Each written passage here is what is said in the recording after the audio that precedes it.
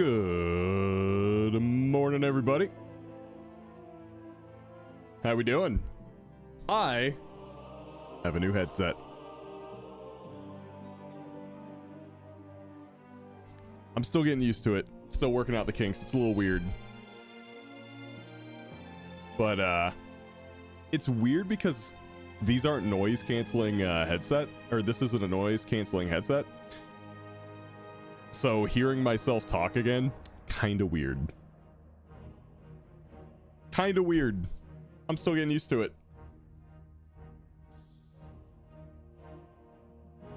Very weird to hear you talk. Yeah, it is. But I think when I was when I had the noise canceling headset on, I yelled more, and I didn't mean to. So maybe I'll yell less. So let's see here. Oh, and it's wireless. I actually have a wireless headset again that works with my Go XLR. I'm so happy. I can basically just live with this on my head now, which is how I always did things before I had a mixer. It's an Astro A50. It's an Astro A50. If you use an audio mixer like a Go XLR, if you follow this little guide that I found, you can make it work. Oh god, it's Tim. What up, Tim? How you doing? How you darn?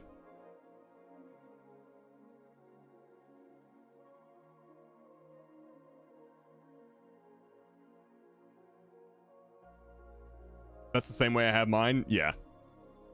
Yeah, it's actually really really easy to get it set up and going. Took me like less than 5 minutes.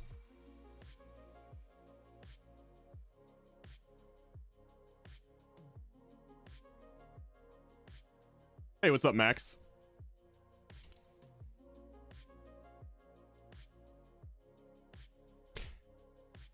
It just connects the headset's output into your headset puck or whatever you call it. Yeah, just the base. I call it the base.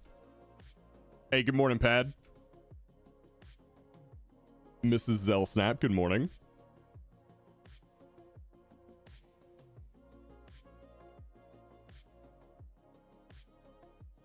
What is this?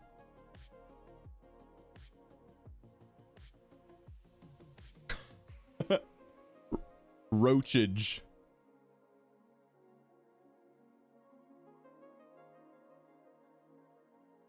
I don't know. Rob doesn't trust Holkus. Where is Holkus? Get your ass in here.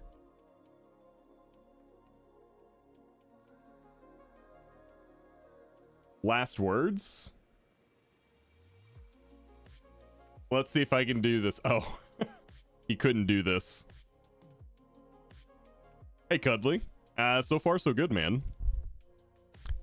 So far, so good. Holkus is on Judge Kiss. Yeah, I saw that.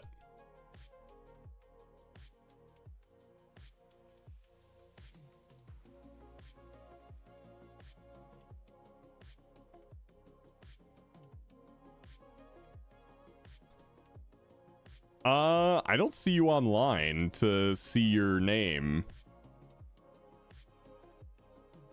I was doing delves for the journey because there's nothing else to do. Maybe I should do that.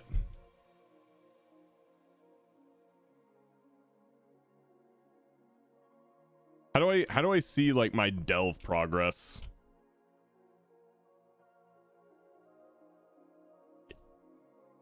Yeah, I didn't really do a lot of delves.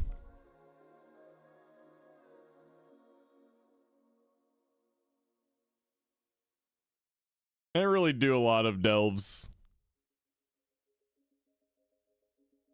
I should probably do that Zekvir stuff during February and get that done. You're under healers. I don't know what this name is from. I've never seen this before. I'm out of the loop.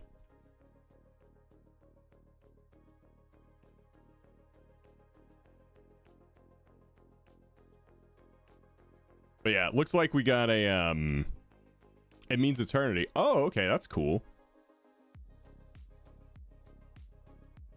Yeah, bring in Holkus. Bring in... Oh. Dude, the game did not like inviting you. Bring in... Rosina.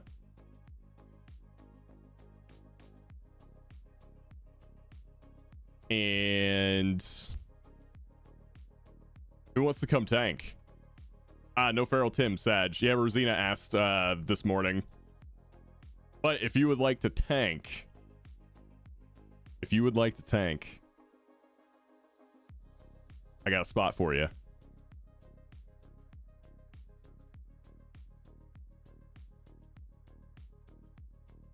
Yeah, but technically, Bear is bad. Is Bear bad?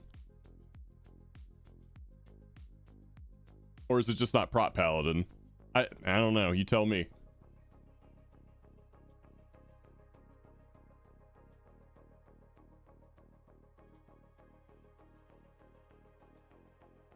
I can tank if you need. I need 3 vaults still. I'm giving Tim dibs because he's got, or he was the first one to ask. If Lento needs vaults, grab him. Okay. Then we grab Lento.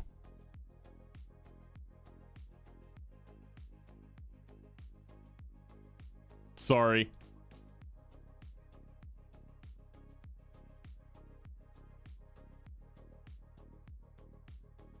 I don't live in a world where fine is acceptable. In a world where fine isn't acceptable.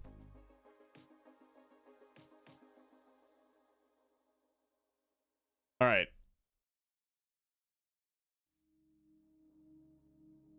This man goes, we helping Rob, and then doesn't even come to help Rob. I don't know, I just show up. All right.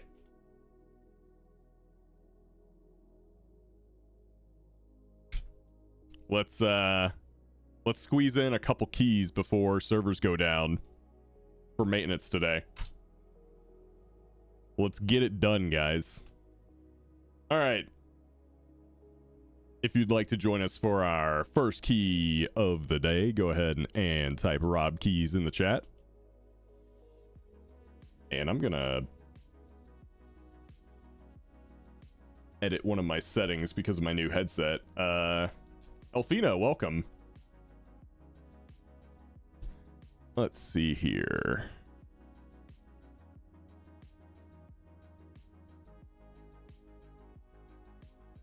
That's not it. My mic monitor is at 100%. That doesn't seem right because I can't hear it. Elfina, thank you for the follow.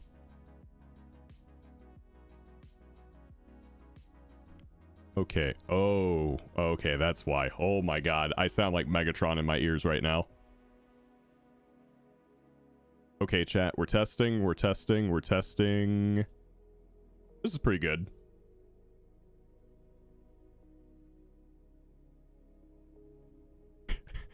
I really wish you guys could hear this because I hear myself twice.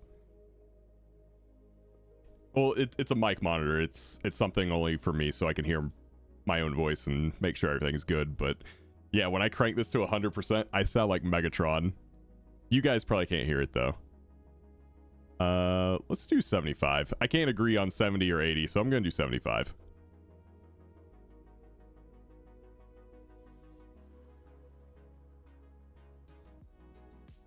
It's an Astro A50. The reason I did that is because it's one of the few headsets that works with the Go XLR wirelessly. Is it comfortable? It's decent.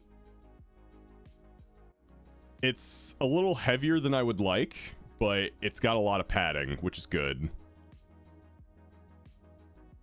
Do I have a dent? You talking about like on my head? Not really, no.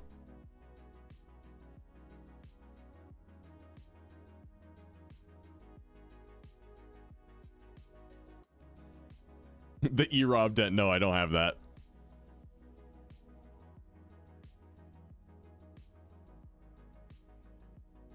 It's heavy because it's quality. Well, I would argue that means it's not quality. Build quality. What one characteristic of good build quality is, you know, light enough to where it doesn't create pressure on top of your head after hours of use.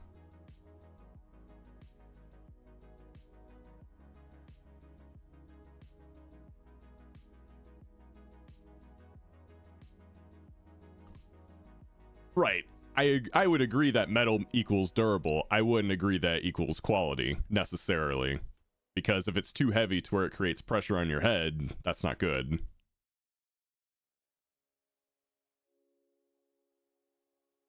Basically, you want it heavy enough to where it's sturdy, but not heavy.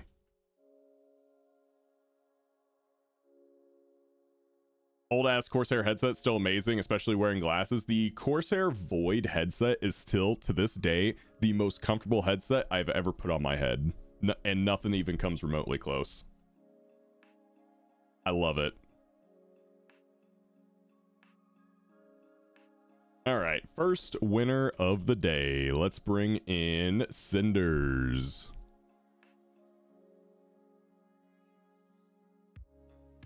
Cinders.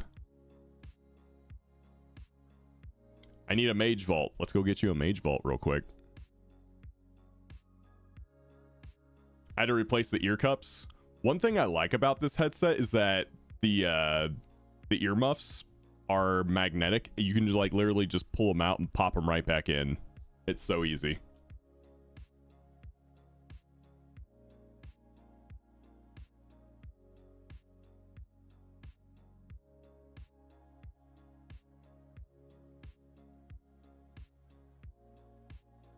Big fan.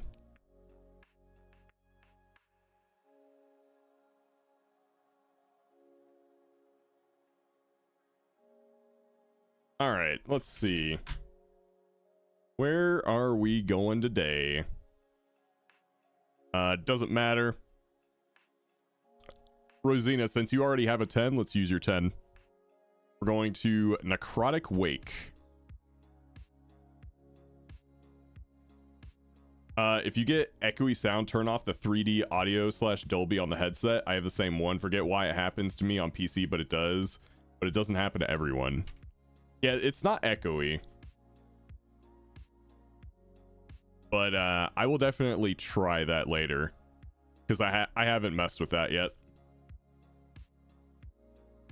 Hello, NSG.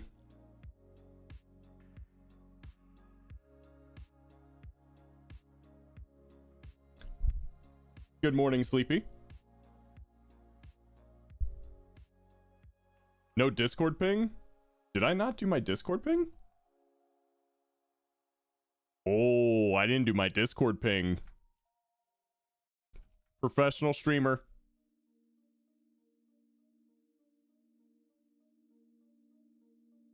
Vault day with like 10 A's. There we go.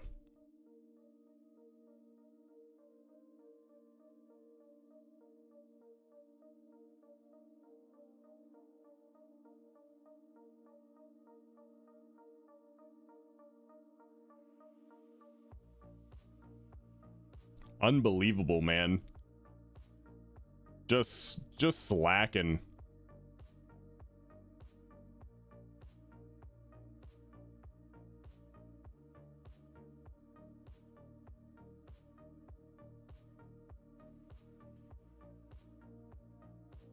Maybe the echo is just in his head. I mean, it could be.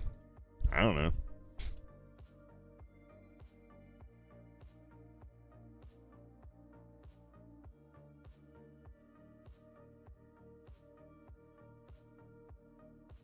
You're so tired? It's kind of late there, isn't it? Did you watch any of the OnlyFans stuff yesterday? No, I didn't. Did anything happen? Is OnlyFans almost over?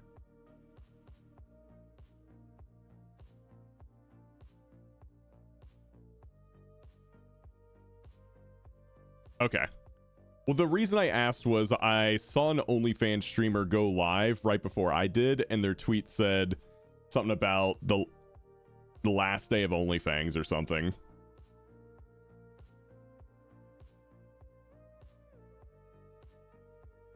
Let me see if I can find it.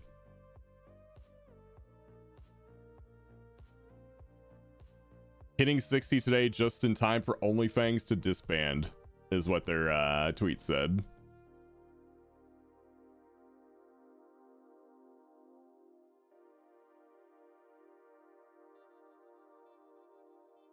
It was over days ago. Not even close, man. Let's take a look at the directory.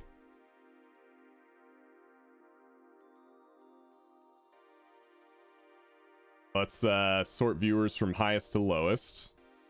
Let's see where people's attention is today.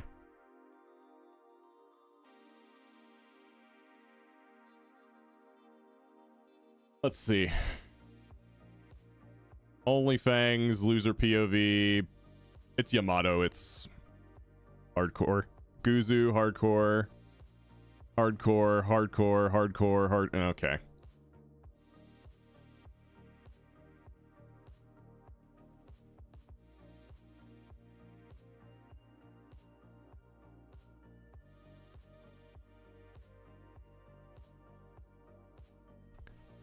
Yeah.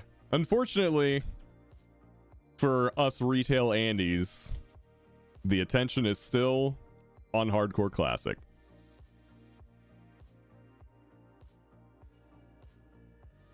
Hey, Lelia.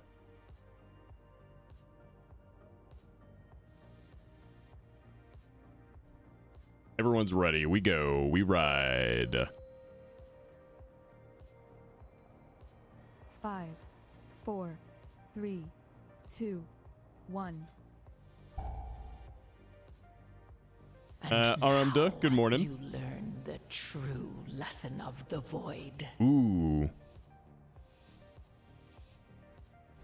Character dialogue sounds way better with these things. Oh my god. Loyal servants, have you come here to It's like actually louder. I might have to turn that down.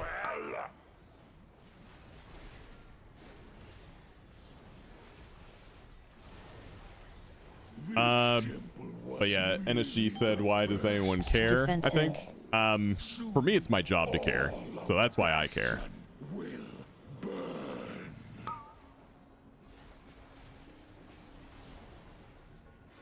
It's my job to know these things.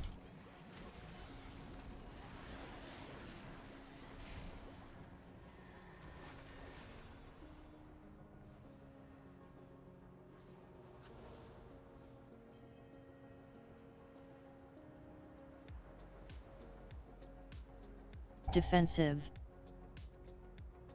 I'm gonna run out when they get closer. I'm gonna run out now because I'm almost dead. Maldraxxus dares to show their face in Yeah. our realm again? Show them that we rule the skies. Going back in. Is it Friday yet? No.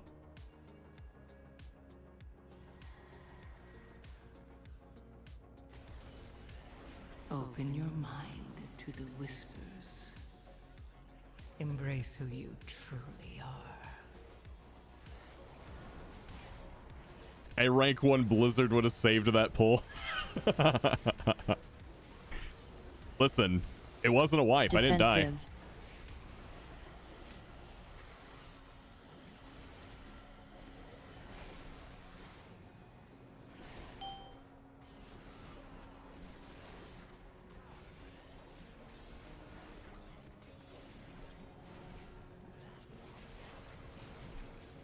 Defensive.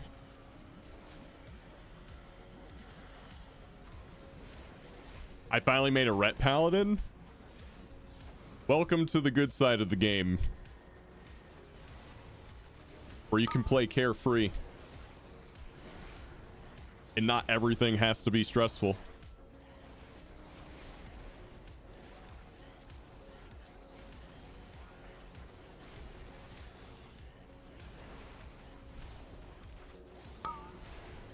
It's great. Open your mind. Rob is a Care Bear? No, I'm playing a Paladin. I'm not playing a Guardian. Embrace who you truly are. Duh.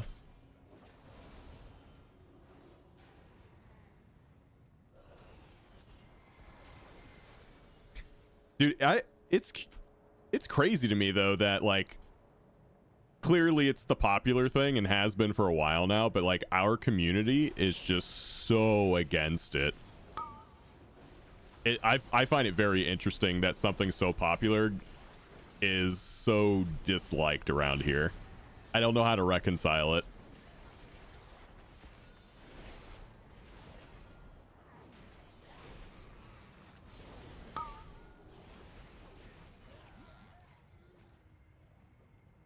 Blightbone rip you apart!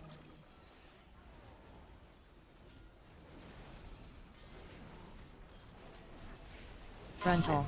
Oh. Targeted. Yeah, I'm always gonna point it away from you guys, so don't follow me.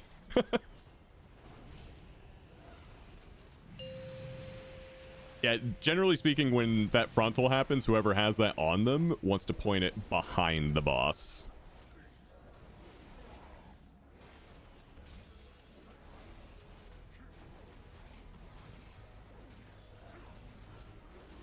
Open your mind to the Yeah, Soda Poppin' I think was one of the first times Embrace who you one of the first streamers I watched on Twitch.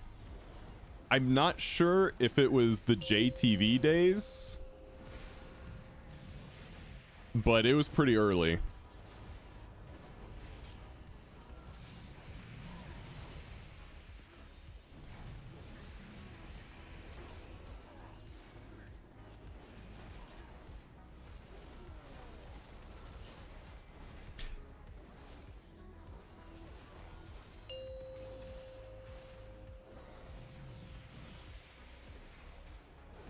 Frontal. I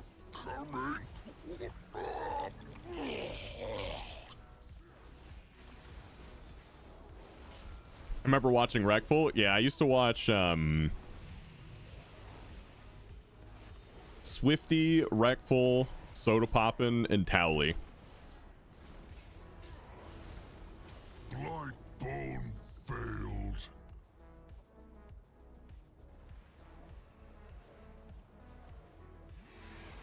I think it's less about the gameplay itself. Like, let me see, quality of life stuff, faster leveling. Alex, yeah, happy Vault Day. It's less about stuff like that and more about the classic hardcore community itself. Definitely seems to be way more social, much stronger, less focused on perfection in absolutely everything when it comes to the game. It's a way, at least to me, aside from the drama stuff, it's a friendlier environment. That's how I see it anyway. Like, whenever I watch people play hardcore and whenever I see the clips of hardcore, most of the time, it's not even the game. It's just people having fun, joking around, shooting the shit. In a shared world.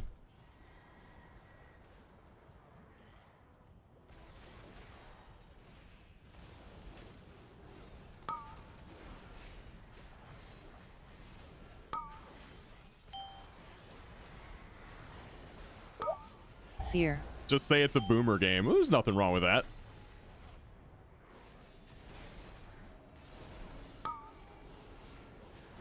Yeah, I don't think anyone plays classic for the gameplay. Open your mind. Fear. To the whispers. Embrace who What about Season of Discovery? I think that's a little different. Because they actually do things to change the gameplay and add new twists and stuff to it.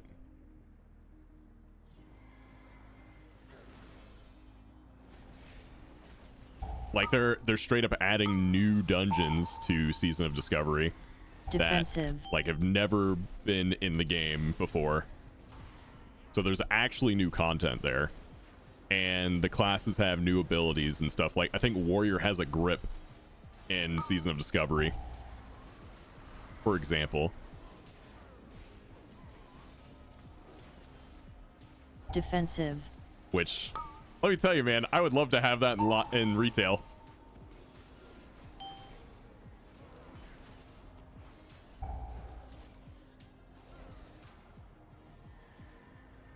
Yep, meat hook. Yeah.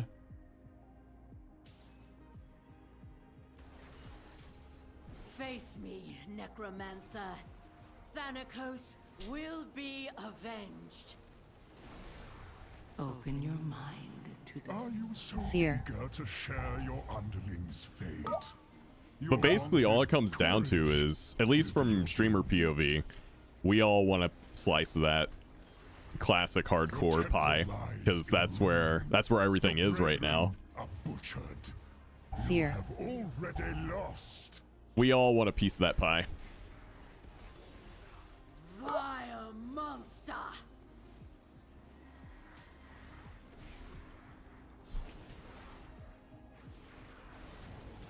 We all want a piece of that pie, or we wish we could have a piece of that pie.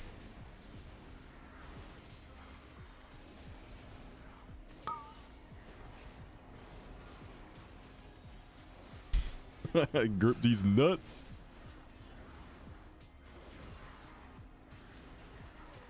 That sounds painful, though.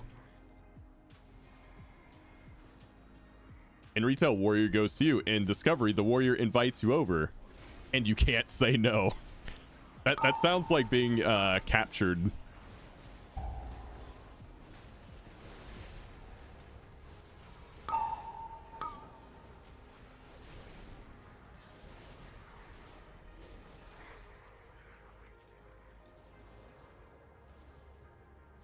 Open your mind to the whispers.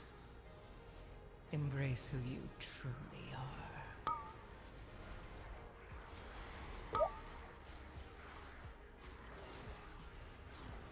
Fear.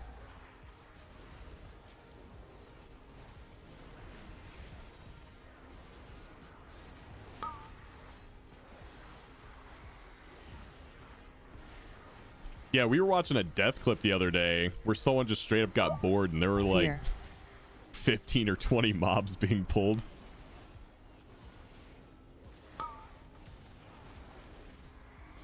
Gotta kill that affix or nothing's gonna die. I feel like it just gets cleaved down.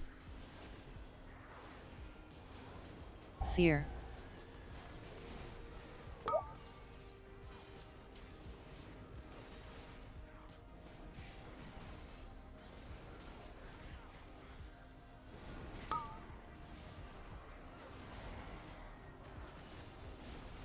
Ooh. Fear. Speaking of getting cleaved down, though.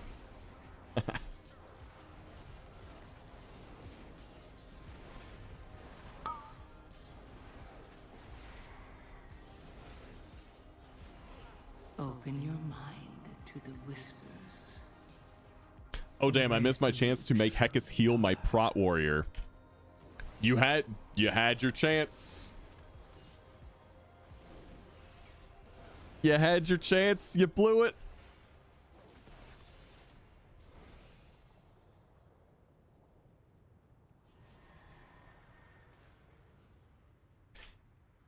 This is actually an interesting conversation though about classic. So let me ask you guys, what would it take, all right, Fear. to make classic appealing to you? Like the tried and true hardcore retail only ride or die player. Is there anything they could do?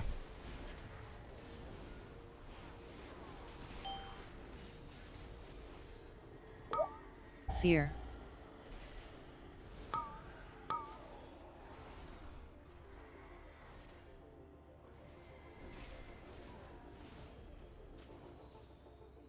They got hit from a mile away. Oh shit. Probably not Fear. living this. They're too fast. I can't do anything.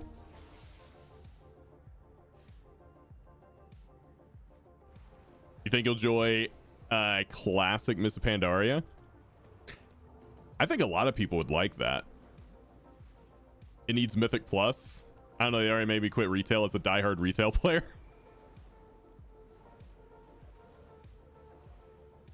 Yeah.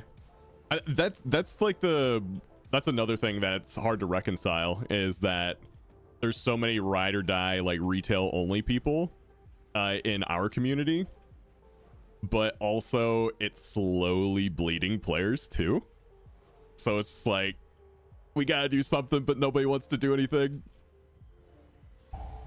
You dare deny me the sky?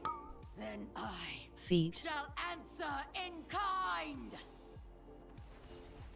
Foolish paragon.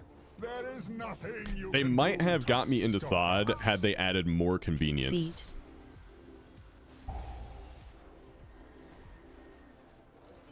I feel like having a leveling guide makes it pretty convenient for me, but that's just me. Because I remember not having a guide.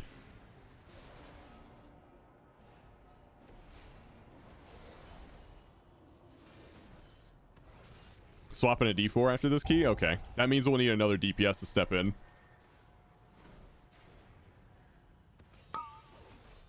Feet.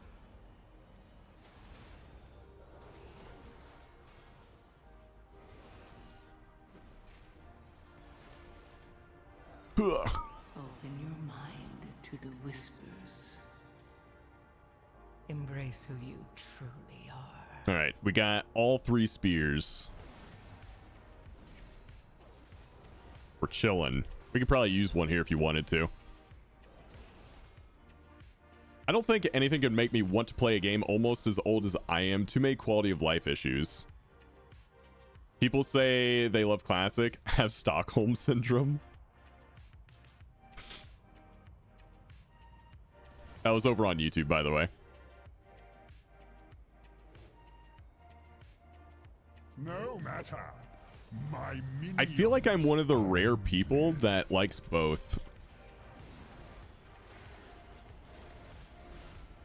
Like everyone's My either like soldiers rise once more. on one side or the other. I genuinely like both.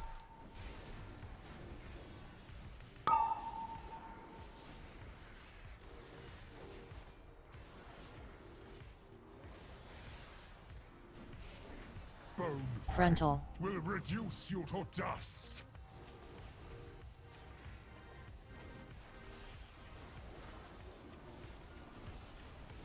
With sacrifice comes victory.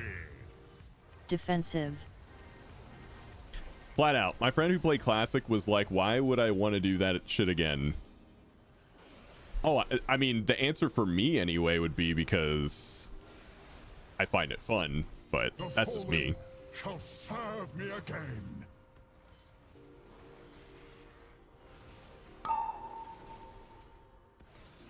The simplicity of it, the journey, Open your not mind. being, you know, the savior of Frontal. Azeroth Frontal. Embrace who you or whatever. truly Like, are. that shit I like.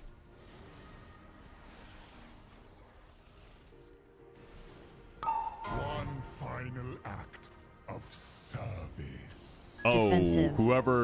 whoever broke that CC in the back just killed us.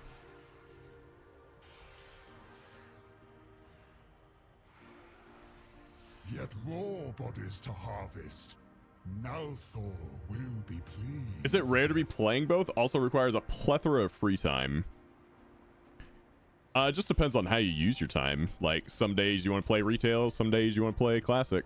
Like, right now, what I do is I stream retail 5 days a week.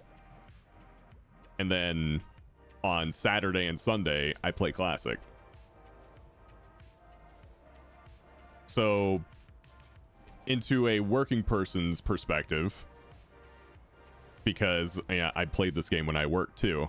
I would come home from work, play retail most of the week, and then on the weekends, when I had a bit more free time, I would just probably chill and play classic.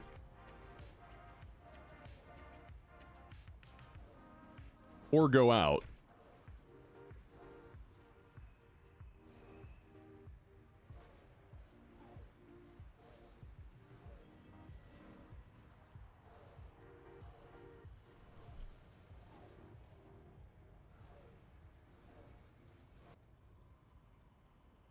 No matter. My minions are endless. The fallen shall serve me again.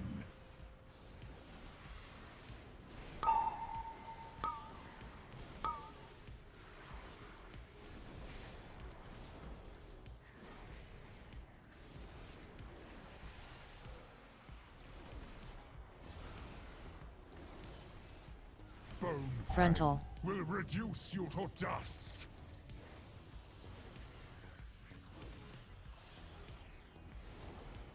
+1 sub. Enjoy your stream, bro. Appreciate the realism. With Yeah, man. sacrifice comes victory. Thank you for the sub. Defensive.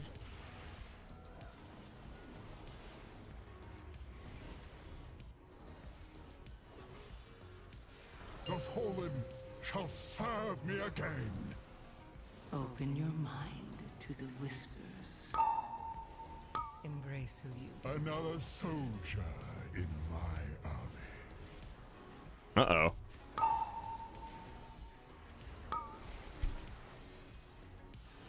Wither Frontal. and decay. Oh my god. Yo!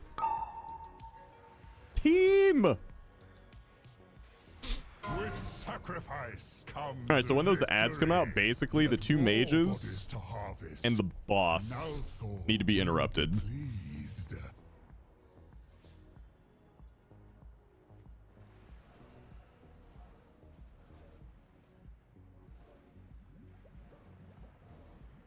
Yeah, and focus, pretty much just focus down Skull. That's what you gotta do.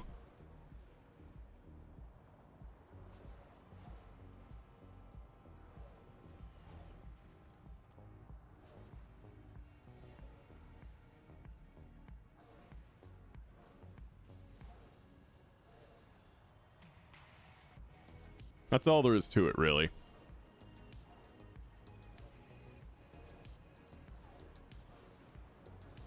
I can understand why people wouldn't like it. I'll never understand people who shit on people who enjoy it as if they're superior. Yeah. I mean, usually that behavior is because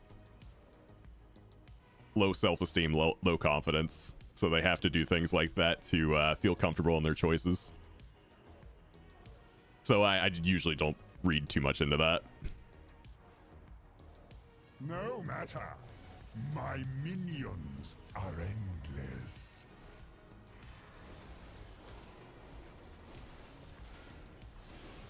The fallen shall serve me again.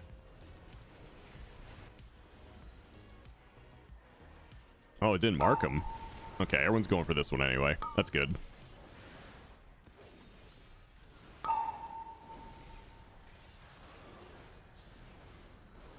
Wither Frontal. and decay.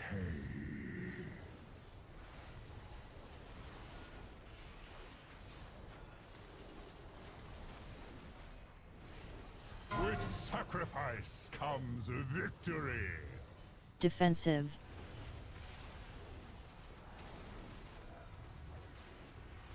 I played vanilla 20 years ago. I don't need to relive that again, but I get why people like the simplicity of classic. Yeah.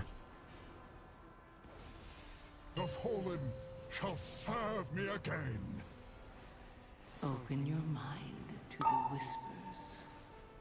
Embrace who you truly One of the coolest things to watch from classic. Oh, that was a cast going off. One of the coolest things to Frontal. watch, though, Frontal. is people's first time through it. Like Tyler 1, for example. One final Oh my god, dude. We just don't have the damage. Defensive. Where's our more damage? to harvest. Now Thor will be pleased. There were like 4 ads still alive.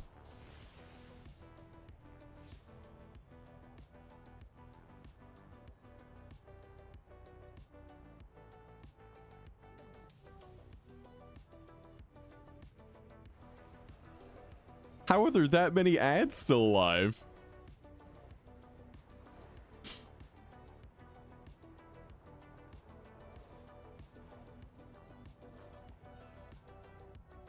There was only one DPS dead though.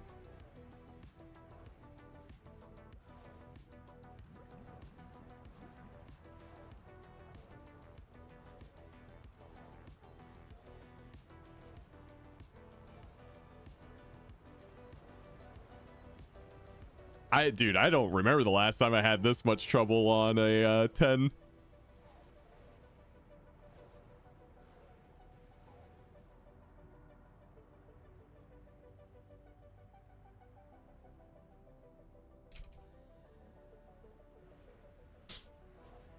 Not enough boomy power.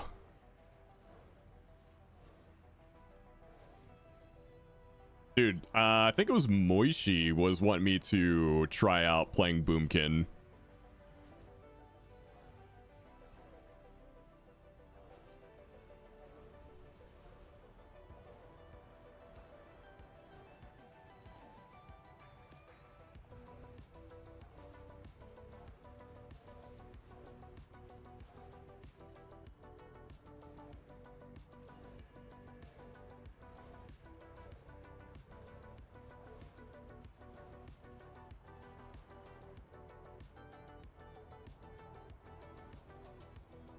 Man, Moishi stalking me as usual.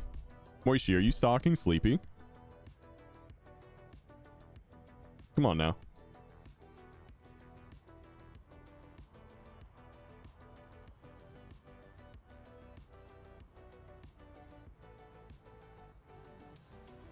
This time with feeling.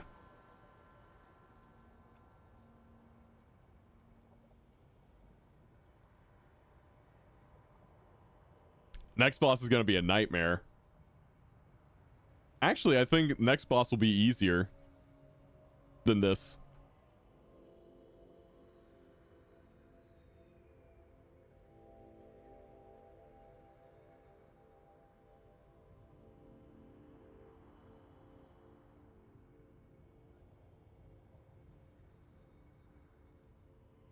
Yeah, I would say this boss is harder. Yeah. Have you seen Sleepy in a red wig? Let me just tell you that you're missing out. I have not. Good morning, Captain Howdy. No matter. My minions are endless.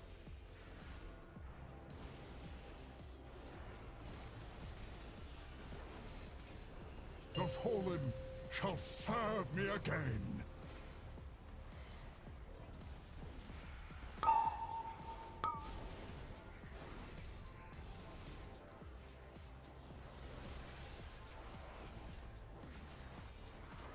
Frontal. And decay.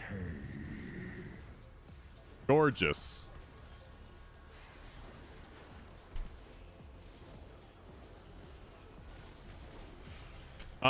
Dude, I haven't played PoE2 in a while. Of service. Defensive. Basically, I stopped playing because I couldn't find any spec that had anything like a Barbarian Whirlwind. And Warrior so far is pretty underwhelming, so I'll pick it back up again whenever one of those two things gets changed. Open your mind to the whispers. Embrace who you truly are.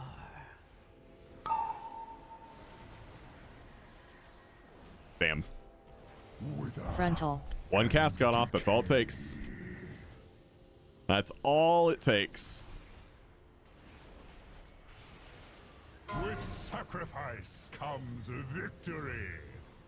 Defensive. Yet more bodies to That is harvest. all it Now takes. Thor will be pleased. Do you stuns still work to avoid the AoE? Yes, they do.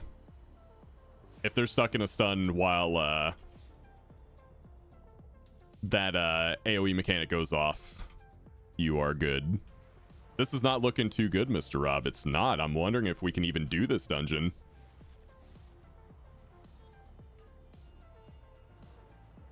First key's a brick. Yeah, it doesn't matter. I stopped caring about brick keys a long time ago. Yeah, bricked key, completed key. I genuinely don't care.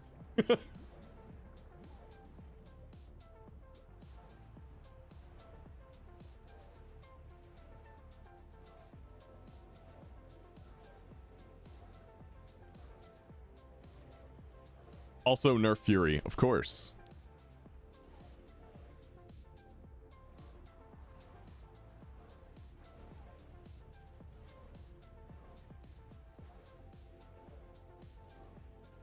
When is season 2 release? No idea. The sooner the better. Honestly, I think that the season should have probably started a month ago, or at least the patch should have come out a month ago. We are dying in the content drought, boys.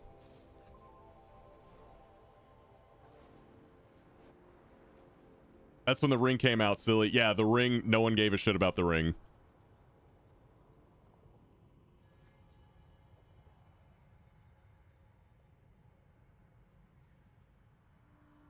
I think the biggest problem with retail in the short term was that the anniversary event was kind of a dud in terms of content.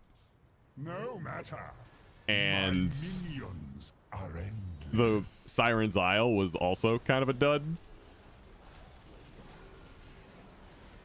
My soldiers rise once more.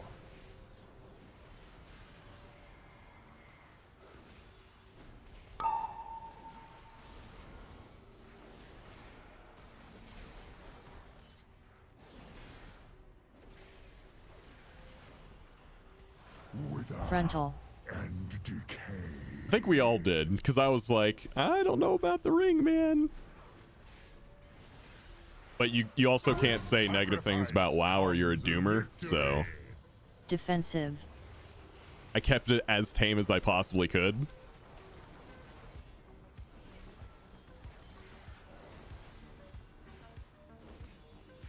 My soldiers rise once more.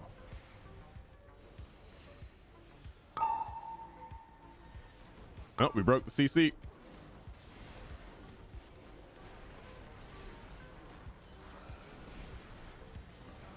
Open your mind to the whispers. Oh, we're looking good. Embrace Bone Frontal. will reduce you to dust. With sacrifice comes victory. Defensive. Are we gaming, chat? Are we gaming? The fallen shall serve All right, me one more. again. You can do it. There's no shot. Just cleave it down.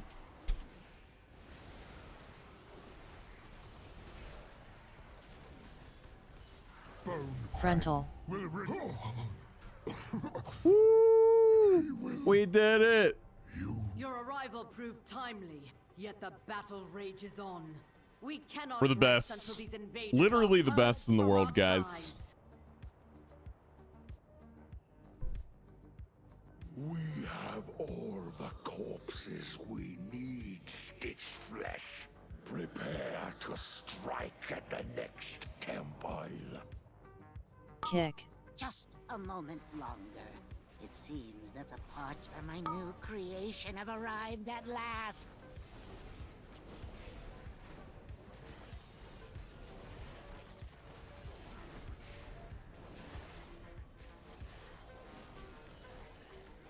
Kick.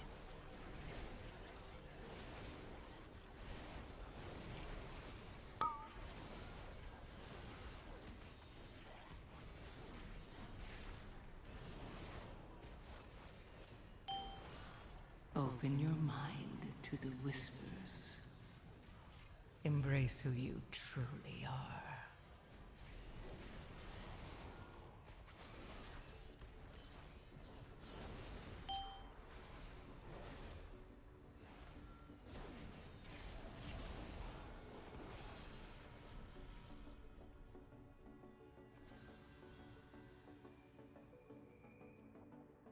I had a sad thing happen on Hardcore Classic. Did you die?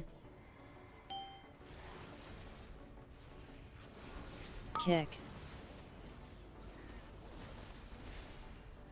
Had my priest healer level 40 with 400 spell healing and 200 spell power with 300 tailoring die. Ooh. Ooh, that's tough.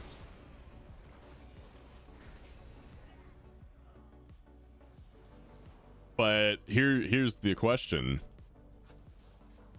Did you start up another tune and go again? Kick.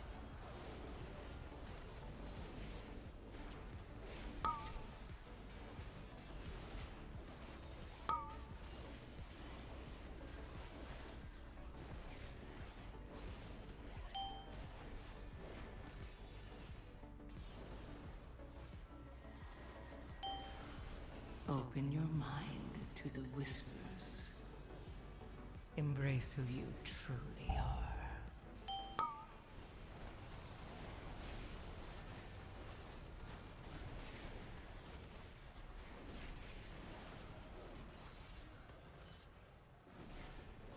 Arakara, one healer left after we missed Fear Kick on first trash. Only one person died. Key was still fine. Second run, healer refused to stand between ads and boss, then died to standing and dumb. Cursed us out and left the key. Other was last boss, got fucked up, and healer left. Yeah, that's cool.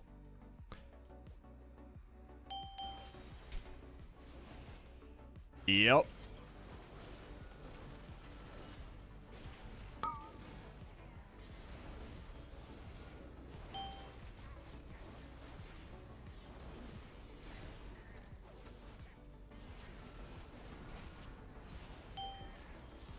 Targeted.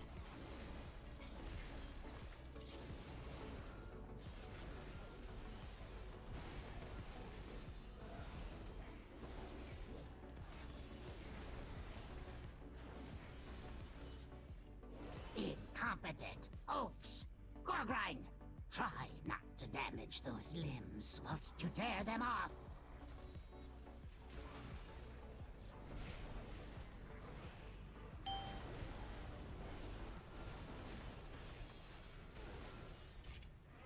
Frontal. Open your mind to the whispers. Embrace who you truly are. Yeah, now I'm a little no mage with a very fitting name. My healer's name was Meow for heals, so I named my mage Free Boosting. Frontal. Nice.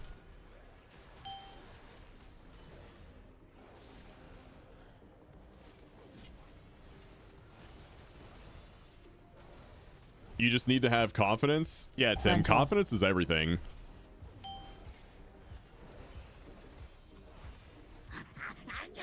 How vexing! Rotskew, get to work and don't fail me like your predecessor. You just gotta believe you can do it.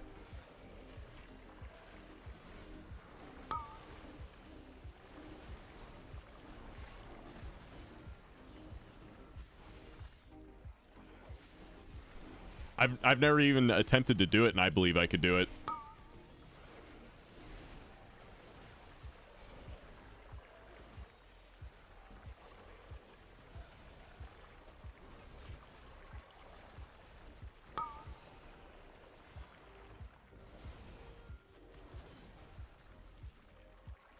No! Now I have to rebuild those two from scratch. I can't wait to put your corpse. I'll have you in stitches.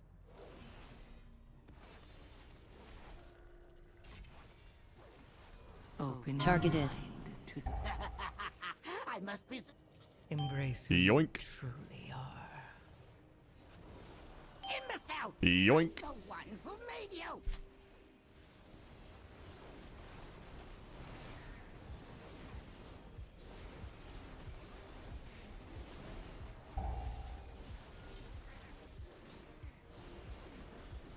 Lied, yes, but brimming with Good hook, good hook. Ooh, oh, wonderful. See, look how fast we're burning this. No! Our damage was That never the my issue. favorite. Ah, The damage was never the problem. was yet to come. It was literally just kicks.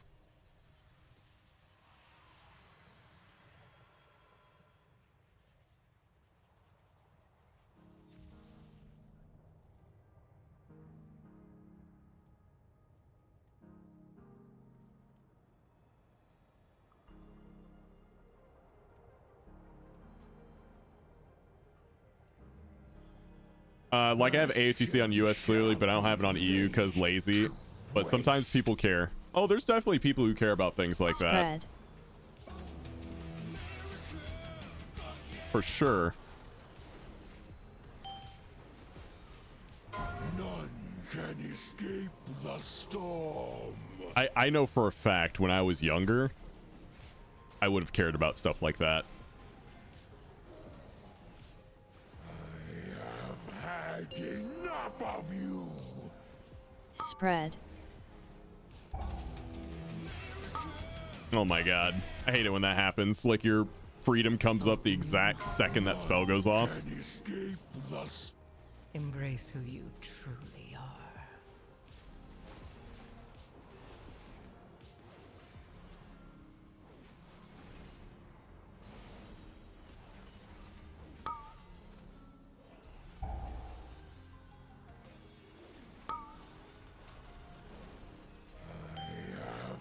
had in. None can escape the storm.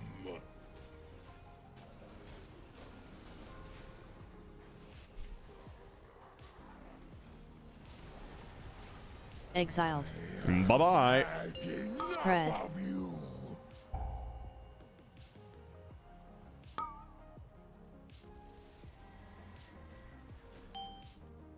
None can escape the storm.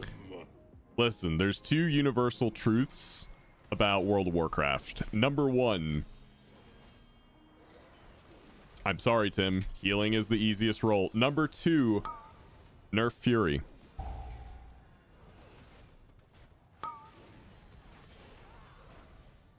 You seek me. None can I've had to deal with nerf Fury meme long before healing is the easiest role meme, okay? Creating zone.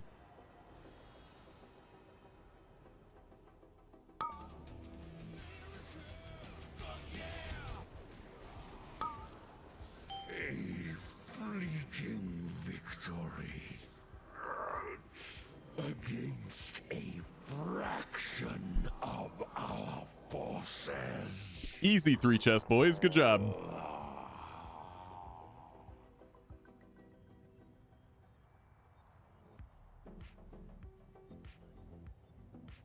If we're being real, I feel like the easiest is tank.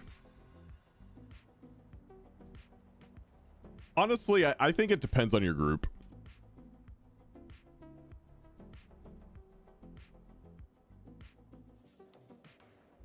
It really just depends on your group.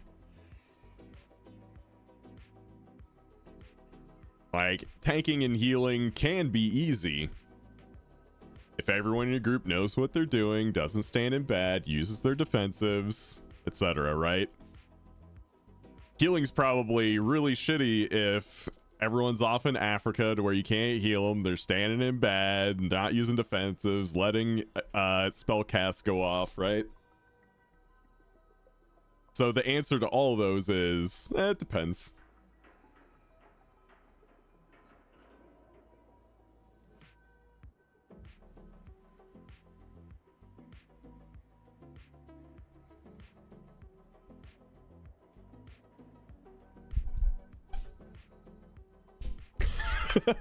AUG is the hardest role because as a DPS, you have to accept that your personal DPS will be low. And you have to be a dragon. You have to be a scrawny dragon. Like, they could have made the dragons cool, like the guards in Valdrakken. But no, you gotta be like scrawny, skinny jeans dragon.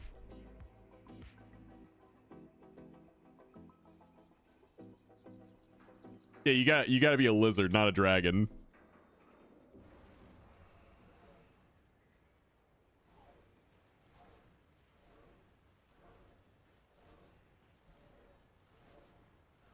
Temu Dragon is painful on the eyes. All right. Are we getting Tim in here?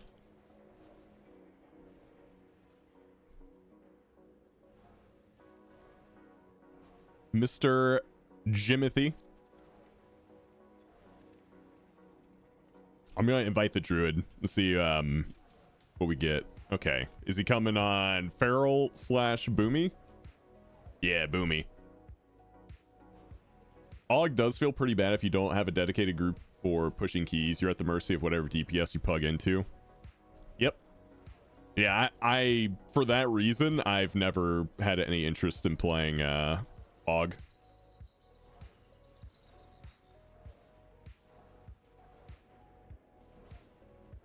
All right. Let's do another key because we still have like 45 minutes before servers go down. We can squeeze in another one. All right, chat. If you guys want to join us on the next one, go ahead and sign up now. My new phone is coming early. That's exciting. What phone are you getting? Are you an iPhone person or are you an Android person?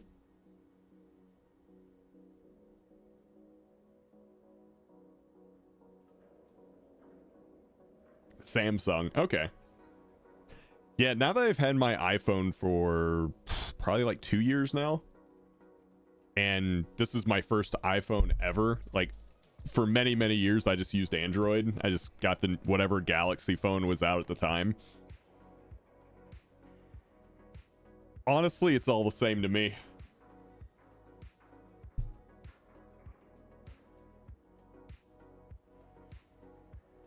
But I'm not really a power user, so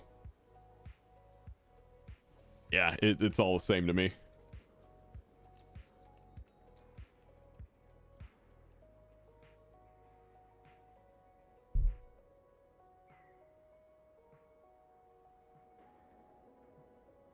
What's up, B? How you doing, man?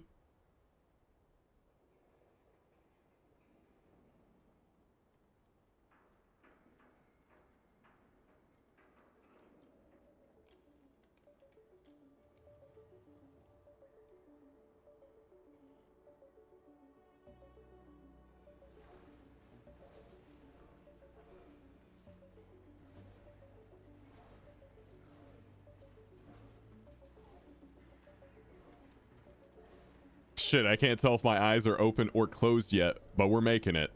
Dude, if you're typing in chat with your eyes closed, like, you're on another level.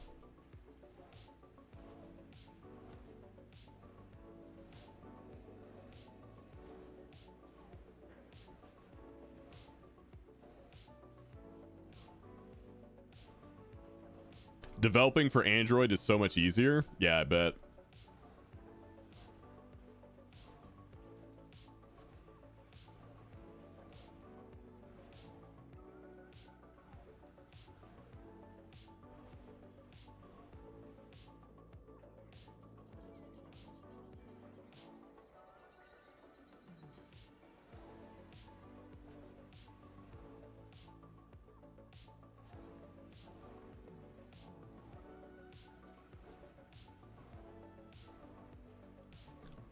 Also, chat, get whatever video or videos ready that you want me to watch when the servers go down, because I have one video planned, but if we got some good recommendations from chat, we can watch those instead. I got the Teddles video ready.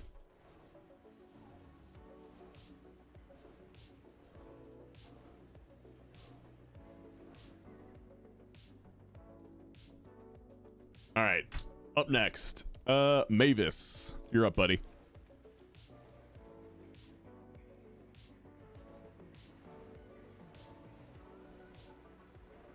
There's a video of a crazy heroic leap floating around.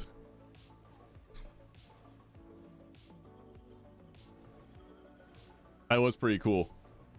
I had never seen that happen before, so that was pretty cool.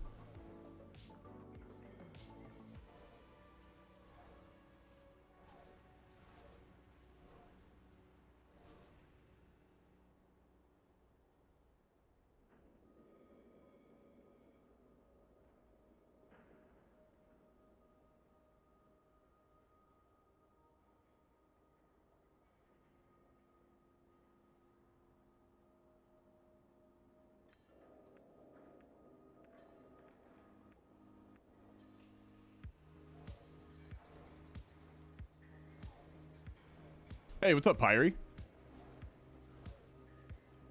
All right, Mavis is logging in on the Warlock. Getting to that point though, yeah, healing can be stressful and hard when you're making up for other people's mistakes.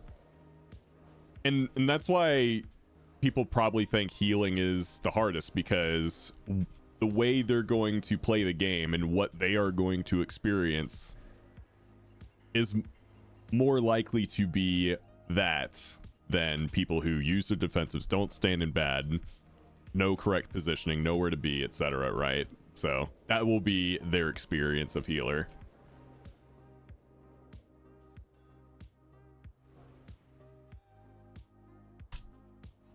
Oh, okay. 10 Arakara? Dude, I'm down with that. Yeah. Whichever one, Lento or Tim, whichever one of you guys wants to, and it looks like Tim already did it, so Tim's 10 Arakara.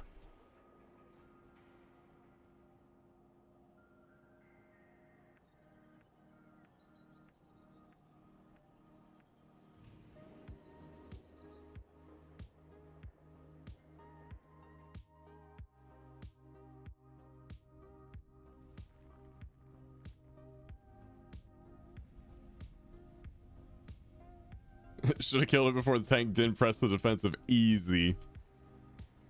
Yeah, just every problem can be solved by just doing more damage.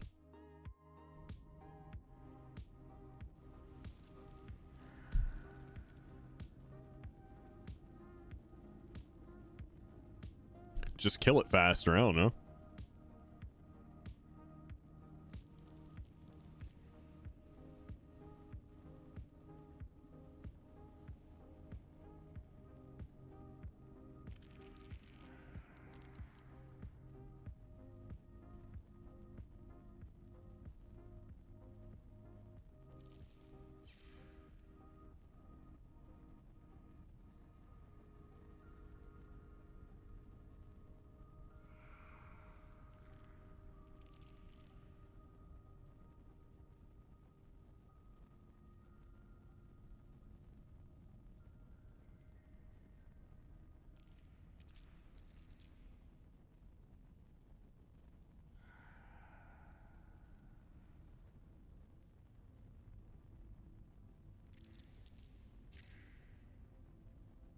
If you think healing is so easy, you should do it. I do it on my Ret Paladin all the time. What's up, Frey?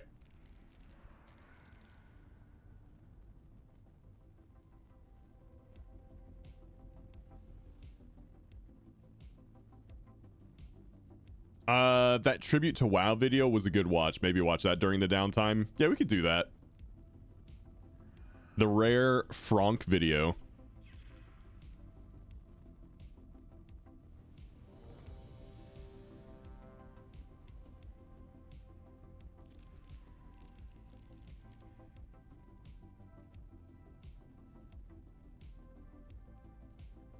Yeah, I think anyone who's played WoW for any decent amount of time can relate to the Franck video.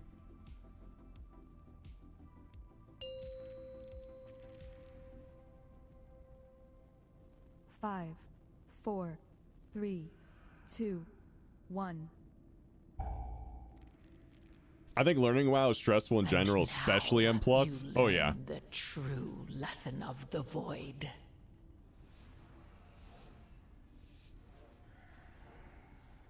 I think that feeling right there is like why so many people say that M+ is unapproachable. I don't think it's unapproachable, it just takes heavy investment, which most people aren't willing to do.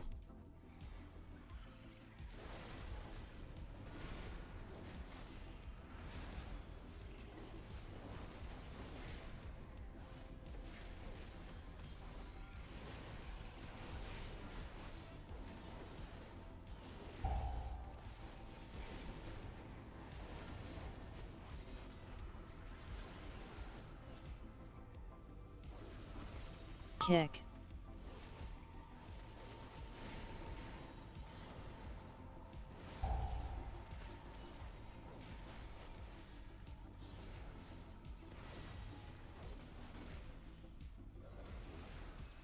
In low keys, the blind or leading the blind. Kick. That's kind of like every game, though, right? Like, I might not be perfectly right Kick. about this because I don't really play League, but isn't that like the equivalent of Elo Hell in League of Legends? What's up, Kobe? Appreciate the alert. Fear. Open your mind to the whispers. Embrace who you truly are. Fear.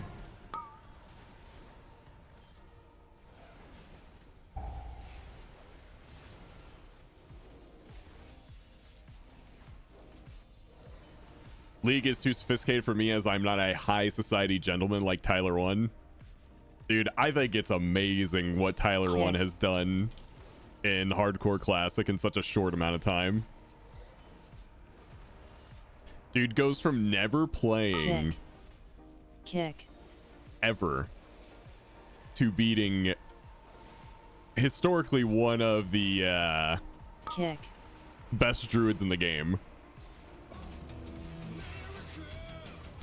But, I mean, that druid's been out of practice for a long time too.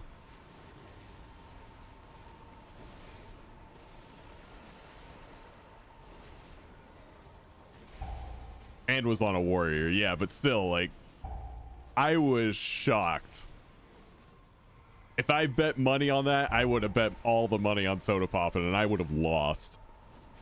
Open your mind to the whispers. Embrace who you truly are. I mean, like, no shot Soda loses this. Oh, you think he lost on purpose?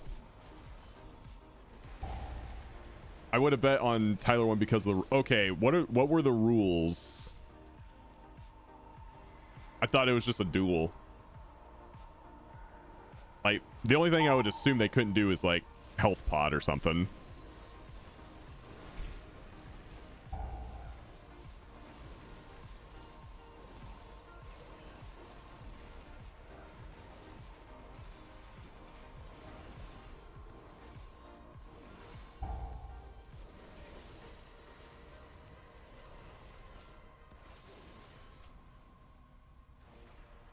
No weapon swapping, no professions, 1 pot per duel.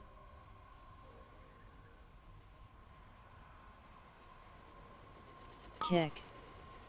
Okay, that actually is just kind of RNG.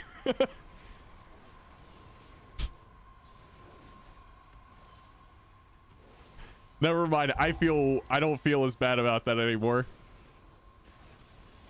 Feet. Open your mind to Kick. the whispers. Embrace who you truly are.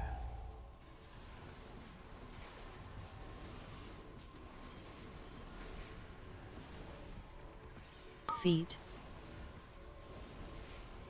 Honestly, okay, knowing Kick. that and looking at this through the lens of nobody's there to like actually compete and win the duel, they're just doing it for content. That's probably the right way to do it.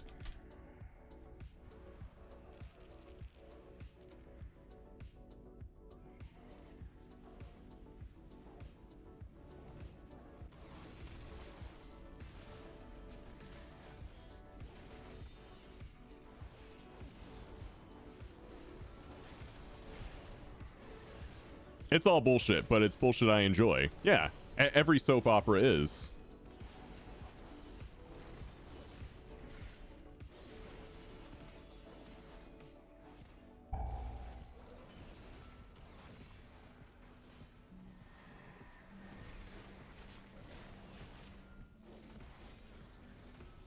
The punishment yesterday was kind of fun to watch. What was the punishment?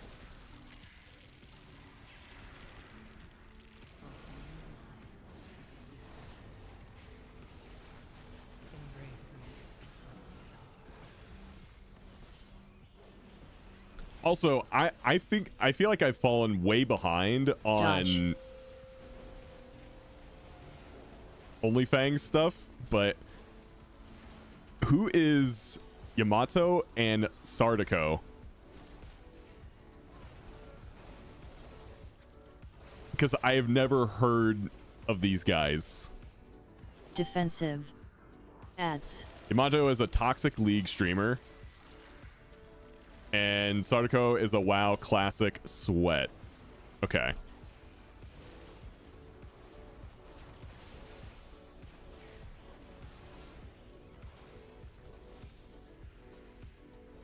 Dodge.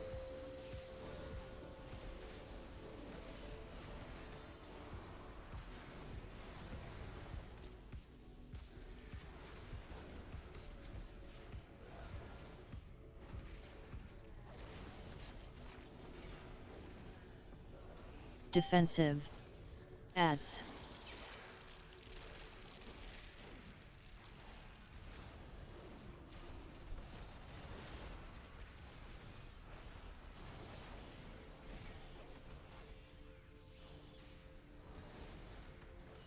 Open your mind to the whispers. Dodge.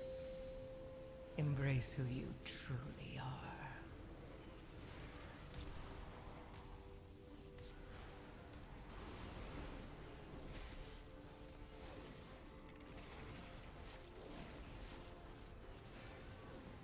Yeah, do we have a CC for the ads? Defensive. Probably won't need it, but Ads. you know.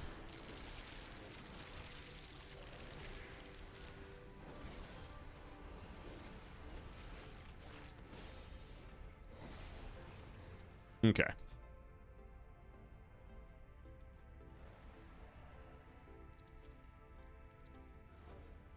I like how Swiftar just said 2 shit bags.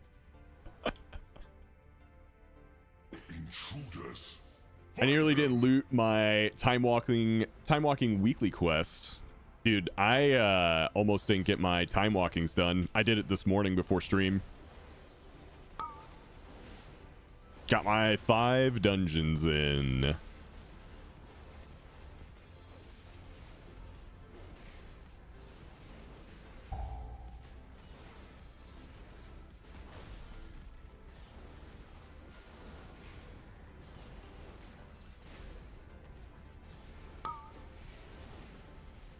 Open your mind to the whispers. Embrace who you truly are.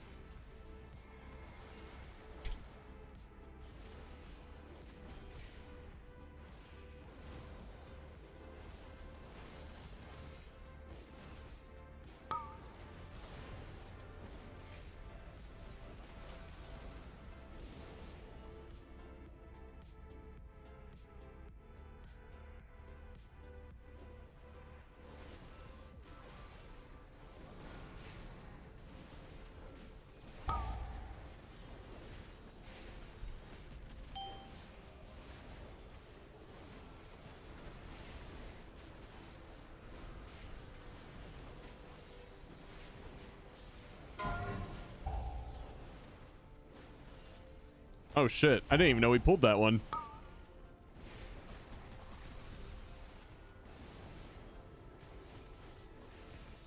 Open your mind to the whispers. Yeah, I would just reset this. Truly are.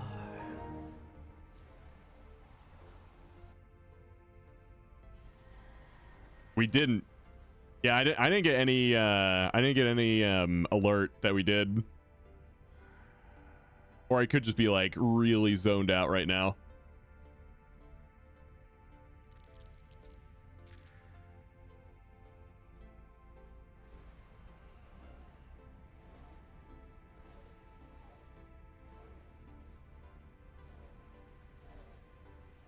Probably. It's a Rhett thing. It's fun. It's relaxing.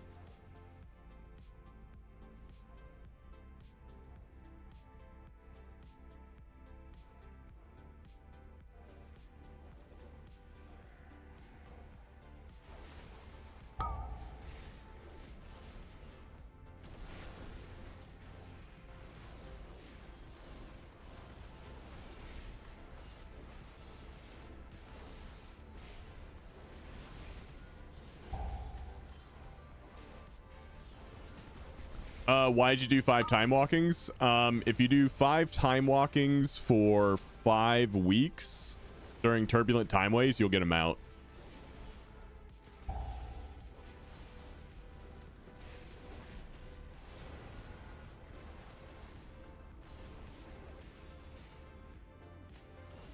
It's a B mount, and I want that B.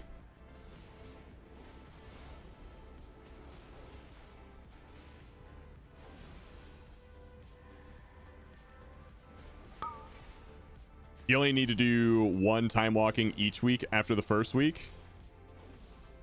Is that true?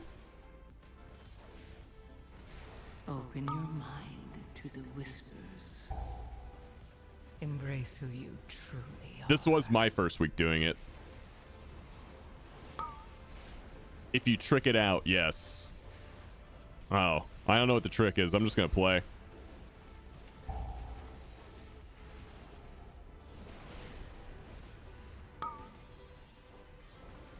You just need to have the buff for 5 weeks. So you're saying all I gotta do is just log in? Like, don't log into that character.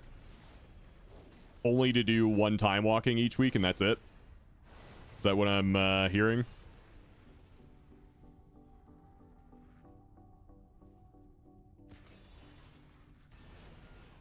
Oh, okay. That makes it a bit easier. That actually goes with my strategy of I'm just gonna play, because that's all I'm playing it for, is just to get that done and get it some XP.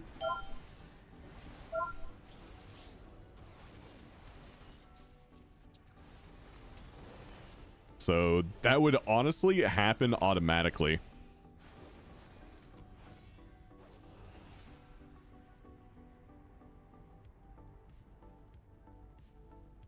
I found a gift you can get Zell. It's great for any occasion. Oh no, Dalgroth's about to steal my BLP. Incompetent drones. I will end you myself. No, let me keep my lunch money today, man. I'm about to get bullied.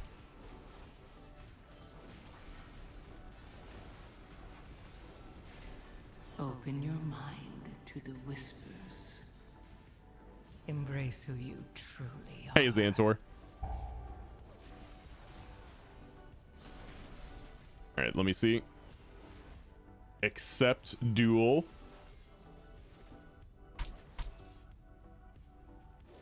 Every time. Dude, when was the last time I actually won a duel? You'll falter my swarm. Dude, I'm actually starting to think like this is actually rigged against me. Charge soon.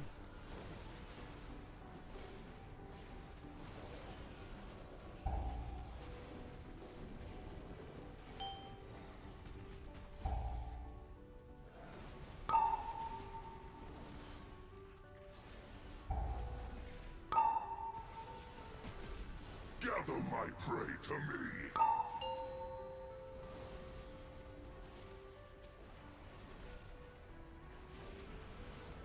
Dot.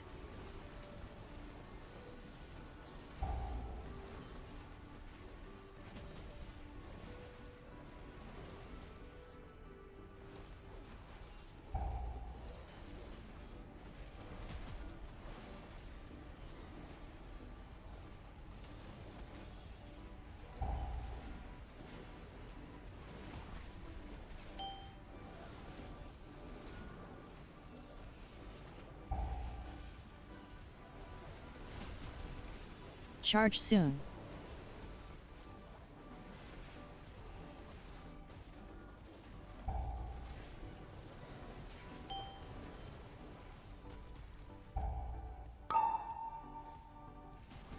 Dot.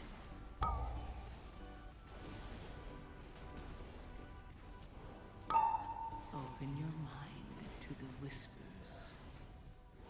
Embrace who you truly are.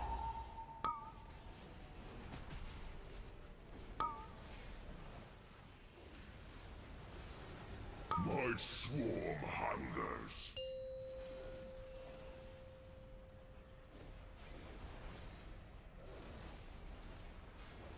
Whew.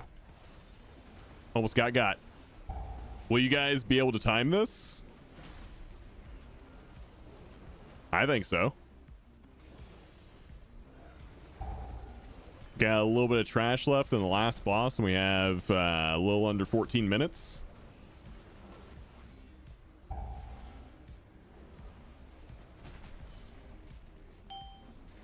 My watch ends. Yeah, we got this. Unless, like, big mistakes happen, we got this.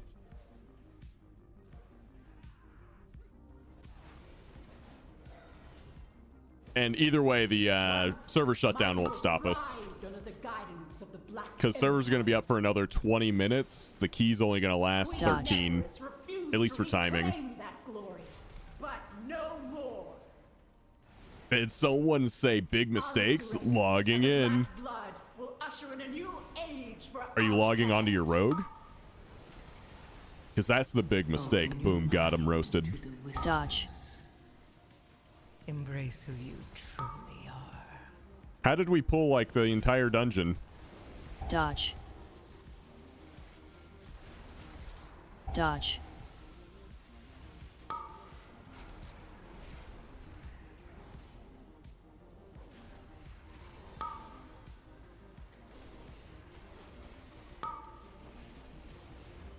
Dodge. We're letting the volleys go off, team. Team!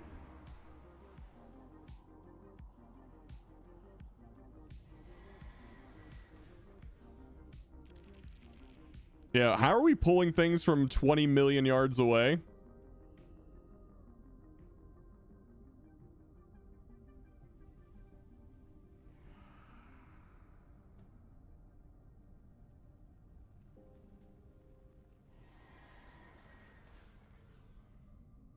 Twilight Dev did it. I synced it.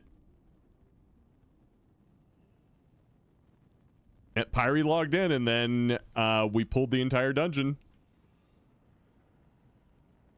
You put that juju out there. I can do magic.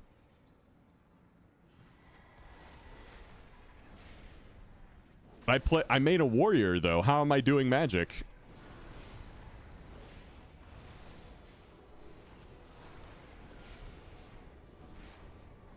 I'm a warrior main.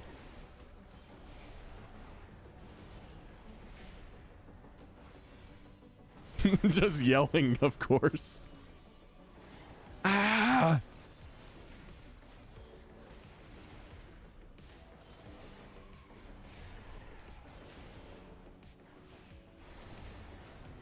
Your warrior seems a little pink. That's okay.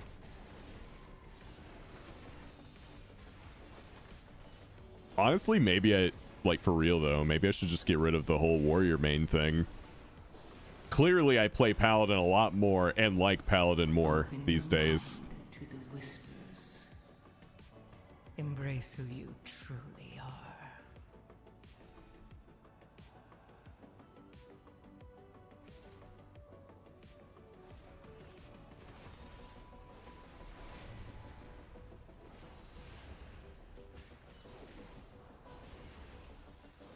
When you go to RP on your warrior on stream, you have to scream every time you press an ability.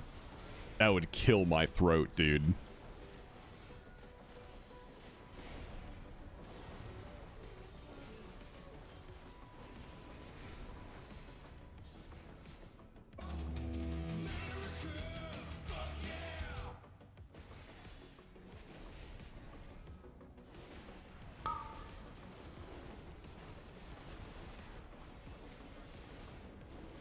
Dodge. I think it was Shadowlands. It might have been BFA, but I think it was Shadowlands. Basically, we told her she had to actually say something, like, on Discord whenever she taunted something. Dodge. Like, trying to roast the mob every time she pressed taunt.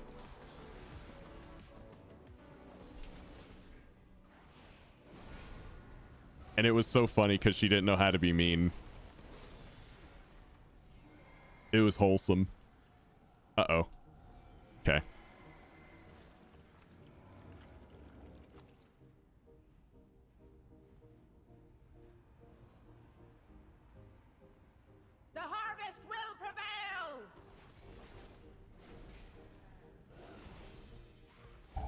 Open your mind to the whispers.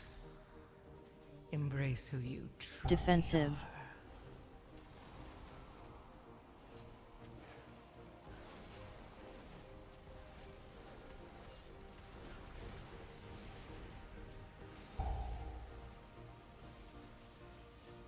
Boy, take you all!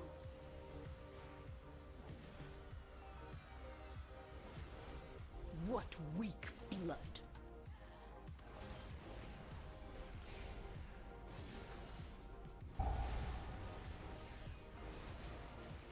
Defensive.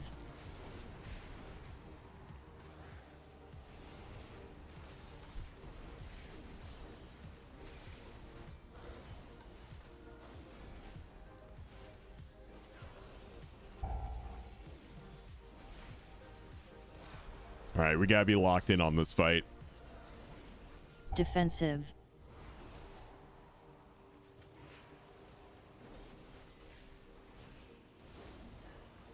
Boy, take you all!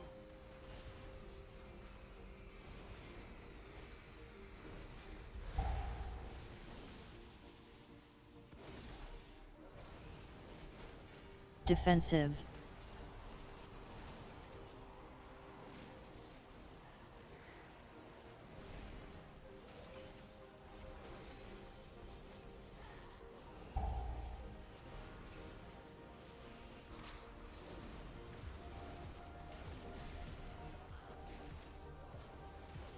Defensive.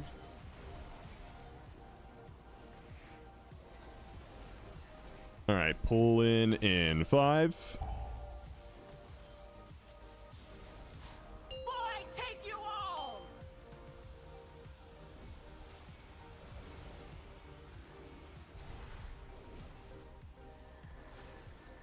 Open your mind to the whispers. Defensive. Embrace who you truly are.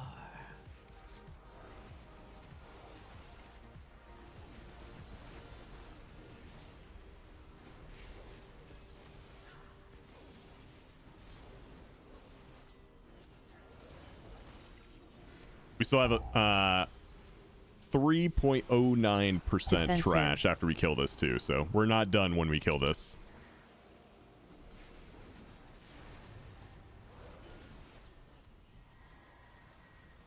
Boy, take you all!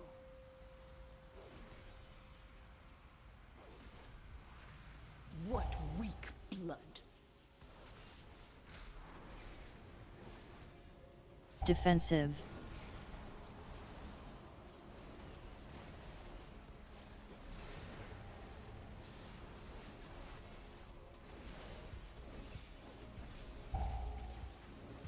My blood weeps. Oh, going this way. Okay.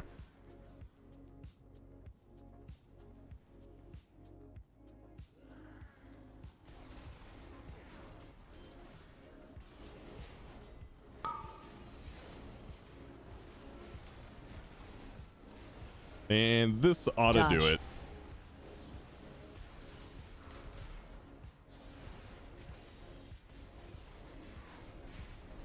Open your mind to the whispers.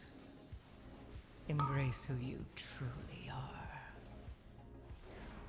What's that? Dodge.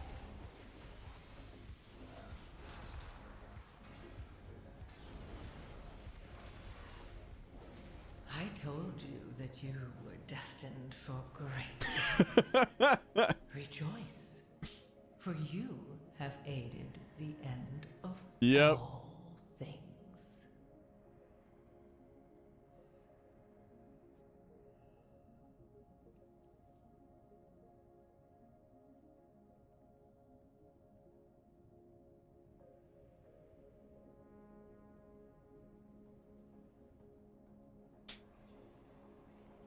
Good luck on your vaults at the 4 people still getting retail vaults. Hold on. I have a good one for this.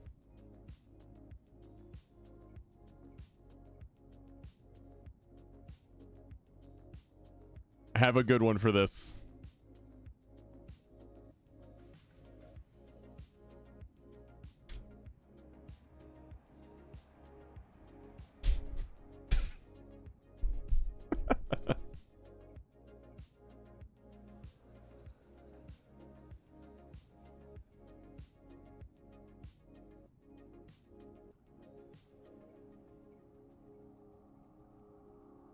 All right, cool.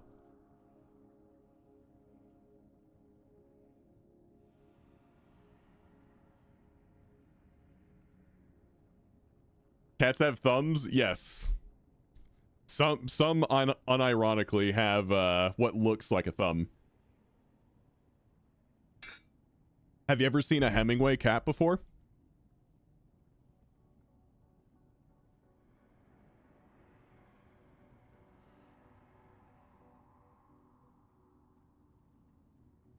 Hemingway cat.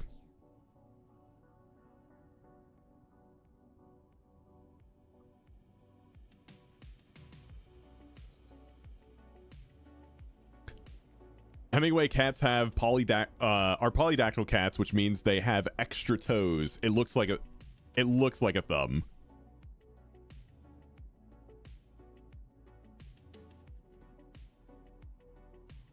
Does it show it? They're not really showing it. But I used to have a cat that was a Hemingway cat.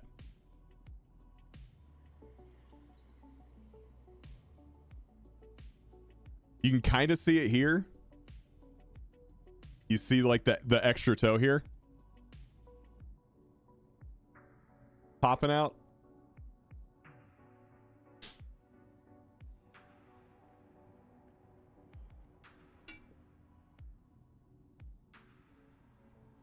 Oh, here you go.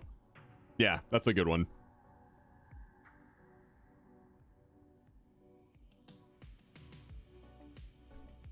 Yeah, my granddad used to have a Hemingway cat when I was a kid, so that's how I know that.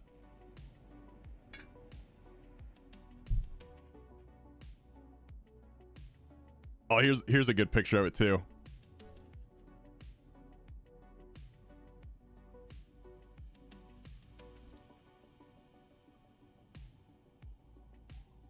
It looks like they have a thumb.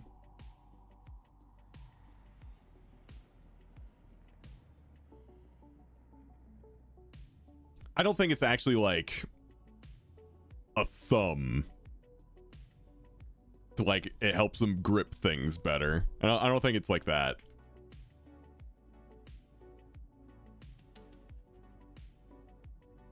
Is there a claw? Yeah, there's a claw.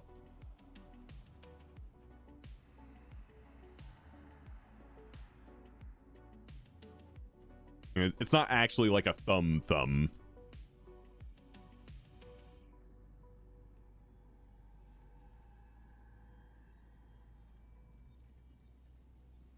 But yeah, it's there, and it's always a little neat thing, a little neat conversation starter if you have one. We have a cat like that. She's not able to hold a pencil. Not able to hold a pencil yet.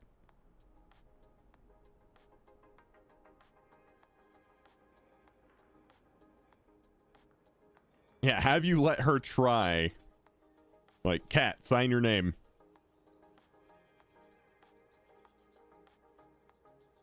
All right, let's see. We got servers going down in 6 minutes. What's the plan for server downtime? Probably just gonna watch some YouTube because it's only supposed to be down an hour. So yeah, 7 to 8 a.m. Probably won't even be an hour, to be honest. Yeah, probably just gonna watch some YouTube for a little bit and then come back on, open vaults, and start up a new week of keys. You can watch YouTube while streaming on YouTube.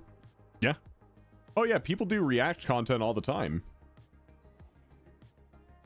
So YouTube has rules on this. As long as like you're adding value to it and not just like letting videos play that aren't yours, it's fine.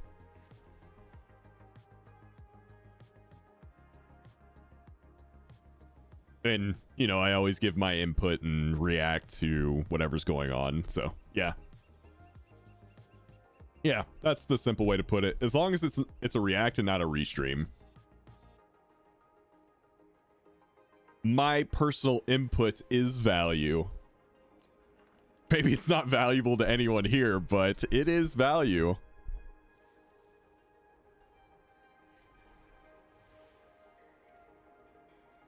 I guess we can just go ahead and start. Like, we're not gonna be able to do anything in WoW.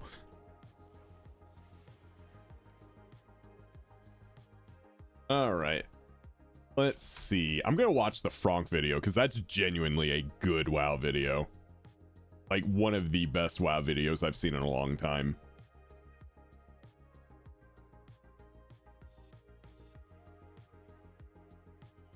Something probably everyone here can resonate with on some level.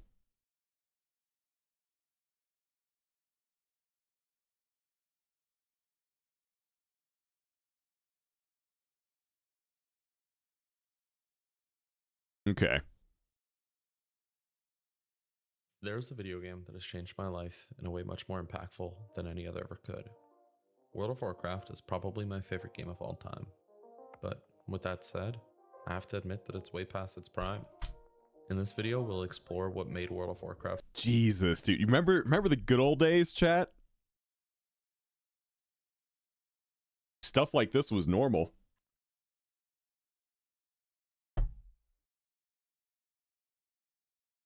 I remember this. Such a special game to so many people. How that has seemingly changed over time, and why despite years of claims that the game is dying, it'll always have a special place in my heart. True. This is a tribute to World of Warcraft.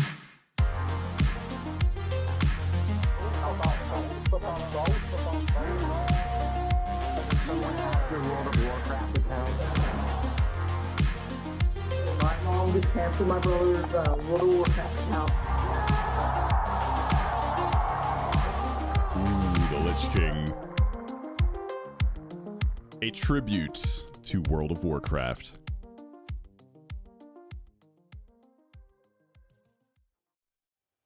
I first heard about World of Warcraft when I was about 8 years old. I was over at a friend's house and his dad showed us his character, a level 70 human mage. He just so happened to be logged out right in front of Stormwind, and I think my entire relationship to WoW can really be traced back to when he first walked through those gates. There's really nothing like the first time walking through the gates of Stormwind and the first time walking through the dark portal into Outland. I will never forget those moments.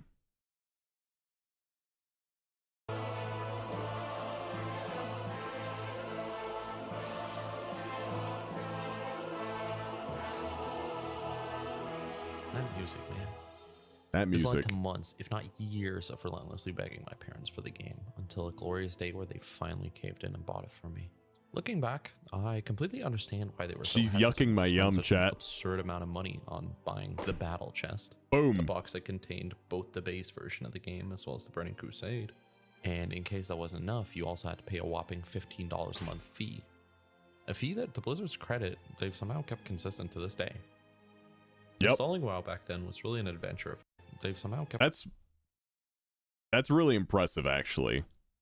It has been a $15 a month sub since 2004. And it has not changed once in 20 years. Kept consistent to this day. Installing WoW back then was really an adventure of its own. It took countless grueling Imagine hours if eggs of did watching that, the loading just bar stayed the creep same forward price. before I finally got to log in. And when I first saw that green portal on my own screen, it felt kind of surreal. At first, I really didn't know what I was doing. I'd create characters. Yeah, get them to RuneScape just level keeps going 5, up. and then restart, because I didn't know what to do once the starting zone stopped giving me quests. Now, it's safe to say that my early adventures, like when I geared my hunter entirely in It's called a cloth tribute to armor World of because I had the Warcraft. most stamina and intellect, weren't exactly efficient. They were endlessly fun, and I look back on those times incredibly fondly. The early days of WoW felt much more like an active community than any other game I had ever played, and despite not being able to speak a word of English for the first few years that I played, I still managed to make a few friends along the way. Each realm really used to have its own sense of identity. I miss You would that so frequently be much. forced to interact with the same people, so your reputation would kind of just follow you along. Yep. No matter the type of server you played on, it was guaranteed that yours had its very own micro celebrities and culture. I miss this so Whether much. this was the trade chat spammers. The absolute worst thing about everything being cross server was the loss of like your server communities and like micro celebrities of each server. If you never experience it, you probably just can't see the value in it, but God, it was so much fun. Like, it's probably the same feeling of like growing up on like in a nice neighborhood and then moving to a big city where no one gives a shit about anyone. The capital city flexers, or God forbid, the gold share and regulars. She looks like she will me for money. Yo, what? You had a guarantee of interacting with at least a few of them, and it would always leave you with memorable moments. While the game was in its early stages, these players were very localized to their respective realms. But as time went on and websites like YouTube were released, their the old YouTube reputations and their fame would end up. Evolution of Dance, dude. This video popped the fuck off. This video was huge back in the day. Oh yeah, and Smosh, of course. Expanding much further. The release of YouTube came at the perfect time for WoW. Leroy Jenkins. It happened to coincide with when the game was really breaking through to the mainstream. Viral videos like Leroy Jenkins and the greatest freak out ever seemed to get pushed to brand new audiences. Do you guys remember the remote from this video? Popularity growing even further. I used to spend hours upon hours watching these videos. Some I was so fond of that I would even record them on my flip phone so I could watch them later. Oh wow. Now, with the release of YouTube came the YouTubers. Swifty was the first YouTuber I was ever really a fan of. This guy was, in my young eyes, one of the best players I had ever seen. I learned a ton about the game from watching him, and not only that, but he also encouraged a pretty healthy lifestyle. He really which was did. Admirable, considering the type of aura being a WoW player had around it back in its day. All right, here it is. That's basically what's happening. These guys Swifty bed and was, his if nothing drums. else, the reason me and my friends started getting obsessed with PvP. WoW's PvP has always been a little janky, but it was a great way to learn more about the game. It let you play with and against classes. Dude, and taught you how Swifty they and interact with each Athene other back in the in day a way very few other game modes would allow you to do. While I wasn't great at the game, Were Swifty's huge. videos allowed me to see that you could play the game at a much higher level, and it gave me something to aspire to be. I genuinely thought this guy was the best player, and it wasn't until my friend Athene showed now, me some other yeah. videos from players like Venruki, Saryu, and Rekful that I realized that there was so much more to the game. Okay. Killed him. I blocked. He hooked. Oh, you killed him. Yeah. What is Byron doing today? I try really hard against these people. last couple games. I actually feel like you're Talbadar. Byron's doing something today. Holy shit! What did you just say? You need to say that again. But these last couple games, you're just Talbadar. I'm not even kidding. Wow, that was a compliment, guys. It all seemed so much bigger back then. Now, maybe that's because I was a dumb little kid. Or maybe it's because it fucking was. It was.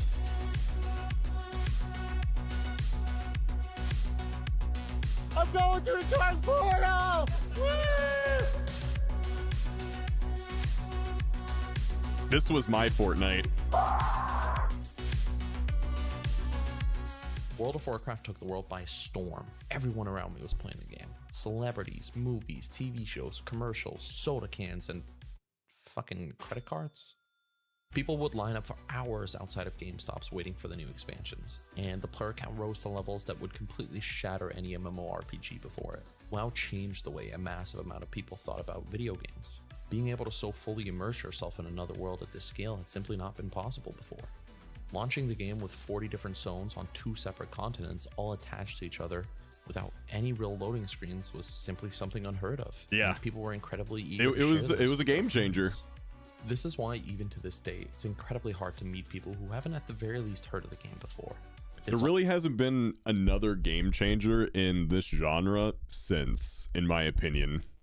It's just been like little micro adjustments here and there. Nothing was a game changer like World of Warcraft in the last 20 years. Also why a major show like South Park would have an entire episode dedicated solely to the game. An episode so beloved it would go on to win an Emmy, and is, as of this recording, the second highest rated South Park episode on IMDb. Yeah, we did it. We did it, you guys. We're totally heroes. That was I love such this super episode so footage. much. I can't believe it's all over. What do we do now? What do you mean? Now we can finally play the game. Now we can finally play the game. It feels impossible for me to accurately describe the cultural significance of the late 2000s to early 2010s World of Warcraft. The best comparison I can give you is to imagine if the Fortnite boom had lasted a little longer, but instead of an audience filled with a bunch of kids being cringe, it was teens and adults also being cringe. Remember Ninja and Drake? While not a live stream, WoW had the late 2000s equivalent. The game had A-list celebrities going on talk shows talking about how much they love the game and how addicted they are to it. Let's just say that I had to quit the game for a good going on year now. Which one? World of Warcraft. Seemingly, everything was working out perfectly for WoW. They had an ever-increasing player base, as well as a fantastic reputation. The only real challenge they seemed to face with their game was that it was too good. News This is why broadcasts I'm around the jaded. globe would warn people about the risk of playing WoW. The risk Nothing's being been that this you would good. simply get too addicted, and you would lose out on your real life. Cut to 2025. These days, it's pretty rare to bump into people who still play WoW, especially anyone under the age of 25. And you don't really see the talk That's a show big problem, by the way. anymore, or the movies, or the commercials. So this begs the question, what happened? My personal conspiracy is that WoW took a really big hit with information being more readily available out there. I started playing this game as an 8-year-old kid in Denmark. I barely spoke any English, and neither did any of my real-life friends who I played with. So It's lost our the magic and experience of the game was mystery. really tied to whatever the physical Everything's a game box spreadsheet told now. us, or what we naturally discovered. And I think that's the thing. We were actually discovering things. I remember the first time I ran into the Burning Steps at a low level because I didn't know how else to get to Ironforge from Stormwind. I remember spending so long trying to brute force it before my friend finally let me know that just hop on the train. It's these funny stories that made the game so unique to me. Such a large part of WoW's magic was the unknown. Every quest, every mob, every NPC, it felt like an adventure. But as the internet grew, so did the culture of optimization. These days, the entire world's been mapped out, and every aspect of the game has been optimized. Every leveling route, every boss Magic fight, is gone. every quest. Like, if you ever tune into a stream of someone leveling, there's a really high chance they have an arrow in their face telling them exactly where to go. I'm guilty of this too. What was once a world to explore was slowly reduced to a checklist to complete. With every expansion that released, my relationship with the game became more formulaic. I would rush to max level, get the best gear possible, play for a bit, get burnt out, and log off. I tried to get into Classic a few times because on paper it should have some of those qualities that I'm missing, and it might just be the nostalgia speaking, but it's just not the same. Also, all that stuff is just from a gameplay aspect. Don't even get me started on what happened with the lore after Blizzard ran out of source material. My god. Have you ever heard of the Ship of Theseus? It's this old philosophical thought experiment that asks, God damn. if you replace every single part of a ship one piece at a time until nothing of the original remains, is it still the same ship? I think World of Warcraft is a lot like that. That's a really Over good 20 years, insight. almost every piece of the game has been swapped out or changed. The zones, the classes, the abilities, even the way we play it. The game I log into nowadays barely resembles the one that I fell in love with as a clueless 8-year-old. And I don't think that's necessarily a bad thing. I think the game evolving to fit what a more modern player base wants only makes sense. To me, there's still a little bit of that indescribable WoW magic left, but it's rare these days. I think back to the very first time I got Cutting Edge, probably the hardest raiding achievement you can get. I was grinding out countless raid nights with a guild that really had no business killing any bosses. A guild that I ended up meeting up with last year, 5 years after we got our first Cutting Edge together. The common trend that I found while writing this video is, none of these stories I've mentioned would have ever mattered if I didn't have people to share them with.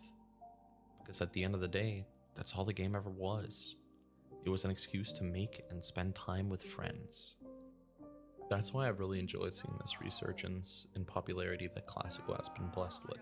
Watching a bunch of well-known streamers play the game for the very first time in a way that allows the audience to relive those experiences themselves, or even experience them for the very first time, has been a breath of fresh air. And a lot of players seem like they aren't in a major rush to get anywhere. I'm alive! I'm alive! Holy shit! Holy fuck! Bro, I felt like that was literally me jumping out of a fucking building. Oh my god! Holy shit, bro! Oh god damn! Okay, I love seeing that. The market for a game like World of Warcraft just isn't what it used to be. Around its peak, it was probably by far and away the best game in the world. Yep. That just isn't the case anymore, and that's okay. In reality, I probably just miss being a kid. I miss exploring the unknown with my friends who are exploring it just the same. It's from I miss Frank. being completely clueless and that being okay. These days, I don't really feel good playing video games without trying to do the biggest numbers or trying to play them at a class or whatever. But that's just how I enjoy video games. If I want something slower, I'll look to a game like Minecraft or Stardew Valley. The first time I ever hit the level cap was at level 80. It was with that same hunter that I mentioned earlier. I still have that character today. I love logging in on it once in a while and just grasping a sense of what once was. Oh I shit. checked my playtime on it recently, and it made me smile a little. Not because of how absurd the idea of sinking so much time into a video game is, but because this character that I haven't really touched since 2011 is effectively a time My capsule hunter used to of look 22 exactly days like worth that. of hard work, memories, and experiences from my life back when I was just a kid. I have a bunch of similar characters, all representing different time periods of my life, and logging into them gives me this feeling of connecting with my younger self. The game has changed so much in the past 20 years, and so have I. But all these characters haven't. They might have some fancy new textures and their level might be squished a bit, but they're also exactly the same as the day I left them. Maybe someday WoW will have some huge comeback, or maybe it'll just keep slowly bleeding players until the servers finally go offline. Either way, it's okay. Nothing lasts forever, and I'll still have these memories with me. True. I still play this game today, and I don't know if I'll ever quit for good, but I do know that the game will always have a very special place in my heart. So, from that kid who used to rush home from school to play, and for me today, thank you, Blizzard.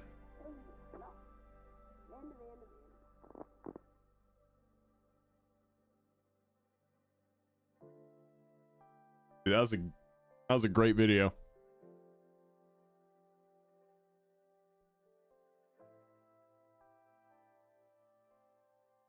I'll put it in chat for you guys again.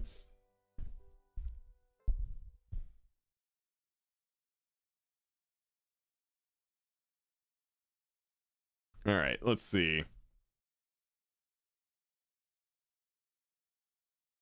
There was also a Teddles video that came out recently that was making the rounds that I want to play for you guys and get people's takes on everything.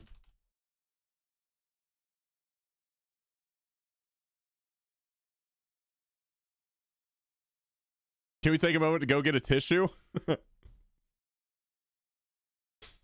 You don't have a box of tissues at your desk?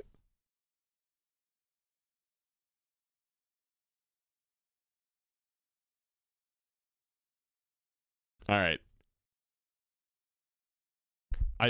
The joke is I don't, Sleepy. All right, mythic rating needs a change from Teddles. Let's get into it. Mythic rating has certainly been in a better state over the past couple years than it is currently. And this is kind of this point in time in which Blizzard is probably going to need to make a decision about the future of Mythic rating. raiding in World of Warcraft is probably the pinnacle or the peak content for I what the also game agree. has been designed around for like the last 20 years. A lot of what the game has been very raid focused. Whenever you think about the best parts of World of Warcraft, you're thinking about some of the raids, you're thinking about Ice Crown Citadel, you're thinking about like Molten Core, you're thinking about Dragons. Before we get into it, I will say my personal take on raiding. I have quit Mythic raiding. I quit. I mean, I did a little bit at the very beginning of Dragonflight, but I think I really checked out of it during Sepulchre with Mythic Halandris and Mythic Anduin. Just really killed my enjoyment of raiding. For me to personally get back into it, would take quite a bit. I don't think they can maintain the same difficulty level they have for most raid fights. And also get it to a level where I enjoy wiping hundreds of times on a boss, because I just don't enjoy that anymore. It's just not fun. Console and how much it sucked, but a I lot know of the the current stuff audience and the loves that content shit, that has been making up the fabric of World of Warcraft has been surrounding raids themselves. Just and as dying all time has night gone for on, multiple nights Blizzard has isn't made fun to me. decisions that have improved the dynamic of how raiding works in World of Warcraft. And I think back going from Mist of Pandaria into Warlords of Draenor, Blizzard made a very important decision, and they unified 25-man and 10-man raiding. They unified it into one 20-player con. Hold on. What if it's the last boss? I would say it's kind of like a graph. I'm more accepting of higher pull counts the further along you get into a raid. So like the last boss, obviously that one should be hard. I probably won't honestly be too upset with 100+ pulls on a final boss, but like every boss before that needs to be like lower and lower and lower and lower, because like, and also mid-raid wall bosses just gotta go. Like, I can't think of a single mid-raid wall boss that I was like, oh fuck, this fight is so much fun.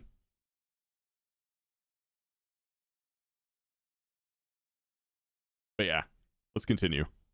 Content as the hardest level, because prior to that it was just heroic, and heroic was the equivalent of mythic in terms of just difficulty, but there was two different amount of players that you could actually zone into the raid with, whether it be 25 players or 10 players. And Bring whenever they back unified Mythic it, Ashvane, it allowed yeah. Blizzard to actually make the fights for an intended amount of people, and not having What's up, Graz? flexible amounts of people that are required for the fights really allowed Blizzard to hone in on the mechanics and make them well designed for 20 players. And I think that that was actually a very important decision for Blizzard to make.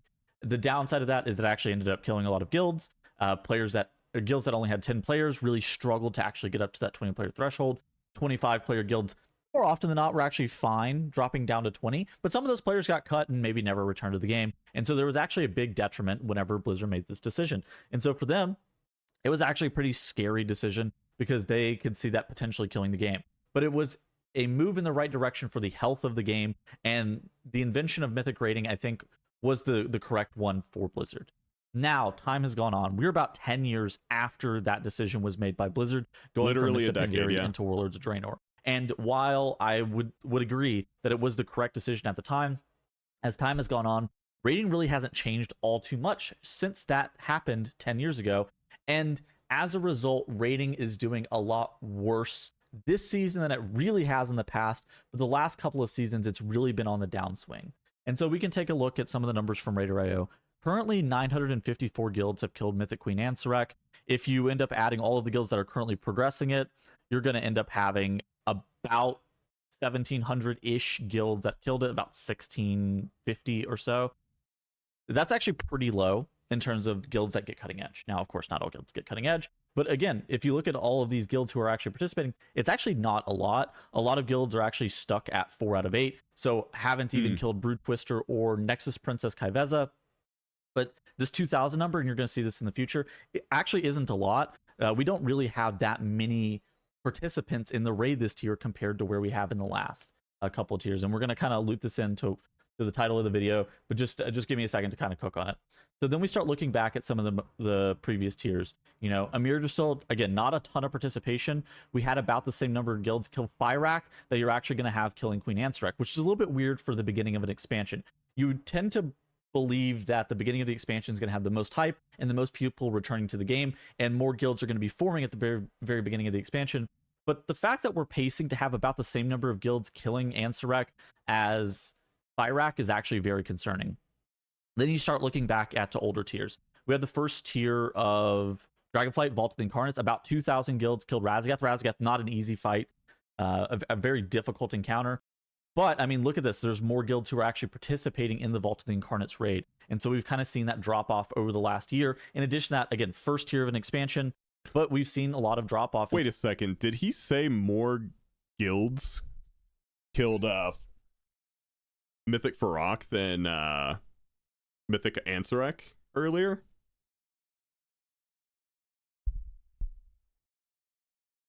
Let me back that up, because that's kind of huge, because generally speaking, the first tier has the highest participation and gets lower and lower and lower.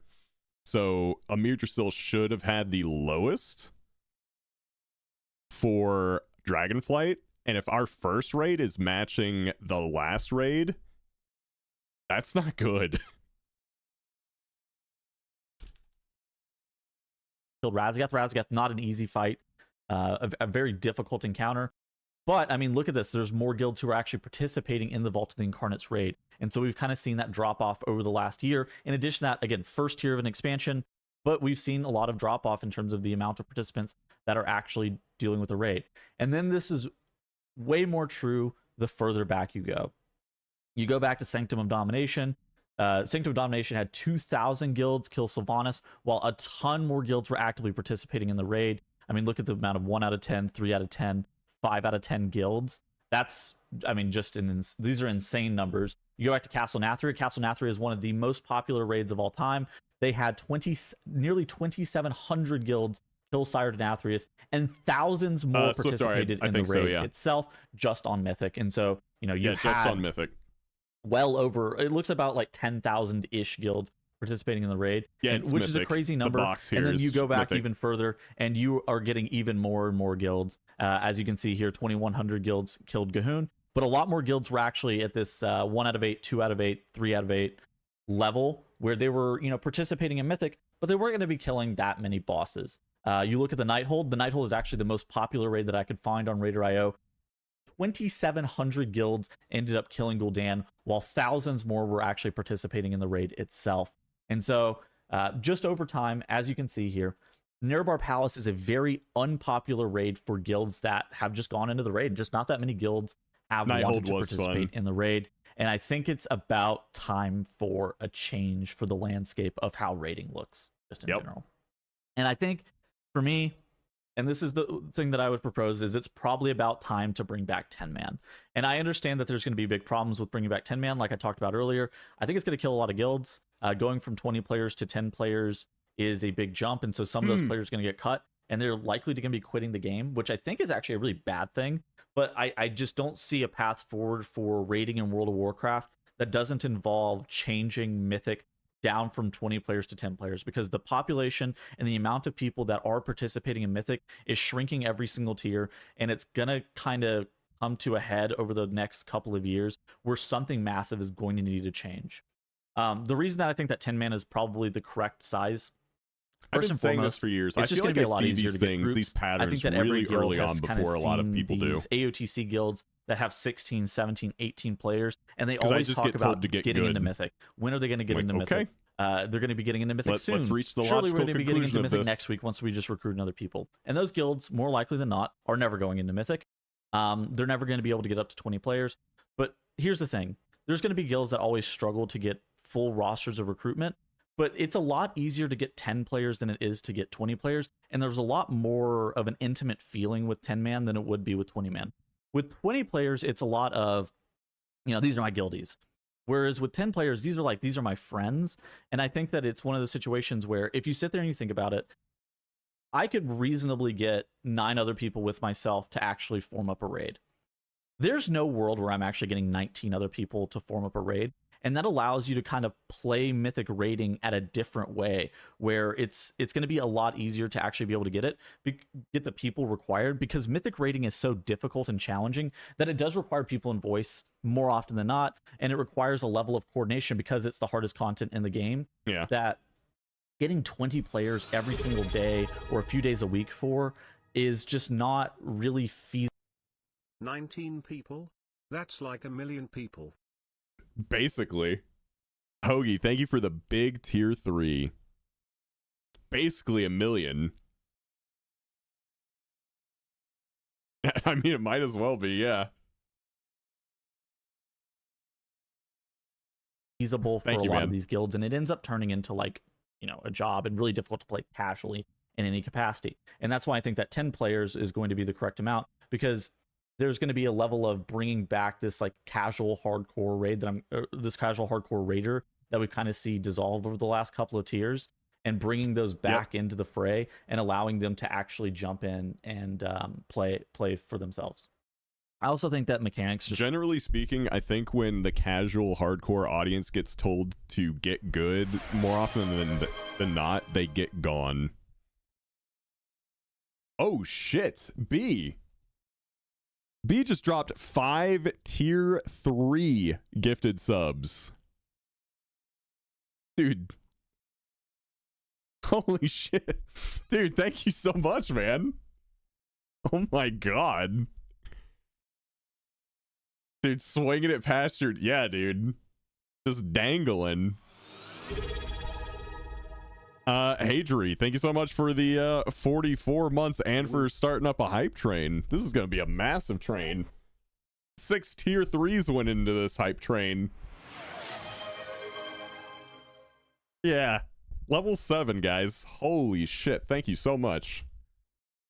B-Weave, the GOAT. Somebody got his tax return early.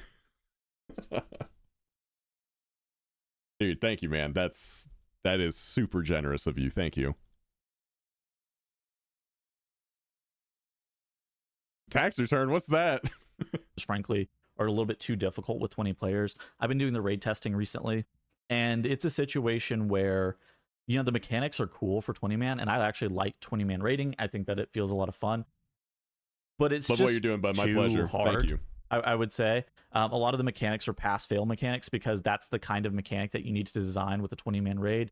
Whereas whenever you go into like a 10-man scenario, you're allowed to like assign people very specific jobs, and it's going to be less pass-fail in the entire group, less of the like Anduin it's style just way easier to get 10 mechanics people, that just man. immediately wipe your raid, less of those style mechanics, and more of like the mechanics that you're seeing on Hoagie, screen here, true. where there's a couple of people that are doing a very specific mechanic, or doing a very specific thing, and a lot less just, you know, 20-player group coordination. And I think that That's when you get the mechanics, I think, OnlyFans are just, cam. like, frankly, too difficult with 20 players. And this will allow Blizzard to kind of rein in what the mechanical complexity and the pass-fail nature of the mechanics are, and allow them to become, you know, difficult, but difficult in more well-defined I guess ways. I've seen that. And I yeah. think that one of those ways that they could actually make mechanics more difficult, especially with 10 players, is DPS checks. I think that DPS checks have largely died over the last couple of tiers, because Blizzard actually has a hard time of gauging and estimating how much damage you're actually going to be able to deal. But with 10 players, you're going to have a smaller band of just like, what is the top to bottom DPS potential for this entire raid? And I think that that will actually be able to allow bringing back more like that. reasonable DPS and HPS checks into the mix. People also will probably bring up the argument in the comment section, oh, what about class stacking and raid buffs? My proposal for bringing back 10-man, honestly, you could probably just delete raid buffs, and if people are going to class stack, they're going to class stack. I think within reason, play you know, how they want. most compositions let 'em. probably should be able to do the raid boss at some point during the raid. Obviously, there's probably going to be some specs that are very good for that tier, maybe even potentially required. But that's just the point of doing Mythic. And I think that, you know, if people are going to class stack, there's only so much class stacking that you can reasonably do with a 10-man raid.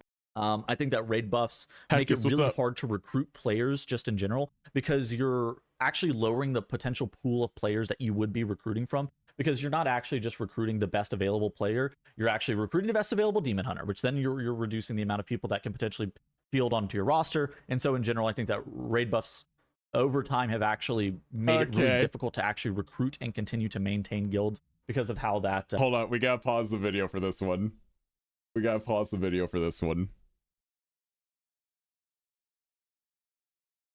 This is some of y'all. Angry and bald, and it's a dwarf, so it's also short. And it's a warrior.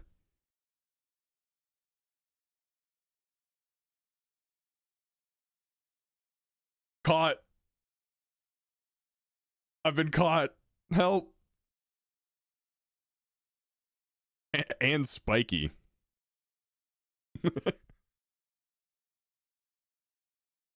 Recruitment process into working, I would end up just like deleting raid buffs and say to hell with class stacking. If people are going to stack whatever warlocks or whatever, let them do it. The worst you can have is probably like 3 or 4 walls, like before you can start griefing your raid.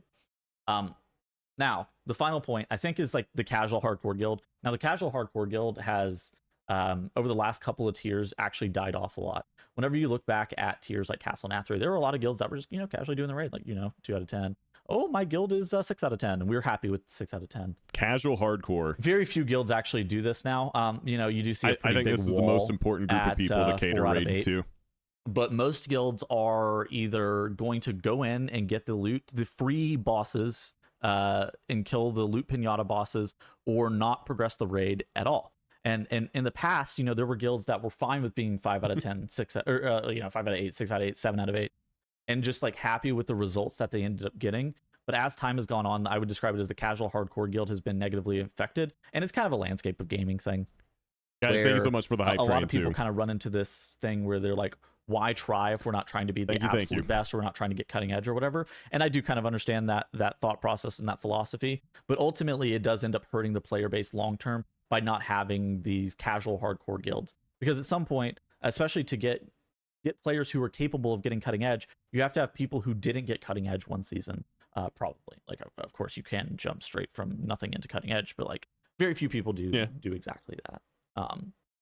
And so I think that, you know, kind of helping rebuild the casual hardcore guild, these people who are like, you know, doing mythic raids on their own time just for fun with some of their friends and killing those mythic bosses, you're going to eventually have these people who end up starting to enjoy the progression experience of it all and actually turn into, you know, lifelong raiders and trying to build back up that community. And ultimately, if the casual hardcore audience isn't flourishing, which the point of the video is it's not, or one of the points of the video is it's not, they can't like keep growing and growing into, you know, more hardcore raiders, and you can't get more people who get interested in raiding, so the whole scene just falls apart. Like, it is the foundation, it is the most important part, it is the most important segment of players, in my opinion, for the raid scene. If your foundation is not good, everything else falls apart. And in my opinion, the casual hardcore raid audience is the foundation of it, and it needs something bad.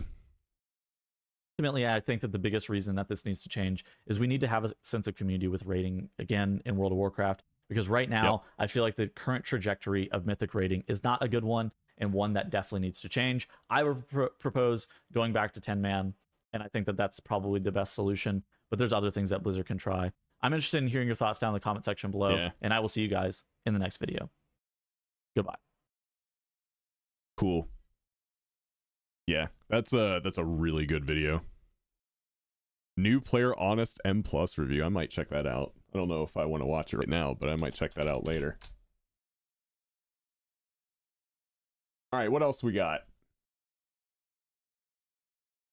What else we got?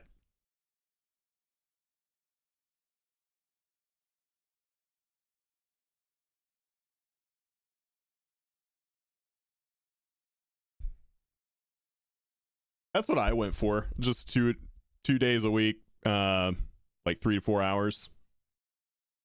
That's what I went for. Give me like 1 sec, chat. I'll be right back. I gotta use the bathroom, and then we'll find some more videos.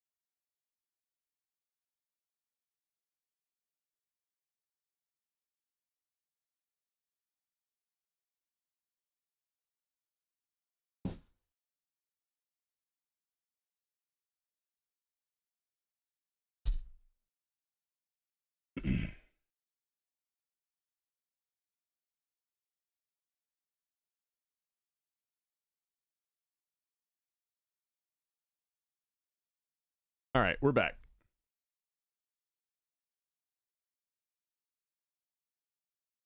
All right, let's see. What else we got?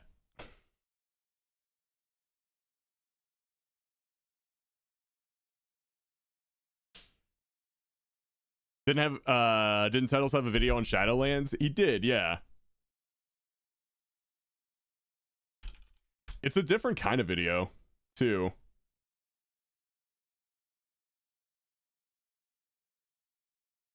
Things. Huh? November 20. All right.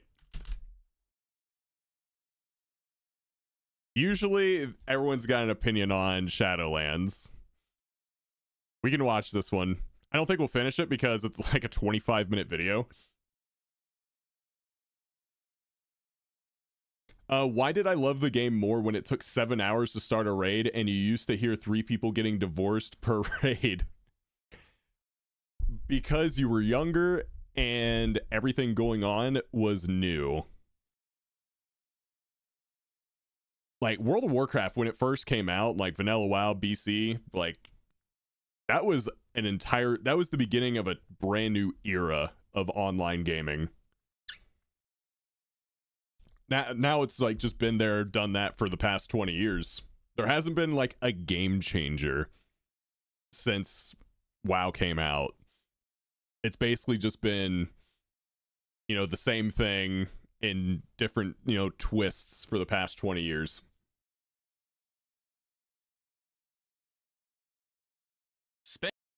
All right, we gotta watch. Actually, yeah, let's watch Zell's guy that he links every Tuesday. His IT guy. Spending $3,000 on a laptop and allowing it to reach such a revolting state is a record level of neglect that eclipses even your parents' past performance. But the copious amounts of smegma and taint cheese. How many of y'all's keyboard looks like this? Be honest. No one's gonna judge you. How many of y'all got nasty ass keyboards? All right.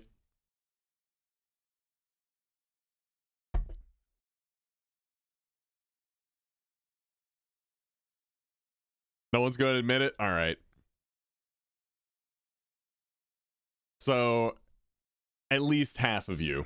Okay, got it. Of smegma and taint cheese isn't the reason this laptop made its way to the bottom of a recycling bin where I found it. It's there because, like every other MSI laptop, they neglected to give this industrial pube collector a proper hinge design, causing multiple serious issues to turn into multiple class actions. Because aside from being sued for the hinges breaking, they also got sued for claiming this laptop's modular GPU would be upgradable when it actually wasn't. But here it is in my repair shop 9 years later because, unlike your therapist, the greatest technician that's ever lived, haven't given up hope that this chonker of failed dreams and broken promises can be refurbished and abused once more by unhygienic men with waifu pillows. So after making sure it turns on and watching the temps skyrocket faster than your blood pressure when you see a woman's ankle, I tear down the heatsink to unveil years of built-up swamp gooch, which I promptly clean out using your ancestor's toothbrush, before scrubbing and replacing the antique spermal paste that's crustier than your love sock, and cleaning off the mystery fluid, which I can only assume is coming up is the part where I test Counter-Strike while being greeted by friends so I can see what this GTX 980 can really do, and holy shit, this thing still hauls. With 4 NVMe slots, 2 SATA ports, and a Blu-ray drive, this would make a pretty sick media center. So should I buy a screen for it or just leave it as is? Let me know in the comments and check out the full video on YouTube if you want to see the whole story. Spending $3,000 on a laptop. Oh my god. Okay, so that one was actually good.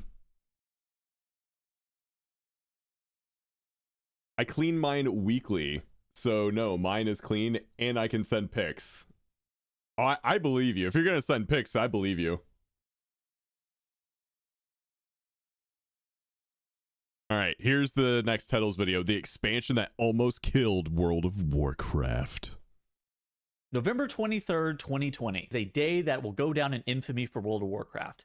Every couple of years, World of Warcraft releases a new expansion which has new zones, new core expansion features, and new borrowed power, and much, much more. These are typically the points in which many players come. I still think people overreacted to borrowed power. Borrowed power is fine as long as it's not like insanely overpowered and its acquisition doesn't suck balls. Back to the game. Everything's fresh, the world feels more alive than it ever has been, and the game is always better on expansion launch. Your friends list is filled with people who haven't been online sometimes in years.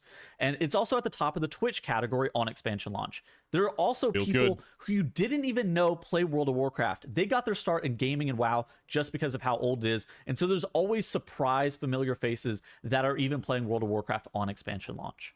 World of Warcraft, also very old game, so you would kind of expect Blizzard to tend to build off of experiences and systems that were present in previous expansions and kind of improve these over time.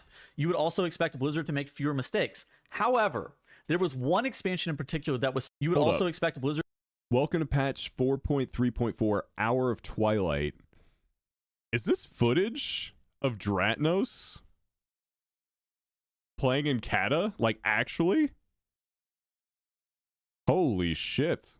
To make fewer mistakes. However, there was one expansion in particular that was so poorly received that Blizzard needed to apologize for it after the fact. There was also one expansion that was so poorly received that it did massive damage to the reputation of the game, and Blizzard is even on the record stating that it caused many players to lose faith in the game itself.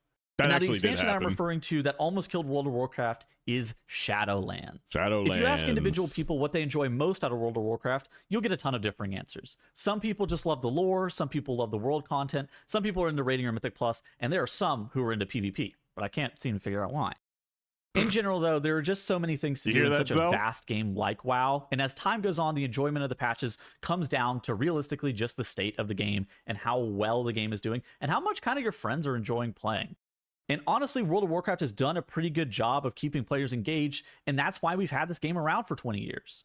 Now, this isn't to state that everything about the game was bad, but Shadowlands did have a bunch of key things that players disliked. And we're going to talk about these individually, but they were basically the lore in the story, world content, and expansion systems or covenants.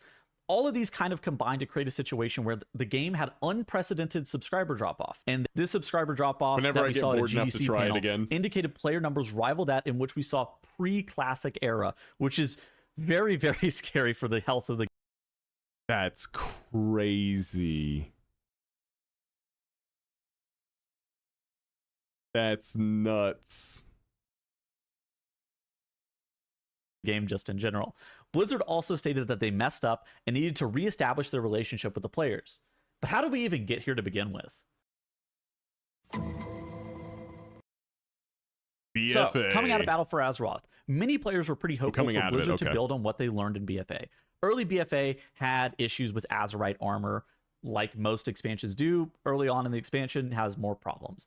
Azerite had exponential increases in gold, which required you to reforge your gear. Many players, myself included, spent over 100,000 gold at once to reforge their Azerite armor. This unnecessary friction got removed, and Blizzard was like, my bad.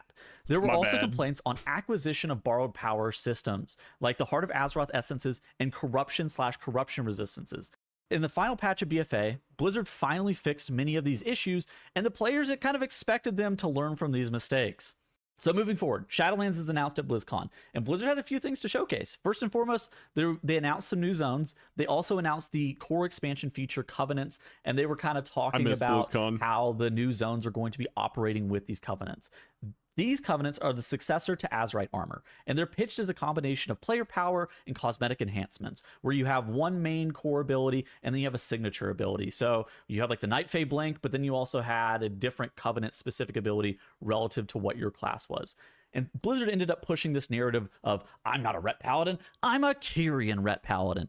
And there was a playtest at BlizzCon where you had about 20 minutes of leveling in Bastion, where you were able to see the Kyrian Covenant and see kind of the new zones and just kind of what the questing was going to look like. This is fairly standard, and the hype for the expansion coming out of BlizzCon was honestly pretty high.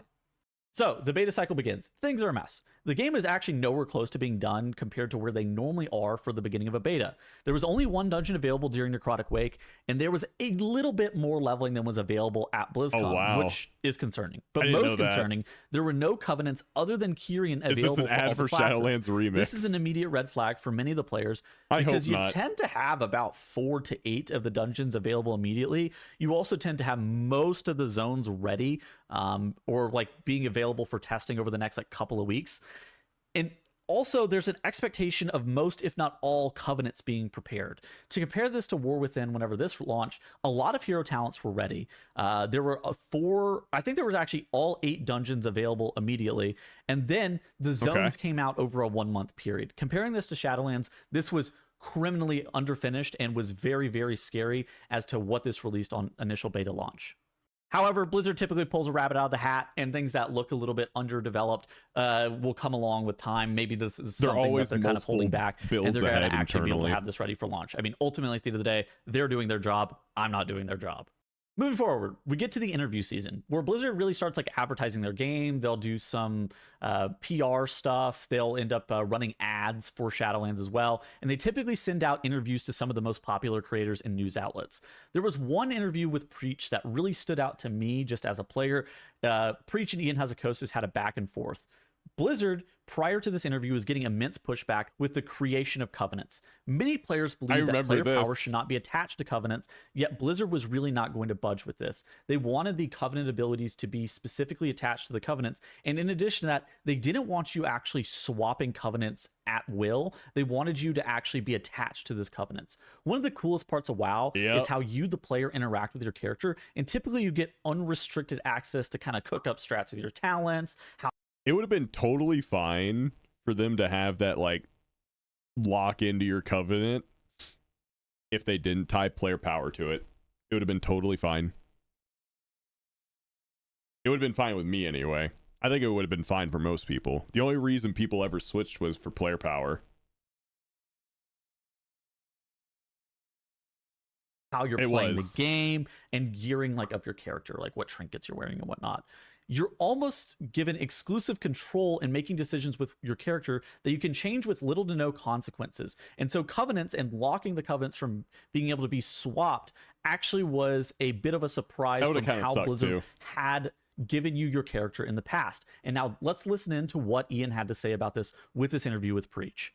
In WoW, if this you've had a whiteboard. Can I just say, Preach looks so much better now. Like he has improved in a big way, and this wasn't that many years ago. Something to illustrate on, but if you imagine a spectrum of permanence and you've been doing a lot of good work. You make, and at one end of that spectrum is the first decision you make when you start playing World of Warcraft. What's your class?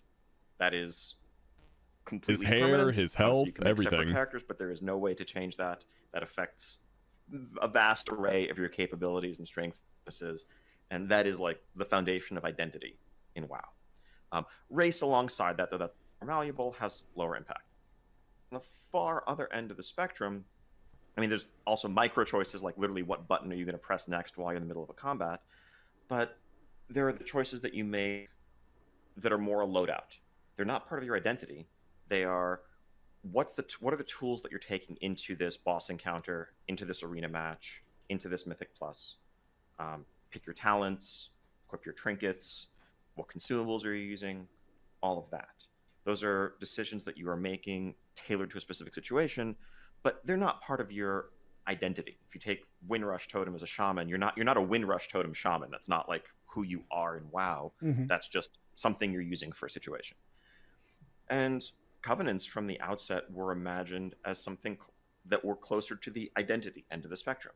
And that, like from the earliest conception. I remember. This is all starting to come back to me now. Yeah. And to be, they really wanted you to like vibe with your covenant of consequence. So meaningful choice was actually a huge buzzword for Blizzard during this interview cycle. They kept reiterating they wanted you to have a more permanent decision and a meaningful choice with your character. Wanted the players to feel like their decisions was more permanent than they had in the past, yet the players felt very strongly that this is not what they wanted. Ian Hazzikostas later stated in future interviews that if Blizzard needed to, they would pull the ripcord and allow free movement of covenants. This kind of became a long-running meme in the community where people were begging Blizzard basically to pull the ripcord. Pull the ripcord. Asmongold even polled his community, and around 50% of responders were going to be selecting a covenant based on player power and not class aesthetic. This is a bit of a red flag on Blizzard's end because they actually don't want you realistically only selecting based on player power. They want you actually selecting it based on the aesthetic that you more heavily resonate with. This is actually one of the starts of where Blizzard actually began to lose community favor. Blizzard here is basically putting their cards on the table and stating that they know better than the players. This is a position that you can take if you're Blizzard, but you better be right whenever you're doing it. Otherwise, the players are going to be very, very annoyed with this. So this beta cycle, pretty rocky one with a huge community discourse around covenant swapping and just in general, the polish of the game itself, like we talked about. This isn't discussed very much, but this was actually when the game was being worked on remotely during the height of the COVID-19 pandemic. And there were definitely some developmental growing pains seen during the beta cycle of this game. Kind of like I was talking about earlier. Just, you know, things weren't really ready whenever we saw it during the beta compared to what we normally see. Then Blizzard was actually forced to do something unprecedented. They delayed the expansion launch from October to late November. This is actually a potentially huge financial hit, as you're required to offer refunds to those who pre-ordered the game. This was also praised by the active player base, the people who play on like a day-to-day, because they could see the writing on the wall for how not ready the game was. There was also tons of bugs on the beta, and things just kind of felt unfinished. This additional month wouldn't solve the issue of covenants, where Blizzard, they were basically making a stance on this, as this is something that they are actively deciding on, but this should at least have the World of Warcraft game have levels of polish that players kind of learn to expect with the game itself. Having needed to delay the expansion and put their foot down on covenants, Blizzard was really dipping into the goodwill bank that they had built up over the last 20 years. However, the thing is that players will be fine if they're dipping into the goodwill bank, assuming that the expansion delivers. And boy, did it deliver. November 23rd, 2020, Shadowlands came out. The expansion had a COVID bump and received the highest sub count in the modern era. Everyone was hyped to grind World of Warcraft while they were stuck inside. However, the newness faded rather quickly as the first issues started to present themselves. The most discussed issues early on were the expansion-related Torghast and the Maw. These were... Like, think about that. The highest sub count in modern history. And they fucking blew it. Oh, that sucks to hear. Were like open world content style things that Blizzard deals with. Blizzard tends to do a pretty good job with world content and secondary content, but Shadowlands was an exception. The Maw is one of the worst enjoyed zones of all time, with marquee features of the Eye of the Jailer and not being able to mount. Players were just not fans. In addition to this, Blizzard put player power inside of the Maw, which is not typical of world zones. So gating behind the Stygian reputation, there were purchasable sockets. This is the first time that you were able to actually buy sockets. I didn't hate Torghast, but I didn't love it either. It was kind of like whatever. I didn't mind doing it. They required you to optimize your Eye of the Jailer gain and required you to finish the dailies every single day. And this ended up taking about a month for dailies that were pretty unfun to do. So not only were there power gained behind Maw dailies, but there was also power gained behind Torghast. And Torghast was initially presented as a roguelike style game in which you battled the Terragru's minions to scale a 100-level tower. There was no player power attached either. That's a young Tettles right there. In the initial beta inception of this, it was actually pretty well received, but it was eventually changed. Instead of being this 100-level roguelike tower that you have different powers and different buffs every single time, it got turned into a 12-level grind, which was required to actually gain resources for crafting legendaries, so they added player power to it. These legendaries were 200 to 500,000 gold for the casings. Many players got very upset about the gold cost of these legendary casings and equated this to pay to win. Anecdotally, I know a bunch of people who purchased WoW tokens at this time in order to craft their legendaries. Legendaries are supposed to be a fun part of the game, and feeling gated behind gold was incredibly controversial. In addition to that, the 12 levels of Torghast were pretty tough. I had a friend who was like a title level player playing Priest at the time, and they needed to duo with other people to complete it. Meanwhile, Resto Shamans had it very easy, as Acid Rain was one of the most overpowered Torghast abilities ever, so you would basically zone in and out of Torghast over and over again until you got the correct buff to make sure that you were able to even do Torghast. While it was also forced content, most people would just say that was frankly unfun to do. And here's the borrowed power. Covenants, Conduits, and Soulbinds released as some of the most controversial points of this expansion. Similar to players' complaints on the beta, the inability to swap covenants was pretty poorly received. Vivify thing. There was also heavy social pressure to be one covenant for power and one covenant for fantasy. I think Shadowlands Holy Pally is a great example. Many people wanted to be Kyrian for Divine Toll, but basically every single raid leader you'd ever interact with wanted you to be Venthyr for Ashen Hollow, one of the most overpowered abilities in the history of the game. Also, was very good. I accidentally recommended the wrong covenant off of sim data and beta gameplay because the Night Fae covenant for Druid got buffed 24 hours prior to the expansion coming out. Nobody knew that Night Fae was better, so many people went the wrong covenant. This ends up getting brought up still to this day as people ask me or tell me that their guild moonkin went Kyrian, and basically the grind to re-level your covenant was pretty annoying. And so, yeah, to this day, basically, this still gets brought up because of Blizzard's decision to create friction with the system, and one that I'm still annoyed about. There were also certain soulbinds that were typically better than others, but honestly, they just weren't that cool of a system. They weren't anything to write home about, and if honestly soulbinds were the worst part of this system, nobody would really complain. Conduits and conduit energy is honestly a funny one, though. So conduits were specific nodes that you'd select in your soulbind tree. Think of them similar to the old glyph system. And instead of them being spec specific, though, they were covenant specific, meaning that if you were playing Naya, for example, and Naya for a different specialization on your class, I had forgotten all about these. You'd have to commit some conduit energy to swapping the conduits around to have some that are more favored for healing and some that are more favored for dealing damage and more tailored to restoration whenever you wanted to swap. More often than not, this didn't matter. But similar to Azerite armor, whenever I was talking about it before, the conduit energy capped at 10, and you received 1 refund per day. I know people who were progging Mythic Raid bosses with incorrect spec conduits because of this getting capped. A lot of people end up playing alt specializations for Mythic Plus, and so you end up having to have this weird decision as to when are you going to actually play the correct or wrong conduits.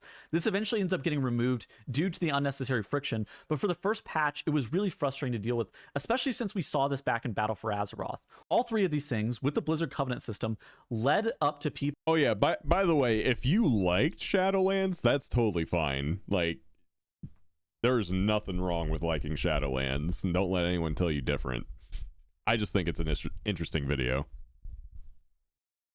People building a lot of resentment towards the systems that Blizzard had asked for a lot of trust in creating. It took a lot of goodwill away from the community and just ended up making the community feel like Blizzard wasn't listening. And this was a common sentiment that was presented over and over again, is that Blizzard just was not listening to the players.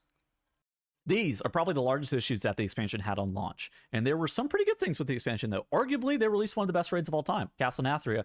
And they also ended up creating the Great Vault, which was the spiritual successor to the Mythic Plus chest of the past. Unfortunately, these high points got vastly overshadowed by the negative attention that the Maw, Torghast, and the Covenant system were receiving. But this is all fixable, right? So moving on to Season 2, maybe these things are going to get better. So Shadowlands' second patch, patch 9.1 Chains of Domination, was released on June 29th. More often than not, first patches of an expansion don't last 8 months. So this didn't really help with player retention in the slightest. Many players dropped the game a few months into the expansion. I wasn't a big fan of A lot of players actually just took a break during the initial patch that normally wouldn't. So these players who are endemic to World of Warcraft long term normally don't take breaks, but there was a lot of people that were taking a break there. Typically, the second and third patches of the expansion get noticeably better as Blizzard smooths out the rough edges in a lot of instances. Yeah, I like the beginning and end of Shadowlands. I didn't like this part of it. This was not the case with the new content, with a new zone called as Korthia, the Sanctum of Domination raid, a new Mythic Plus seasonal affix, and new Covenant-specific legendary patterns, and a tier set-like system called Shards of Domination being created. But the player base is really ready for a new patch here. So Korthia is probably regarded as one of the worst zones of all time. A lot of people are going to cite the Maw, but Korthia is up there as well. And it was basically the Maw 2.0. There were insane amounts of dailies in order to grind that you had to do to be able to gain player power. And this player power was conduit item level upgrades and sockets again. Basically, the increase in conduit item level was purely gated behind doing content in Korthia and upping your rep with the faction itself. It ended up taking approximately 4 weeks of dailies in order to be able to gain enough reputation to max out the player power required on this island. Not only was it a daily grind for player power that the community hated, but the content itself just, again, was not that great. Sanctum of Domination. This tier, unlike Castle Nathria, which is regarded as one of the best raid tiers of all time, had pretty mixed reviews. Personally, not a huge fan of this raid, but it comes down to kind of personal preference. This guy. Painsmith is honestly one of the coolest encounters of all time, but the rest of the raid have this weird tuning issue where it was noticeably easier than Painsmith. On top of that, the instance itself was burdened with a ton of instance lag due to Sylvanas' entity counter. This created a lot of like 2 to 5 second rubber banding that we had seen a little bit in Castle Nathria on Sire Denathrius, but this made the entire raid some weeks unplayable. While this tier wasn't better than Castle Nathria, if this was, again, the worst part of the patch, nobody would have really said anything, or nobody would have really had complaints. Raid tiers kind of come and go in terms of how sick or not sick they are, and Sanctum of Domination just kind of ended up falling after one of the coolest raid tiers of all time, and so it, of course, couldn't live up to that. The biggest issue, though, is that Sanctum of Domination had a new borrowed power system called Shards of Domination. And basically what these Shards of Domination did were there were specific slots of items from Raid where there were empowered sockets. And there were 5 slots per armor type with 9 total gems that you'd put in these sockets. You'd acquire these gems from killing bosses, but it was RNG as to whether or not you get a gem. There were also people with full sets of gems after 2 weeks where other people would only have 3 total gems. Yeah, it was. And some people, on average, I would say it probably took about 5 to 6 weeks in total to get your full set, like all 9 gems. Yep. But in addition to that, if you equipped 3 gems of the same type, then you'd have a large buff to that gem type. Unholy was by far and away the best, probably about 50% better than both Blood and Frost gem types, and it ended up giving you somewhere around about a 10% damage gain over other people who didn't have the set.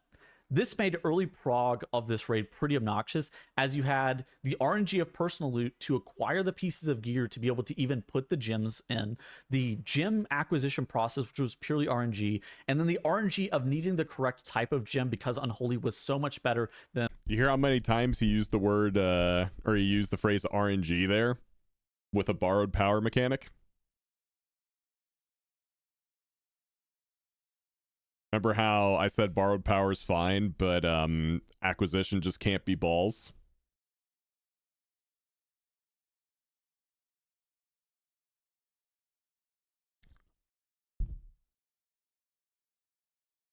Moving on. Than Blood and Frost. The acquisition process sucked. There was also tons of people who accidentally deleted their gems, leading to these very funny screenshots that you can see on screen here, where Blizzard was telling you that it should just work, and players were like, dude, I accidentally deleted my gem. These were basically supposed to be tier set-esque, but these effects were things like damaging a target increases the damage that you deal to your target by 0.25% for 4 seconds. Stacking up to 3 times. This is the type of effect we're talking about. This system was cursed, and players absolutely despised it, and it still gets clowned on to this day. Let's take a second to talk about like the lore of the game. There was also this 1-2 punch from BFA to Shadowlands back to back, where BFA as a premise was already rough, where there was this massive faction war when it made the least sense, and coming directly after everyone teamed up to defeat the Legion. I thought when they brought back this dungeon just for this part, that was really cool. This is where they turned Sylvanas from an edgy anti-hero type who has still done some pretty evil acts, who still kind of serves the Horde, into a mustache-twirling villain. They character assassinate a ton of other Horde characters so they can run with this story.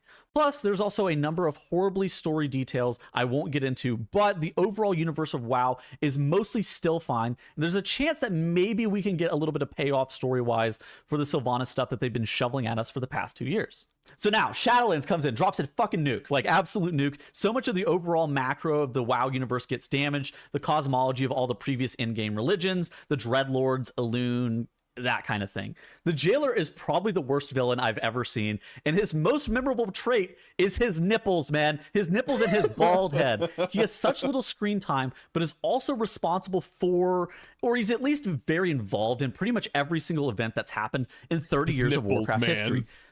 The Dreadlords were just the servants of the Jailer, so now Sargeras looks like an idiotic pawn instead of the actual final boss antagonist of the game that he always has been. Arthas' entire storyline is now tainted because Jailer made Frostmourne, and the Dreadlords influenced him into taking it. And now Kel'Thuzad is his most loyal ally and friend. He admits in raid dialogue that he was actually just serving the Jailer all along. If you like Sylvanas and everything that she's done since the end of ICC, it was actually just serving the Jailer too. The list goes on for literally everything, and when the final patch came out, they said, this is the end of the saga that we've been building since Warcraft 3. So this dropped the ball really hard with depicting something as massive in scope, and as unknowable as the afterlife. It pretty much ruins every single in-game religion that once again go back 20 plus years with the lore. With Shadowlands lore, after you die, basically your options are to either get tortured for thousands of years, wage an endless war on a rotting corpse as little as Bone Gremlin, or have your memories erased to make you an emotionless soul taxi driver. Or potentially, you could actually get turned into a seed and hope you don't get eaten by devourers. Oh yeah, that's right. You can just die again in the afterlife permanently. How cool. They try to skirt around this by saying, oh, there's actually infinite afterlives, but these are just the main 4 with the covenants that we saw were, but we actually never saw any of the other afterlives, and so it makes quests tragically funny. In Dragonflight, some of the priestesses of Inara were gushing about how after the centaur die, they'll join her as wind spirits. I didn't have the heart to tell her the bad news that they're probably actually just a diseased tumor spawned into Mount Draxus and getting killed by A-bombs. And so people were arguably and deservedly so very annoyed with how bad this lore ended up being. So now, Korthia, Shards of Domination, bad lore decisions, lack of improvements to the Covenant system, Torghast, whatever else, really took a lot of toll on people. Players didn't feel heard, and they didn't feel like any feedback that they actually gave on the game ever mattered. Blizzard kept pushing it forward with the direction that they wanted the game to go in, which was in direct opposition to the direction that the players were stating that they wanted to go. Dude, whenever this turned out to not be a fun experience, players were rightfully annoyed. Patch 9.1 Chains of Domination is probably going to go down in history as one of the worst patches ever. This, combined with the less than stellar launch to the expansion, made the subscriber numbers spiral into oblivion. I saw a ton of people unsubscribing to the game in droves just to go play Final Fantasy. And so it's not that they would never come back, but that iteration of WoW was just not for them. It would basically take large changes and for Blizzard to rebuild a lot of favor that they had burned with Shadowlands for those players to be willing to come back. And again, not everything was bad though. Like patch 9.2 after Chains of Domination, patch 9.2 Eternity's End had a pretty big bounce back. Zereth Mortis as his own, honestly fairly solid. Yeah. There were interesting dailies that didn't gate player power behind them. Torghast was finally under control where you basically didn't have to. As a zone, I thought this place was awesome. The raid for it, Sepulchre, not so good. But this zone, like the content for it, the open world content, the ability to like craft mounts and pets and shit, I thought that was really cool. To do it. Blizzard also finally pulled the ripcord on covenants, allowing you to freely swap them. Tier sets returned to everybody's enjoyment. Blizzard also created this initial thing called the Creation Catalyst, which allowed more players than ever to have access to tier sets. Double legendaries were pretty fun, and the content was honestly solid. Blizzard also put significant effort into a season 4 with revamped dungeons and a new seasonal affix. And this kind of felt like Blizzard developers were finally starting to listen to the players. I remember a lot of this stuff was happening. I DM'd a friend asking, is this my Blizzard? After being forced into a lot of situation and a lot of stuff that players didn't want, it was refreshing to see Blizzard actually have a player-focused approach instead of creating unnecessary and unfun friction with the game. This was proven again on Dragonflight launch that the developers were listening more to players, and while not everything is going to be a smashing success, the fact that they were listening and trying to make more player-focused decisions was fantastic. Players are always going to complain about anything that inconveniences them. Part of an MMO is the grind though, and at the end of the day, Blizzard has to kind of tone down the noise and make good decisions for the health of the game. They're much better at their job than I am, but Shadowlands was still a very dark time for the game. All right, that's going to do it for this video. I was trying my hand at a new style of video. Maybe it landed well. Maybe you guys don't like it. I'm really interested in hearing your thoughts down in the comment section below, and I will see you guys in the next video. Goodbye. That was Tazavesh. I miss good seasonal affixes. I do too. All right, what was that one tweet? Current maintenance has been extended to 9 a.m. Pacific. Oh well.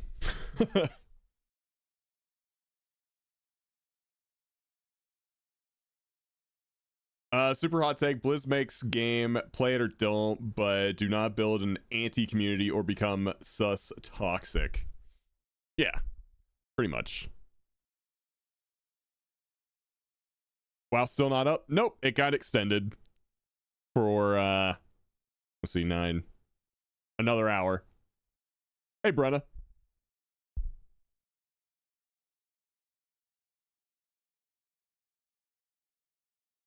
So yeah, we got another hour maybe. Any interest in playing Avowed when it comes out? A little bit.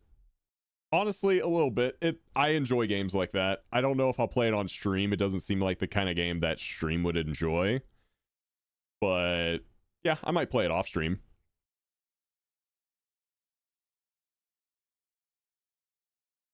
Yeah, that one's still going to be down for a long time. I can't play either version of WoW, man. What is this? What is this hell?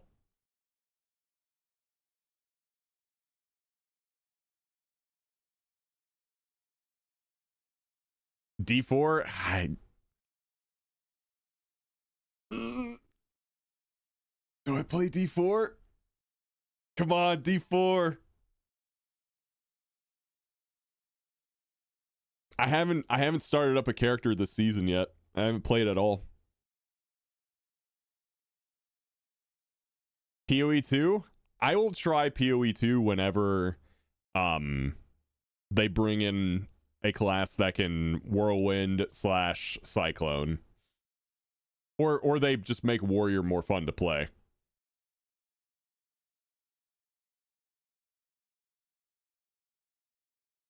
There's no shot I'm adding that, Frey, by the way. It's hilarious. There's no shot I'm adding it.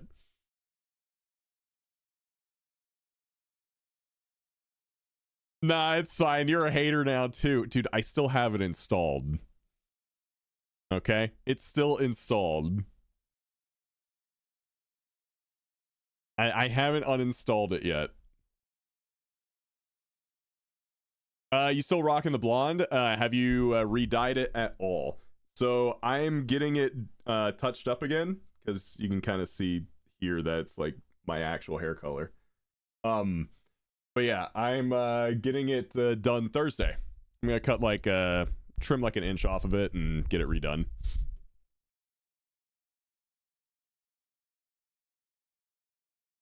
The grays are coming in.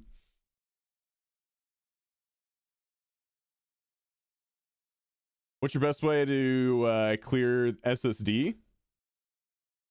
Mine only has WoW, but 500 gigs is gone. If you have Radar.io recording everything, I would look into that, because that can take up a lot of space. Only an inch? Yeah, just like an inch, maybe 2. Like, let's see. I like to trim it up to like my collarbone, so about that much.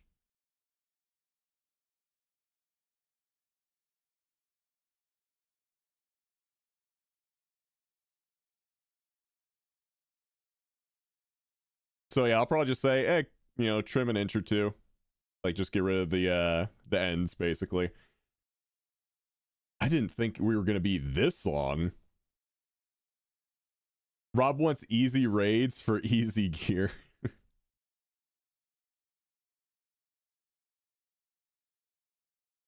My logs folder is 56 gigs. Yeah, if you're recording a bunch of your stuff and not getting rid of it, I suggest every so often cleaning that shit out. Let's see if we can find any more good YouTube videos. What do we got? What do we got? What do we got? Oh, we got Rav came out with a new WoW video. Let's see, it was a Mr. GM video, Lunar Festival 2025, new mount, achievements, and more. We could watch that. Yeah, let's watch that. Hello there, and welcome back to a short video. Oh, wow, it's only a 2-minute video. Check the forums for funny complaints. There's always that, yeah.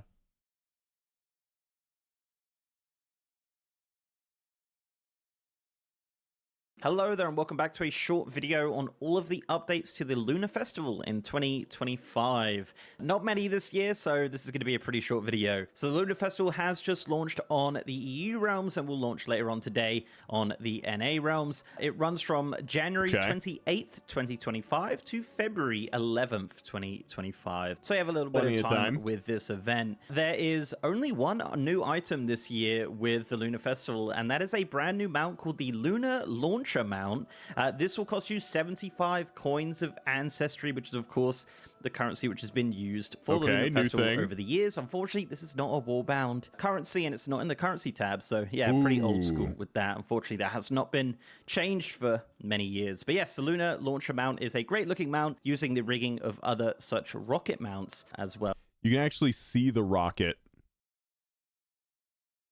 which is cool. Also, there It's is a kinda new neat. achievement, of course, the War Within has released. So we now have Kaz Algar, and we have the Elders of Kaz Algar. There are 2 in each zone. Shout out to Rose Mansion 222 on Wowhead for this amazing comment, giving all the coordinates. I'll copy and paste that down below if you do want to paste that into your TomTom and complete this achievement in Kaz Algar. Beyond that, there's actually nothing else in game. However, back in 1107 in the data mining, there was tons of Lunar Festival stuff data mined, so no doubt that is going to end up on the trading post or in the in-game store, unfortunately. It's a shame that none of those transmog sets Damn. really ended up on the vendor, but as of the recording of this, it is literally just that one mount being added. But yes, it is nearly February, so we will obviously see what happens with the trading post. It's not been announced as of the recording of this. But yeah, 2025 Lunar Festival, new mount, new achievement. Go and grab it. It's going to cost you 75 Do the coins of thing. Ancestry. And that's it. Let me know down below what you think of Lunar Festival 2025. Leave a like and subscribe to the channel if you haven't already, and I'll see you next time.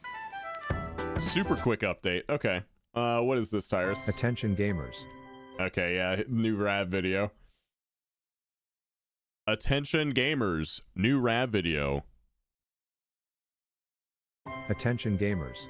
Previously on my break from holding L's to catch a few W's, I showed that even with just one arm I could direct people to the damage meters and pants grab before using my mallet to spawn ZF Godzilla and unlock Keemstar speed on my Raptor. I teamed up with the Rat Lord in the Dawn of Mara, who led us through quite the butthole clencher of a last boss before thanking him days later in the open world by almost getting him killed. This guy is like absolutely getting me killed right now. I helped a misogynist kill a body type Hey, what's up, 2, Kid and then I Kusu? prepared to take on the deadliest dungeon to date.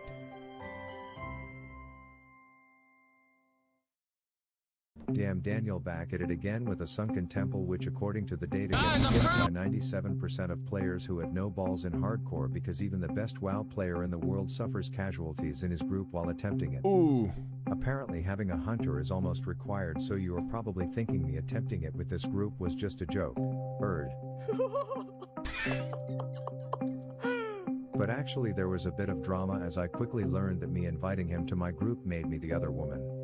I'm just like excited to do our squad that we talked about. Joker, main tank, Guzu, Savix. We grab a healer. I'm ready to go real soon here. But then Joker saw Zari reacting and he was like, I'm just gonna play with Rav. But then he's not talking in the Discord, so Zari's gonna be upset because you want a tank, right? And if I cause any drama I will actually have to talk to Ms. Kiff, and I wasn't going to risk that, so he got the boot and I replaced with a bear, who went AFK mid-fight 5 minutes into the dungeon. We tried to diagnose the problem. I had him open up and say as we had to fend off numerous patrolling trundles without our tank. 6 eternities later he finished jerking off and we solved some Zelda-type puzzle to unlock some bullshit by circle jerking some underground collection of snake statues in the right order. The rooms looked like laser tag load-in lobbies. The bosses looked like wailing God, caverns. I want to do and laser the trash was tag. tripping on bath salts, as I had no clue what I was doing, so all I could do was rely on my group knowing the mechanics. I haven't done laser tag in so long. But then it was just time for the final Laser tag stream? I would love to do that. That'd be so much fun. I think my shaman is level 23 on hardcore. Boss.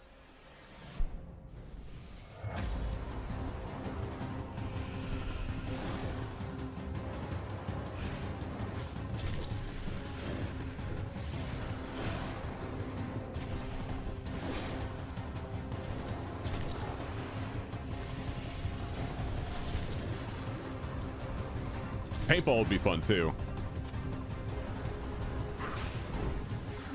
Ooh, died at 30. Rough.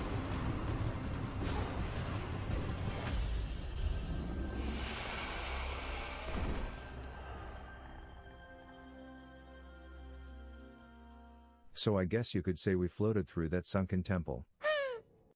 But it was now time to do something even more sus, which was to harvest samples of super sticky stuff from Lakari's tar pits, and based on its name I figured the mobs would be quite unpredictable. I did paintball for my bachelor party. Was fun until they all turned on me. The betrayal. The whole time I was thinking, why deal with this shit drop rate when you could harvest a whole colony of super sticky stuff straight from Lakari's chair itself. Yo, isn't this the guy that rejected Provost from OnlyFans?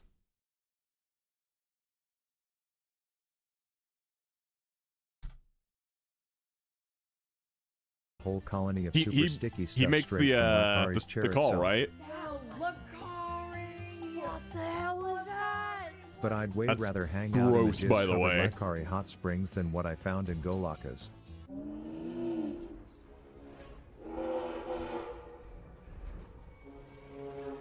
That said, as I got closer to 60, I was starting to get nostalgic of my Alliance days.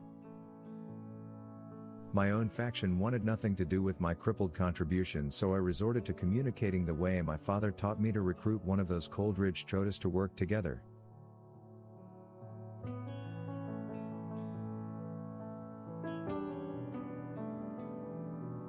Aw, teamwork.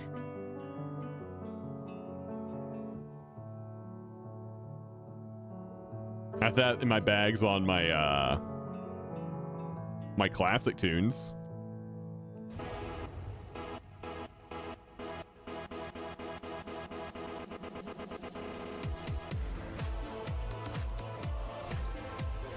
I love this song. Just because I love the Stormwind theme so much.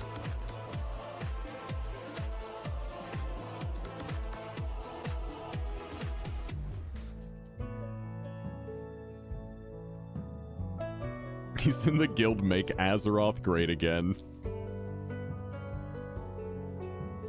Little gnome hotties with bodies were making me wish I was Yo. one myself, while I was finding myself doing deadly as fuck honeydews for members of the opposite faction. One of them involved me spelunking into a demon-polluted coal mine, deeper than a dish pizza from Detroit, with every step meaning less and less chance of escaping if I overpull or if something goes wrong, until I found the human who I was looking for. The man who thought it was a good idea to pledge the Fellwood fraternity without realizing what kind of hazing they would put him through, and now it was my job to bail him out.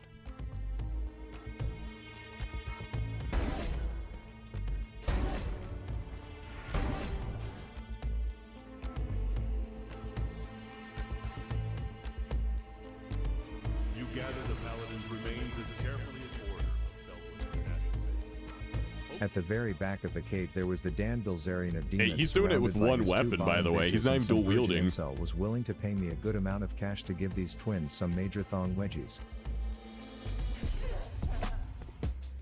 Yo, what's up, Carter? Yeah, so the lore of Rav's rogue is it's a one-armed rogue. So he only has one weapon. Like, you can even see it in the title, The Tale of the One-Armed Rogue.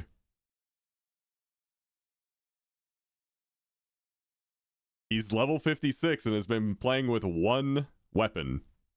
He's not dual wielding.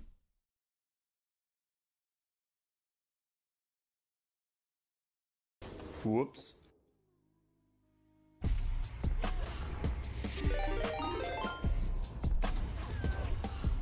Acid K, thank you so much for the raid. Welcome in, everybody. We're just chilling, waiting for the servers to come up.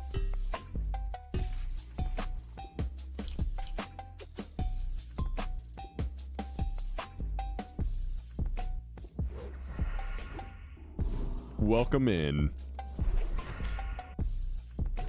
Get cozy, take a seat, get something to drink, and let's all wait for the But servers while I to come was up. proving that no castle or cave could take me down, a crusade was about to send a ripple through our one and only Fang.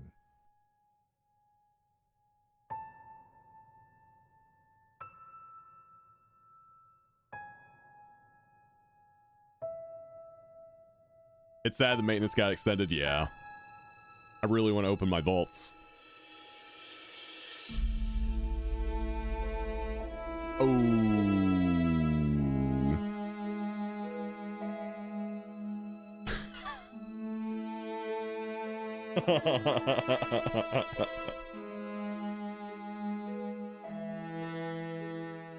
Seeing as Yeah, it's my Classic's thing to down, like, avenge all my day, teammates, I initially 'cause vowed to declare Season of war Discovery's against these coming out. scarlet shitters by vandalizing some of their property. I know, it's so sad. Good night.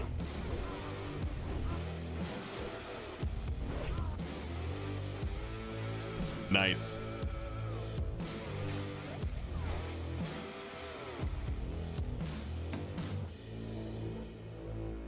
Here, let me pause this for a second. Hey Rob, if you're doing some viewer keys in a bit, I'd be down to tank, heal, or DPS, unless you do the really spicy ones like 12 plus.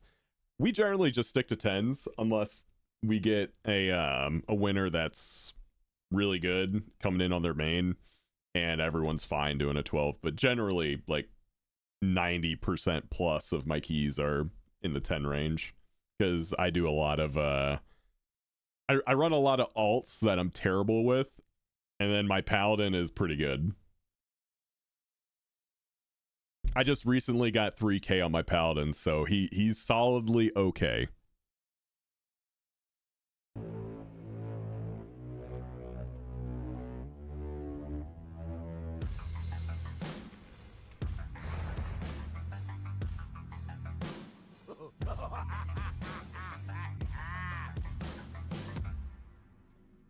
But it turns That's out a the lot of leader I was 80s. avenging wasn't the leader anymore. I have been fully made aware that I am not fit to lead this guild, having died a dog's death. I will step down as guild leader until I once again reach level 60. I could pull it, but I know everyone wants to be Tyler. So I am doing nothing anymore. I am done with all of it until I'm 60. So my notes, I don't need anymore. Tribute chest, nope. This is so sad. Done with all of it.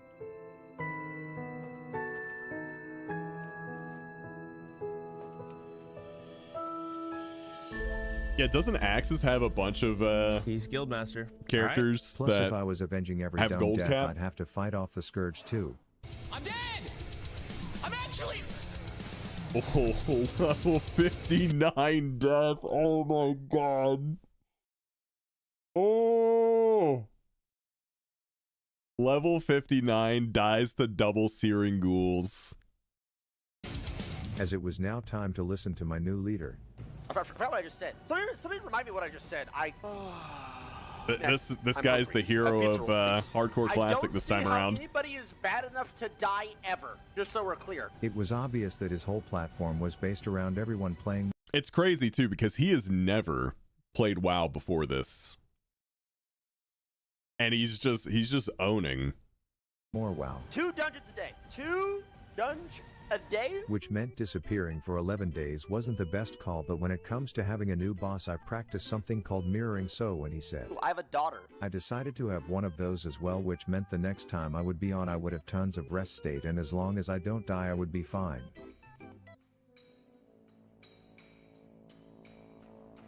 He might be, yeah. I heard he got someone killed.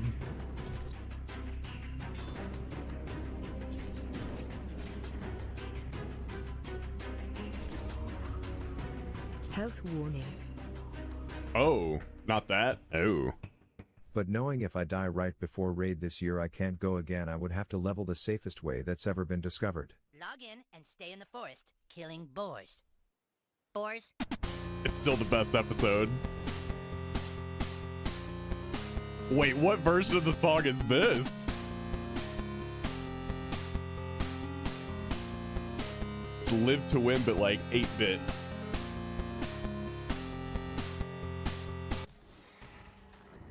Nice.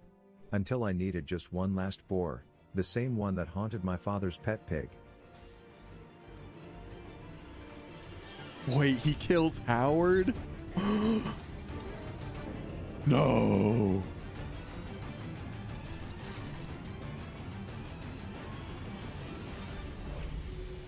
Level 60. He got to level 60 playing a one-armed rogue. And thus I single-handedly conquered my challenge, and there was just a few things left to do. The first was to end this self-found suffering, a curse that I put upon myself because of comments from a bunch of inept simpletons. But after seeing how fun a real rogue without these restrictions can be, it was fun. Simpletons. But after a curse that I don't know put if you guys upon caught myself that. because of comments from a bunch of inepts. Does that name look familiar? He'd been in the game since Vanilla WoW.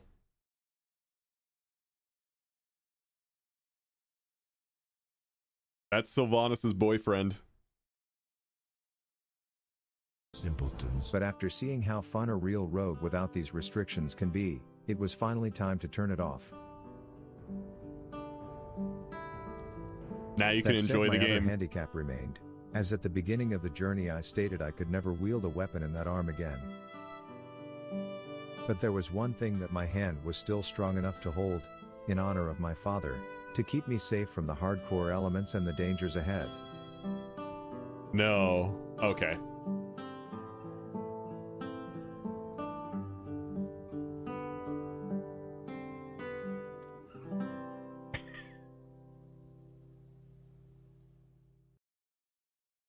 Oh, man. $1 breakfast burrito meal prep for fat loss. Yo, $1 breakfast burrito. I'm sold. Wait a minute now.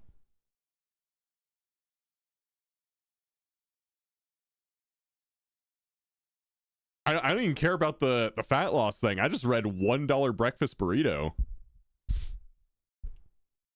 I'm curious how they have a breakfast burrito that costs $1, but I'm also assuming there's eggs in it. So how are you getting $1 of eggs in it? Is it like a spoon? Just a Contrary spoonful? to popular belief, you can lose weight without spending a lot of money while getting enough protein in to make sure your hard-earned muscle isn't lost. In today's video, I will show you how to make $1 breakfast burritos for the entire week that can be prepped in as For little the as 30 entire week? minutes Wait, and servers are up? Yeah, eggs are expensive. Yo, hold up. Let's see. You guys said servers are up? I see Froby online, so yeah, they're up. Get your ass in Azeroth. I'm hurrying, man. Relax. Video posted in 2005. Yeah, man.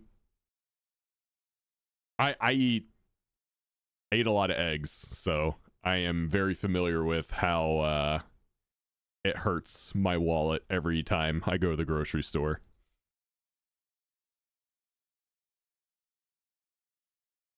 Raise your own chickens, unlimited eggs.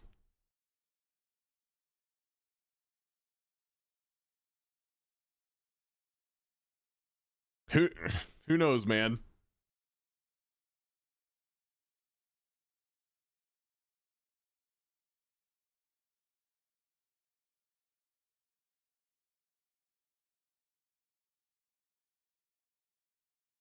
All right. We're back in.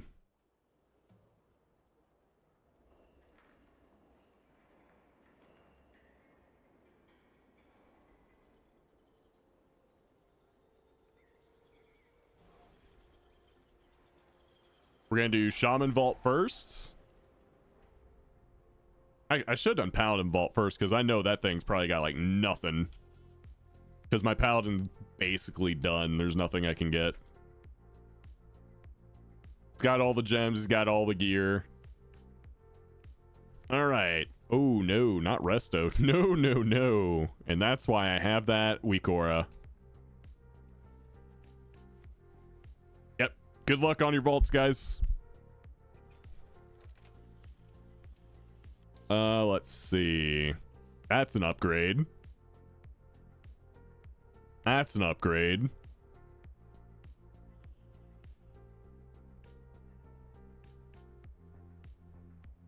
Probably not. Well, these would be better anyway. All right.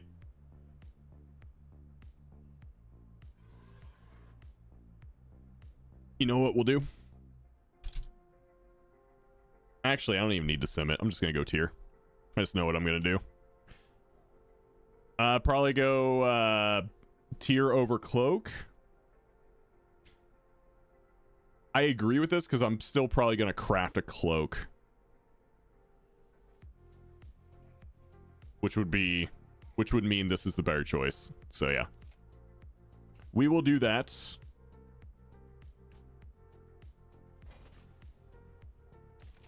Let's plop that thing on. And let's go upgrade it.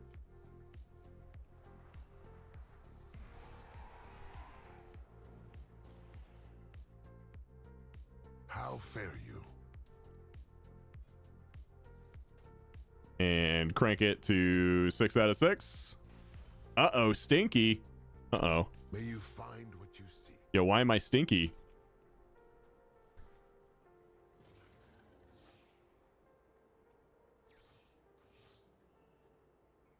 All right. Shaman got good gear. We're already off to a good start. Let's do Paladin next, because I am expecting nothing. Basically, Paladin has to get something I've already got with like a tertiary stat. That's basically all I can get. Brenna, thank you so much for the 16-month resub. Thank you, thank you. Thank you, thank you. All right, what we got? Oh yeah, I've been opening these as prot lately, just because I'm just done on Ret. I don't think I have a mythic weapon for, or sorry, a myth weapon for prot. Yeah, it's all, actually no, I do. Okay. I'm pretty sure I don't have a myth shield, so I'll take that. Just in case I ever feel like playing prot. My Boomy is in full bis, except a mythic spy masters. No vault excitement. Deflates the game for me. Yeah. Vault definitely loses value the longer the season goes. For sure.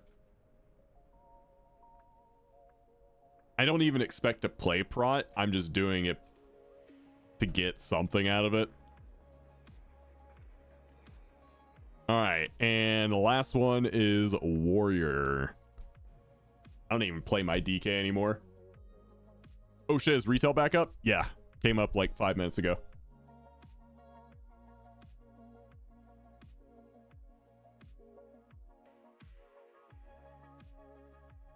Oh, interesting.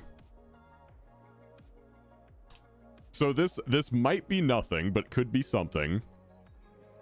But we got a tweet here from Mr. GM. Apparently, people are receiving emails from Xbox regarding Game Pass, and it has a console icon next to Plunderstorm.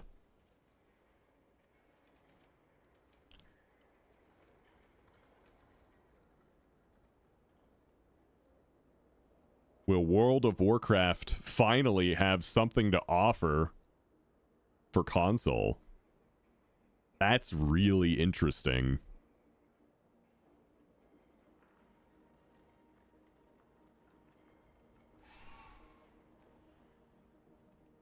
It starts with Plunderstorm, but if they do that, I bet they expand it over time. I wouldn't mind playing it on a console.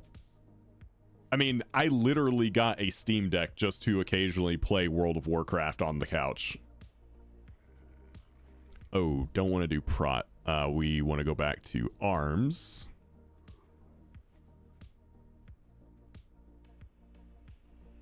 Would players pay a $15 sub to solely play Plunderstorm? Oh, probably not. Holy shit! My warrior just opened a vault with sack and shard. What the fuck? Okay. Well, I already have a myth sack and a myth mark of Cardros on my warrior. Dude, are you seriously gonna make me not choose a trinket? Because I can catalyst the chess piece into myth. I mean, I've already got 2 myth trinkets on the warrior. I mean,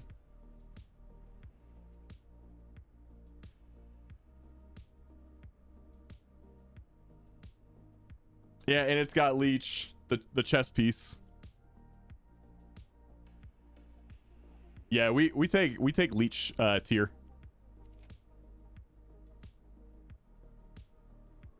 Sent you what I got. Let me see what you got.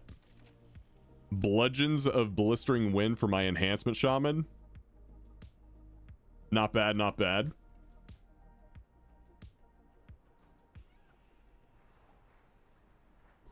Who's your friend at Blizzard? My dad used to work at Blizzard.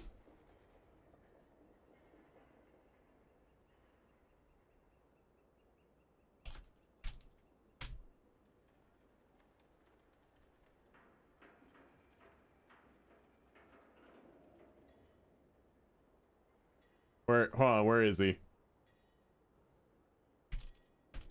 You guys remember the president of Blizzard from a few years ago?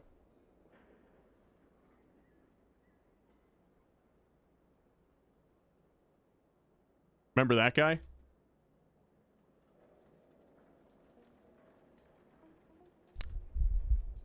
Clearly my dad. My dad is Blizzard.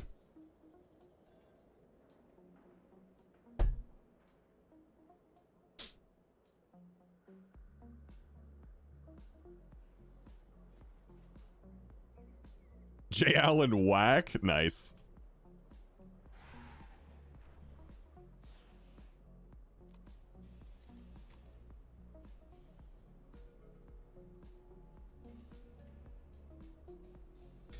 When I worked for them on Call of Duty, my WoW sub was $10 a month. Oh, that's kind of cool.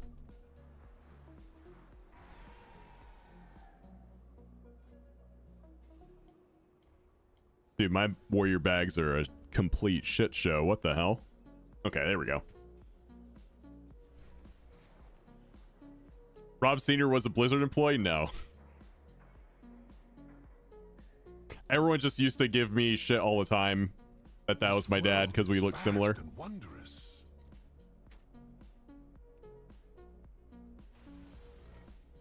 Stay vigilant. All right. Let me get on my pay to win mount real quick. I think it's more than just your bags. Was trying to make a pirate software joke in there. I'm not a roach. Sorry. We don't roach out.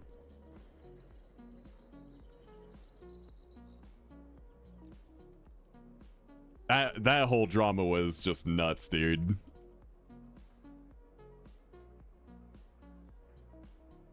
All right. We enchant that. All right, we're good to go. We're insane. We're gaming. Do I want to play warrior to start or do I want to play shaman to start? I'm good with either. What should we start with? Prefer a roach over Yamato any day. I haven't been caught up on all the new drama, so I don't know anything about Yamato. Roach out.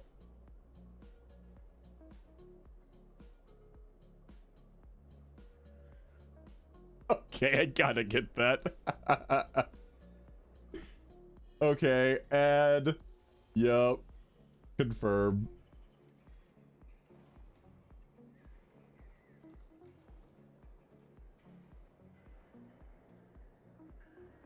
All right, we'll start with warrior. All right, so here's the deal, chat. I am going to go ahead and post a group. We need a tank, we need a healer, and we need 1 DPS. So if you want to come help out with keys, go ahead and sign up there, and I will be right back.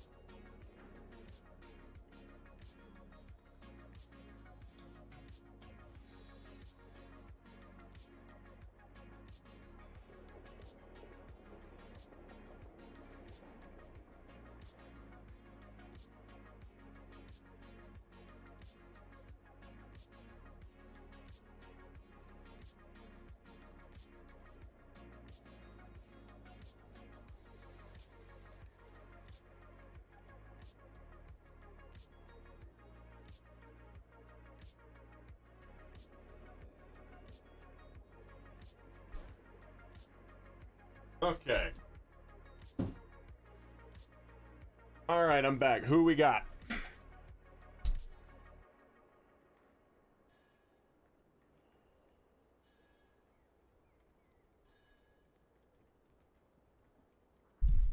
What gamers we got ready to game?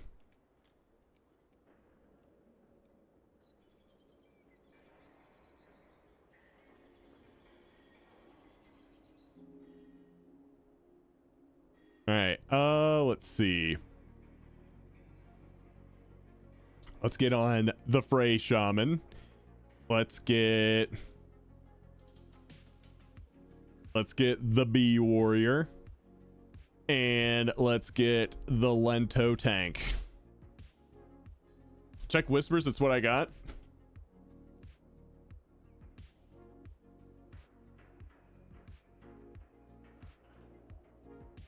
Pretty nice. But I also got this.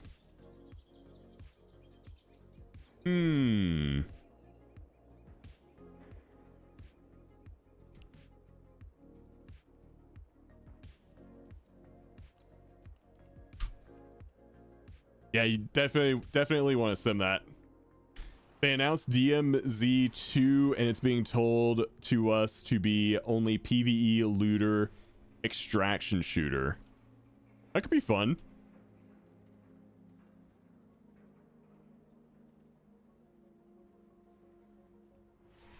Nothing wrong with double warrior. I could go on my shaman too. Just to mix it up a little bit.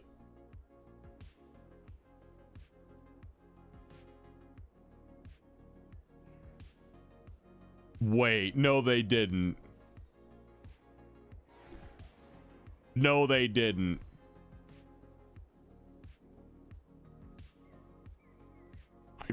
Props to them. Like, holy shit. All right. That's an S tier move. Okay, chat. Keys are starting up once again. If you'd like to join us on the first key of the new week, go ahead and type Rob Keys in the chat. Yeah, those look juicy, B. Those are some juicy bracers. Dude, I need to get the same thing made. Like, exactly those. Heroes of StarCraft. The Great Dark Beyond mini set. I'm just gonna Control F Roach. Oh, it's not on there.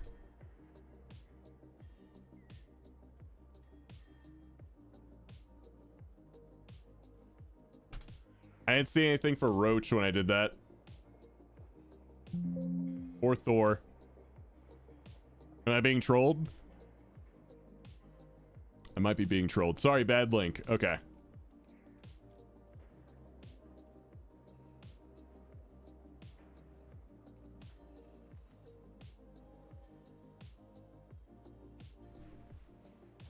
I'm getting roached, man.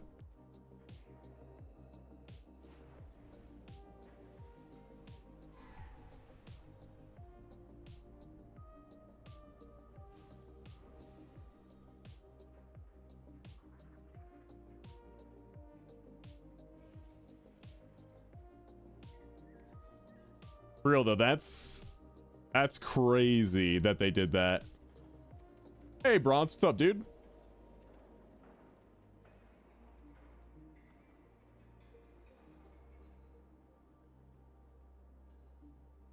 So they did make a Roach card.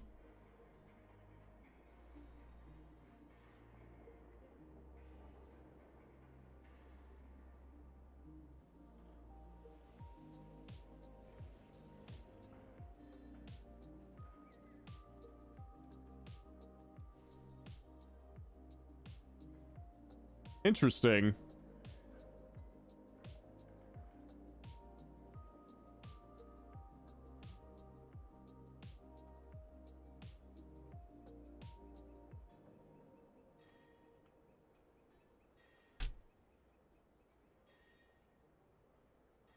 It's just coincidence that it's called Roach.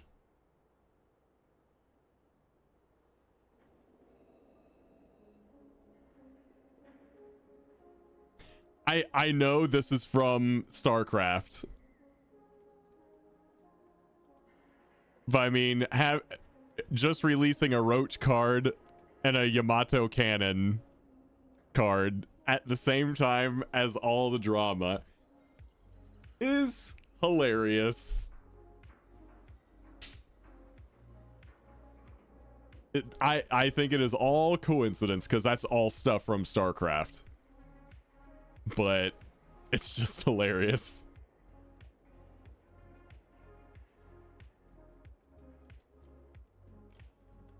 All right. Let's go ahead and pick our first winner of the day. We're going to be bringing in Thunderdome 29. Thunderdome 29. You are up, my friend. Thanks for phoning your dad for me, Rob. I got my myth track sack for off spec. You're welcome anytime. Happy to help. That's how I get my streamer loot.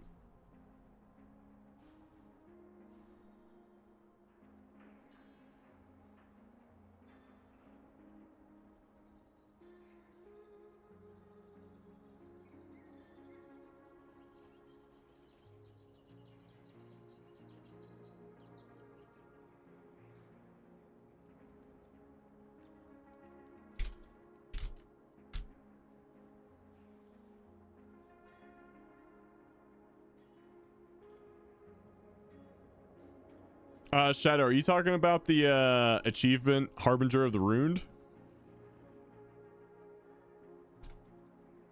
Equip an item of at least item level 636 in every slot.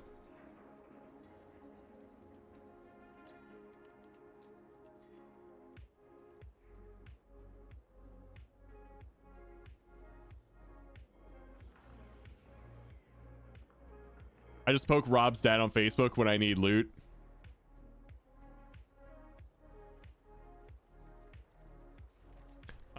Re-roll it. Just realize it's 4 a.m. Okay. Let me re-roll it. Fonzie Fonz, you're actually up next. Would you like to come do a key? Other than that achievement, I don't think there's anything for hitting 636. Maybe there is. Let's see here. Tickety, thank you for the follow. Welcome. 0 BLP win. Yo, sometimes you just roll a natty 940. No boosts. You just roll high. 4 a.m. I mean, yeah, it's early in the morning over there in Straya.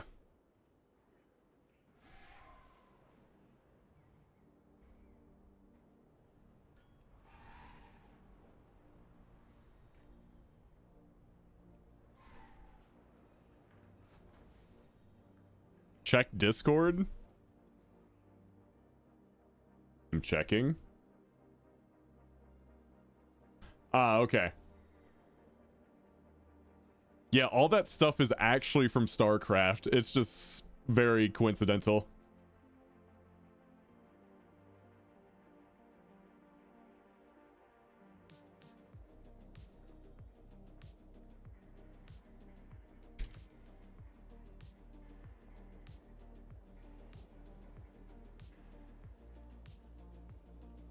Coincidence.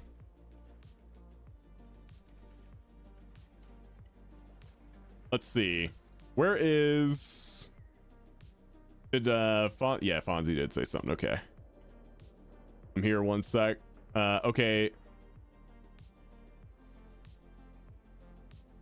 Logging in now. I was on a different game. Yo, what game were you playing?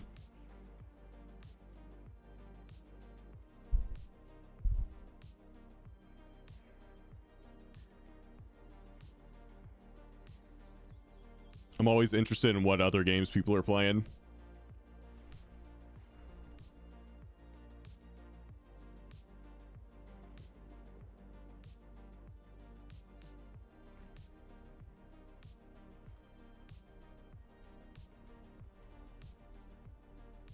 I'm usually playing Marvel Rivals or was that Cursed?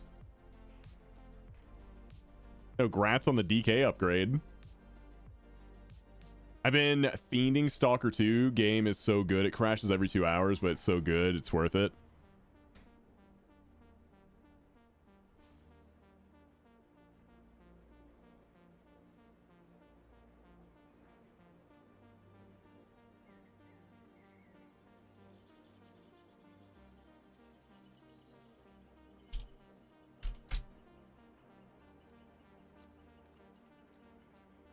Rob couldn't guess what I'm playing. You're playing ZZZ.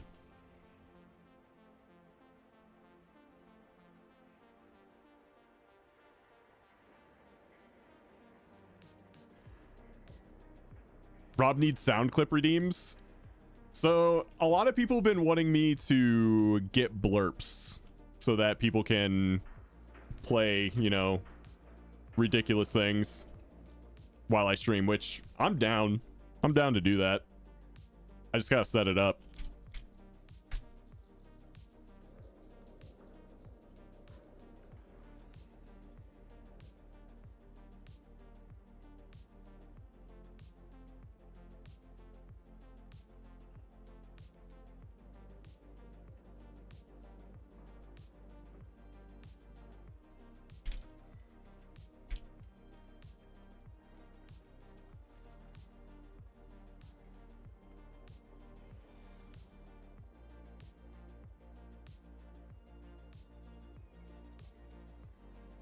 Oh god, Triple Warrior. Yeah.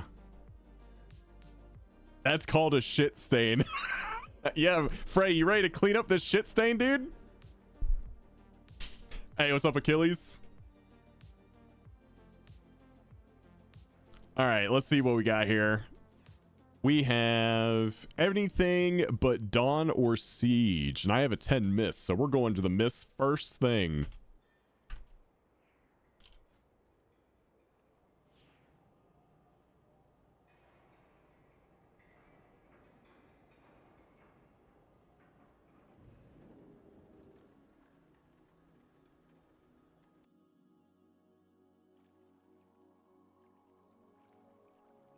Yeah, you have to make some guardrails for it.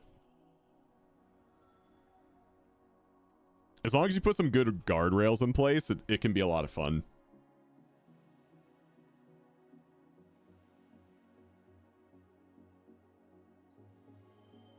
No guardrails, just ban people that go too far.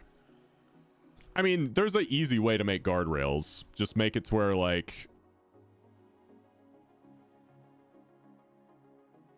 there's probably like a time frame so that you can't literally spam it, and you can make it like 10,000 channel points or 100 bits or something. That way, just by resources alone, people can't spam it.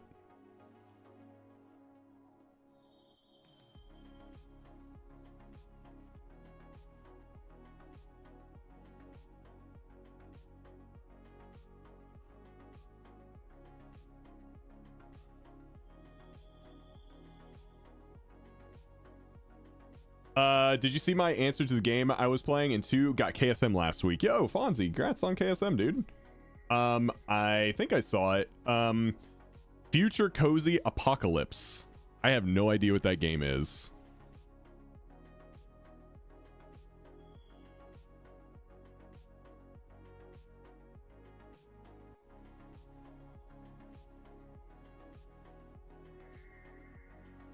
Also, if the double warrior or triple warrior thing gets out of hand, I can always just switch. I don't mind.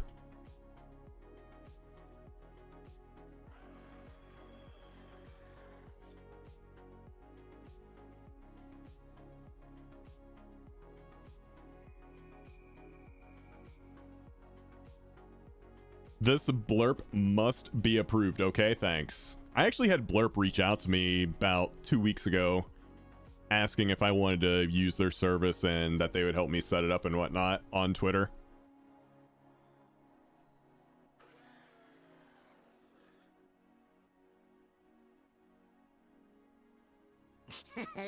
Many deals for a friend of the Grummles, like you.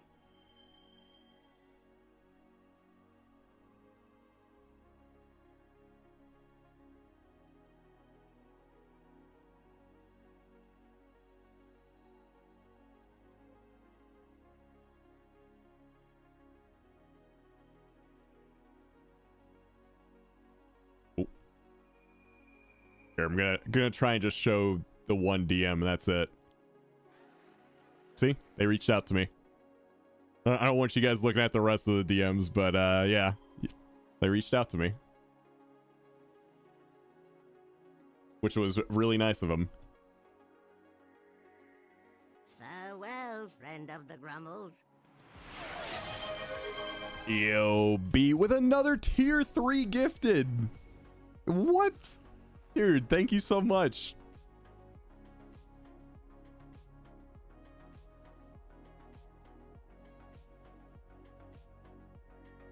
Just that kind of day. How many is that?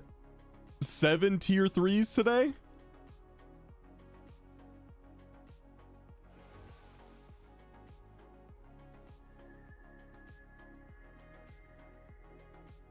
That's nuts, dude. 6? Damn, man. Thank you.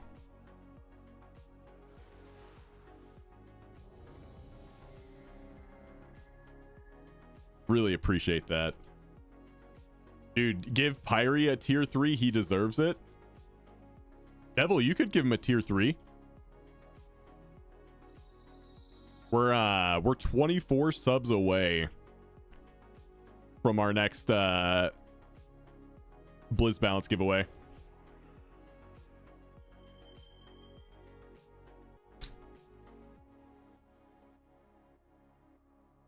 Yeah, Devil Boy, hook him up.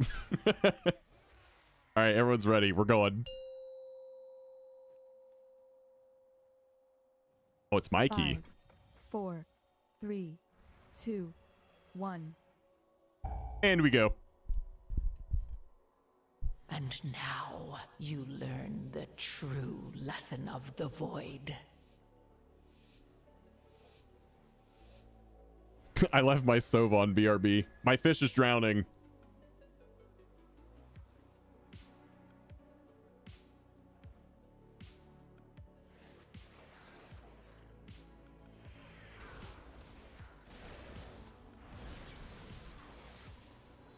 All right, how do I play warrior again? Frontal. Kick.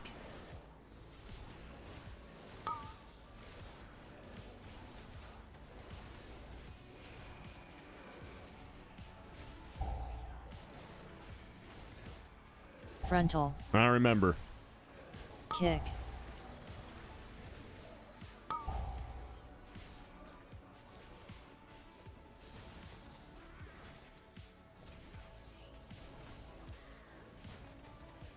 Frontal. This group might be a little too brown. Yo, what's wrong with warriors?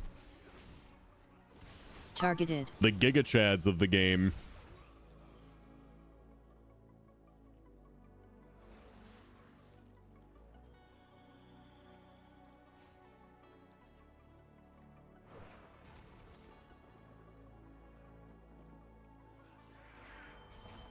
Inevitably, the void consumes everything. Oh, it's Dispel Week. Kick. Kick.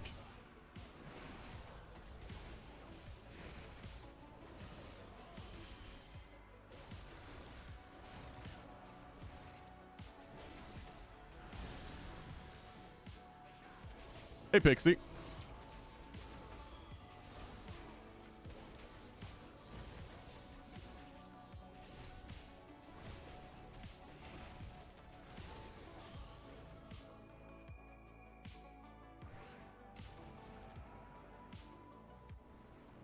Rob's trying to land that UPS sponsorship. Yo, what can Brown do for you?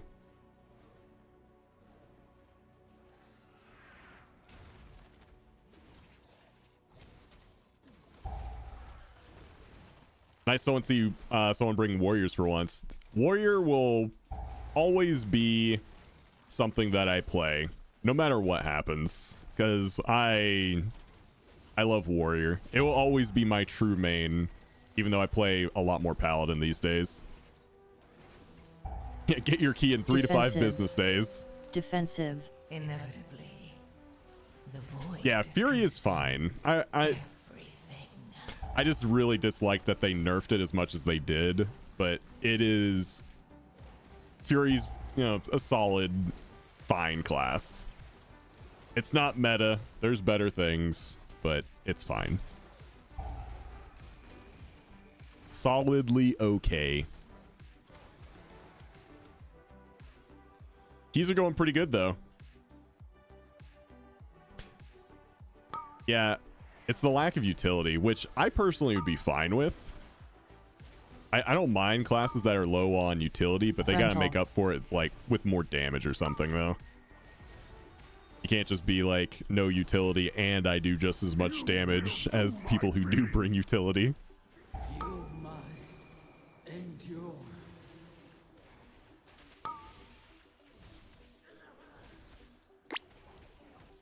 Frontal.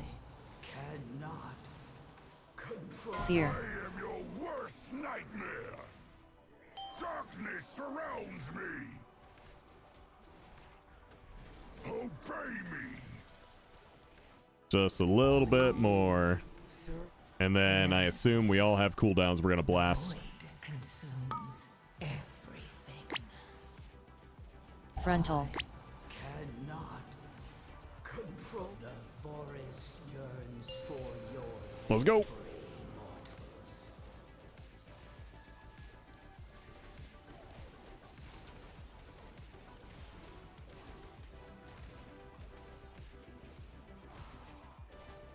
I will break you into splinters.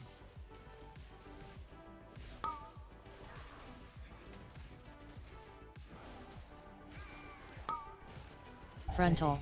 Don't talk about warrior damage, you'll get them nerfed. Nah, I'm just unafraid. Whatever happens, happens. It is what it is. Survive this.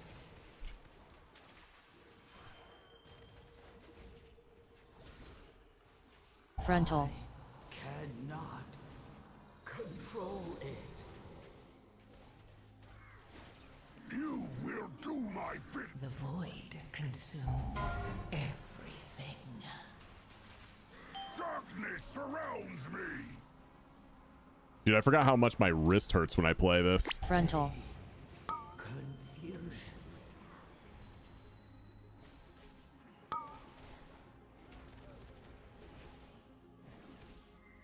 Obey me. You must. The forest yearns for your victory, mortals. How is the vault?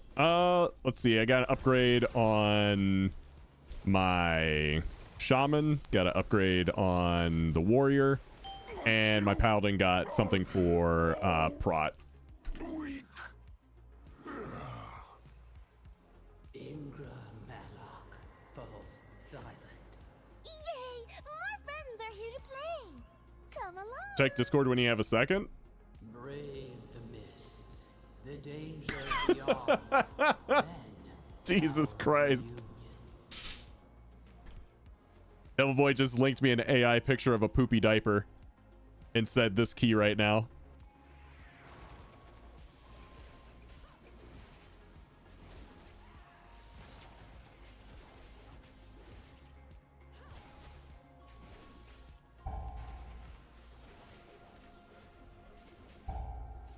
Inevitably, the void consumes everything.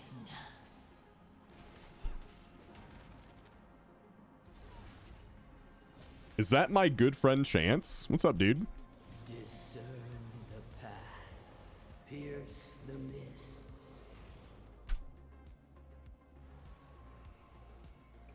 Fellow classic enjoyer. Through the mist. Choose wisely. Stone and Working on getting warrior nerf. Keep up the good work, man. one does not Bleed. belong. Honest day's work. You must follow.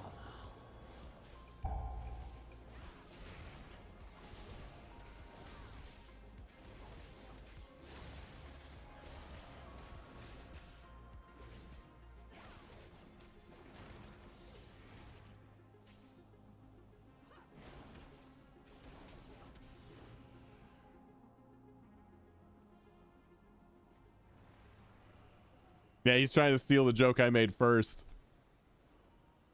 You did it. Good guess. Listen, you're both wonderful, okay?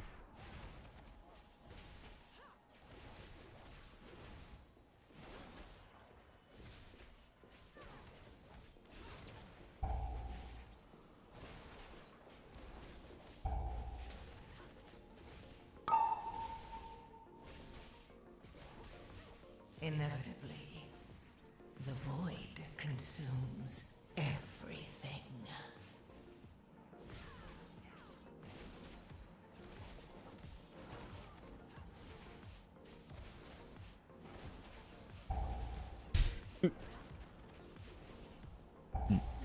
Yep, I agree, Tim.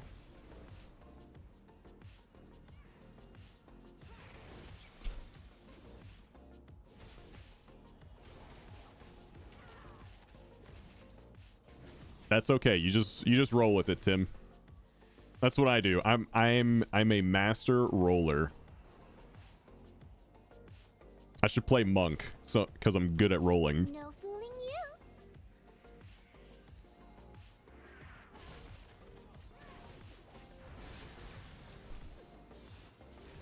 Like I baited that joke. It's just that easy.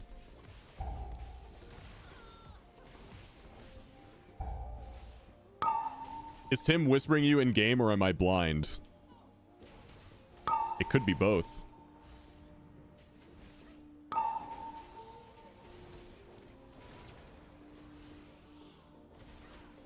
Who is the master baiter here?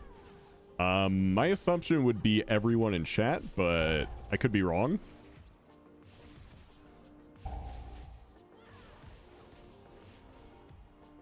Inevitably, the void consumes everything. Hooray! You're almost there.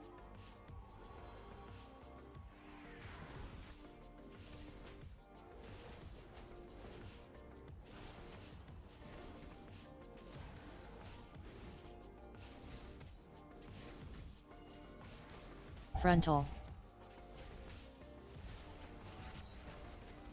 Good pings, Frey.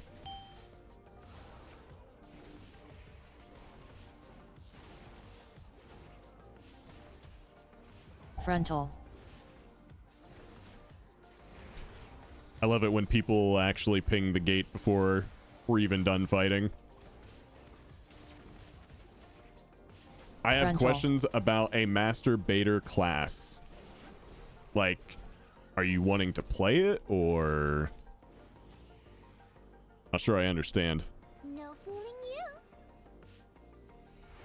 Oh, I didn't mean to hit that. That's unfortunate. Well, like I said, we roll with it. Just make it work.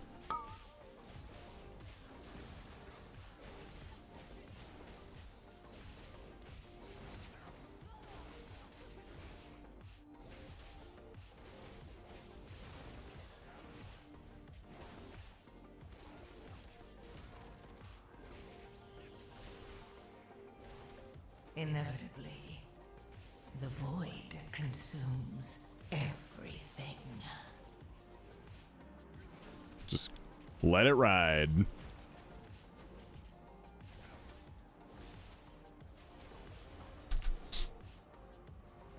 I'm going to PTR that class here in a few. Keep up the good work. Hooray! You're almost there.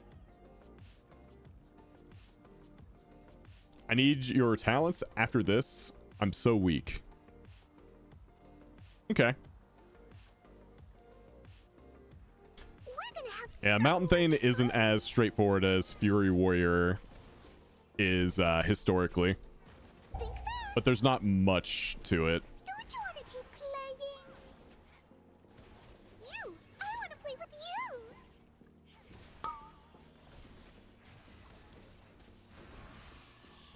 Think fast! Aw, are you feeling tired?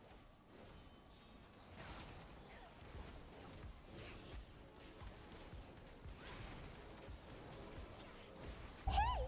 Catch! A us is not like the others. Is it the filled one? Yeah. Bet you can't dodge this.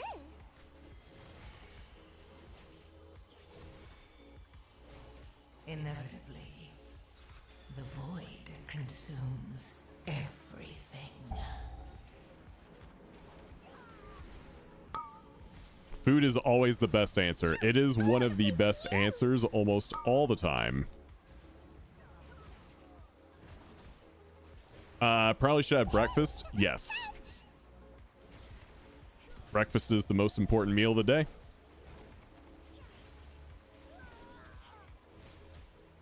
Especially if you can have some eggs. Will you play with me? Pretty please. Bet you can't dodge this. I'd eat eggs every day if it wasn't so expensive. I love eggs. One of us is not like the others.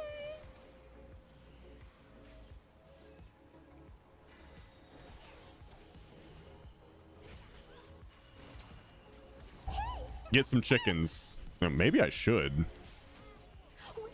Inevitably, the void consumes everything.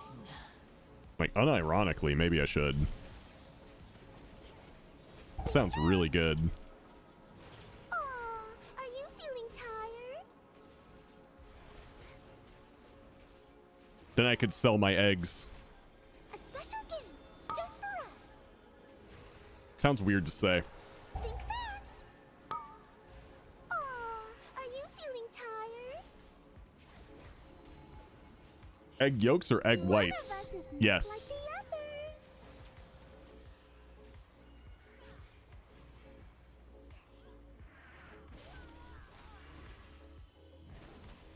Think fast.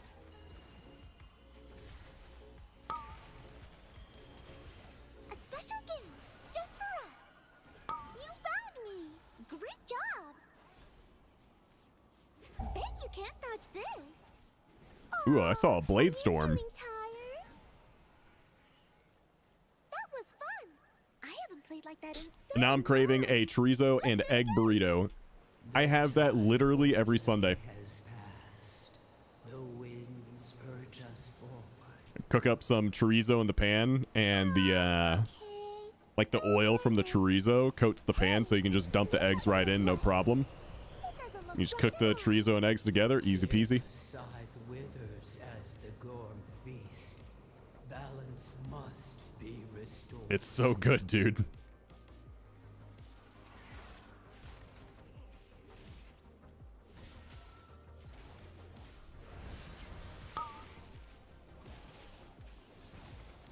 Defensive. Oh no, I've never had a raw egg before, ever. Dude, I got raised where, like, if you had raw egg, you'd get salmonella and get real sick.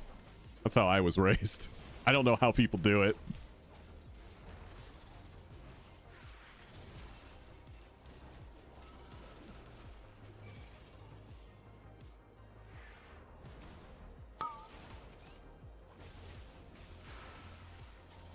Defensive.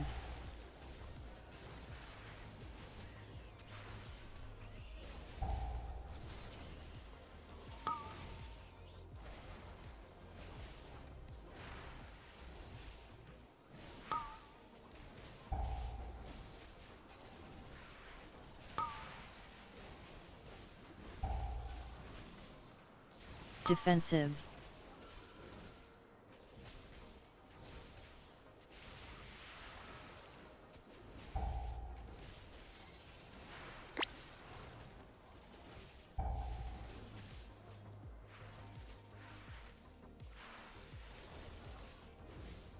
Inevitably, the void consumes everything. Whew.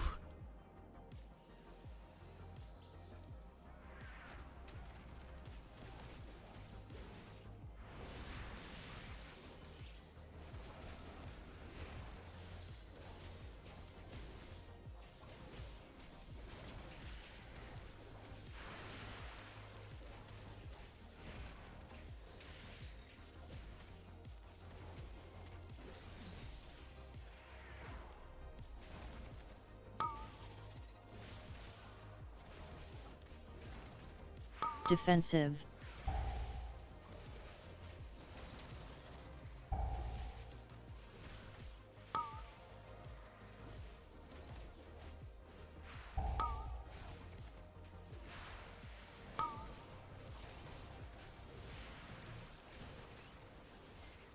Eggs are too expensive now. It's one of the Defensive. few things that I will kind of knowingly spend a premium to get. Even though, yeah, they are expensive, but The void consumes everything. it's something I feel like I just gotta have.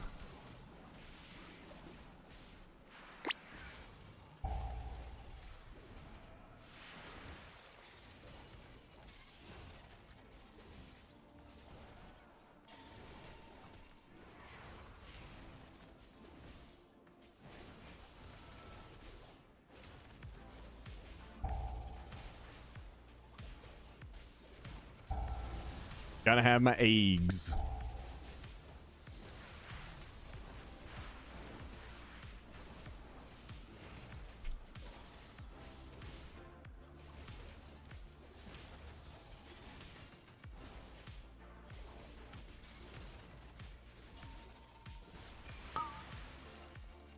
Defensive.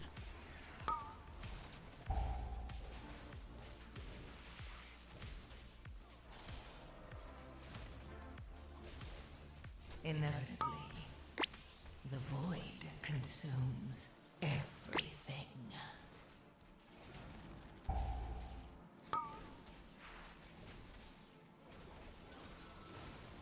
Defensive. That's what I heard too, Tim.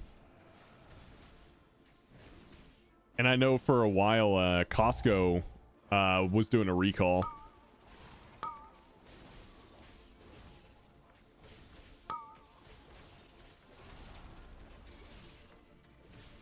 Defensive.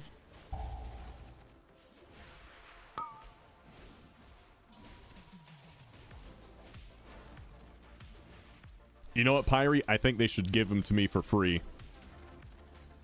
I want my free eggs.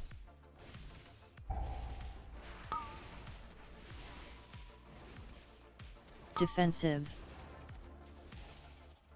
Inevitably, the void consumes everything.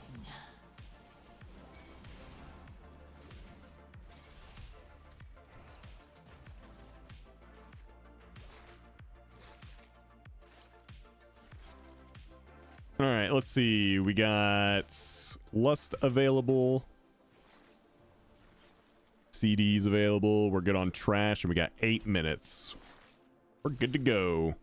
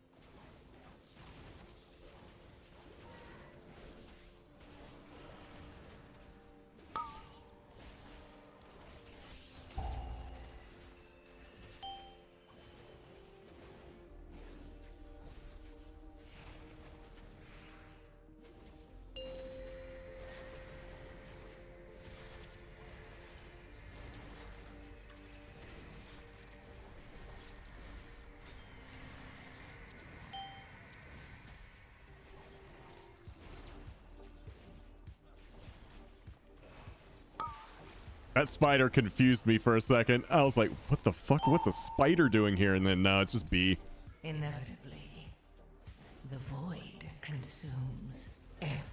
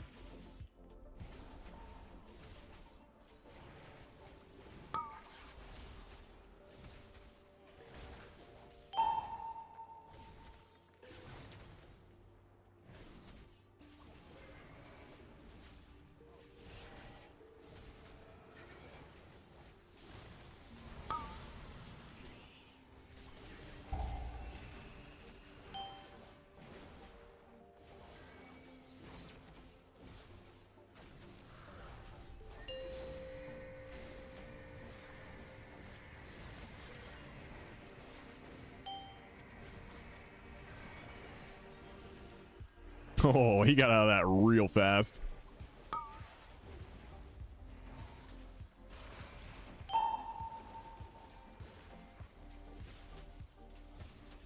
Oh, Rob, what 14 did you get? Oh, I have no idea. I'd have to look.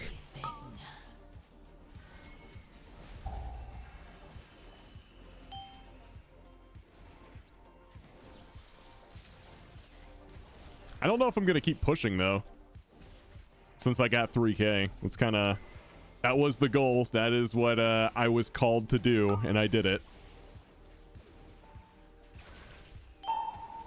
I told you that you were destined for great things.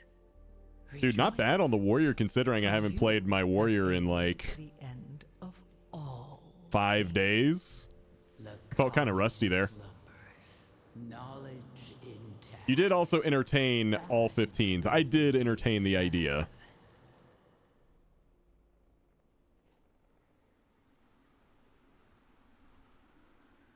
Short little Rob War needs to pick up the damage. Dude, I don't even have both embellished items on my warrior.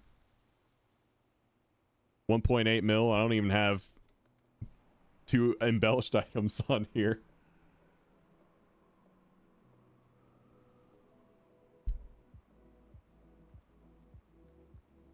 I do a lot with a little.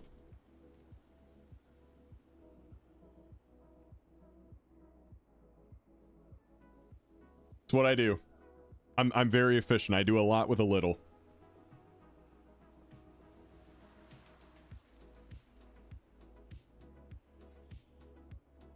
Like, I'm still using these bracers. I don't even have the crafted bracers.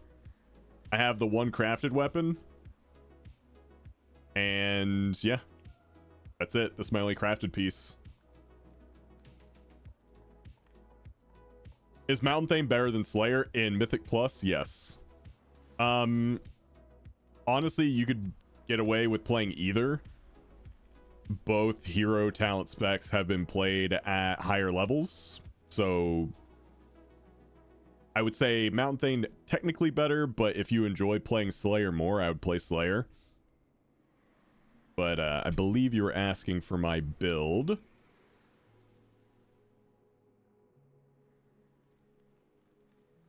So let's do that. Well, Raider.io doesn't want me to share it, so hold on, let me reload.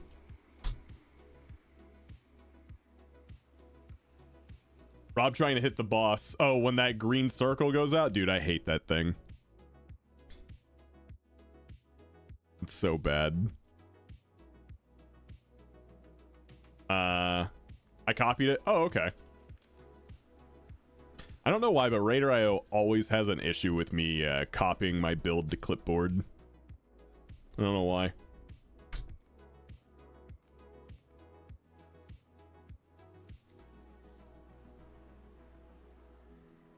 Interesting. Spell Reflect Essentials had an update. Watch the video. It's 27 seconds. What the? All right, hold on. Big head, little arms.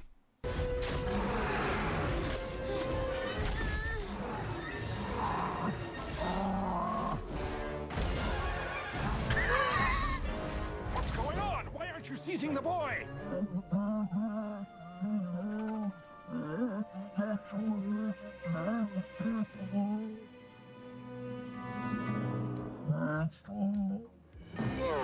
Stupid, stupid, stupid! That's chat. The guy saying stupid, that was chat.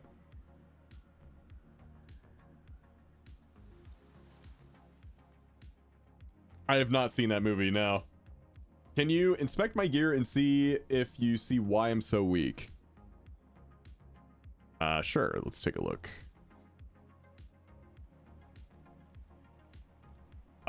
I mean, right off the bat, I would look into getting your sword to 636.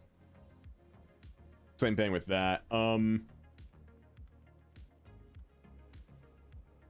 What's your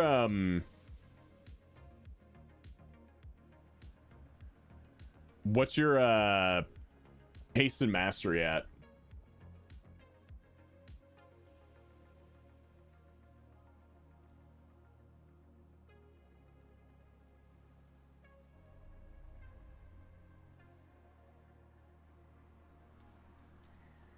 I would get rid of the Thunderlord crackling citrine too for Stormbringers. Let's see. Haste is 26%. Mastery's 31%. Mastery's pretty big.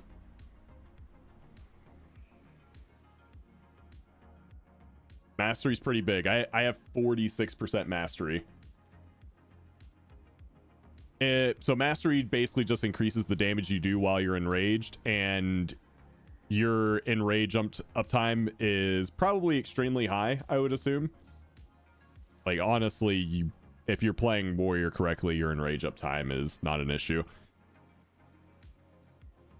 And your trinkets definitely aren't ideal. Yeah.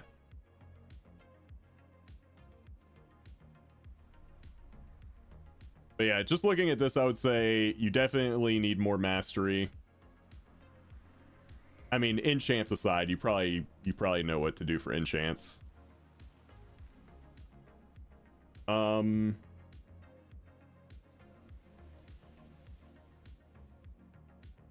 Yeah.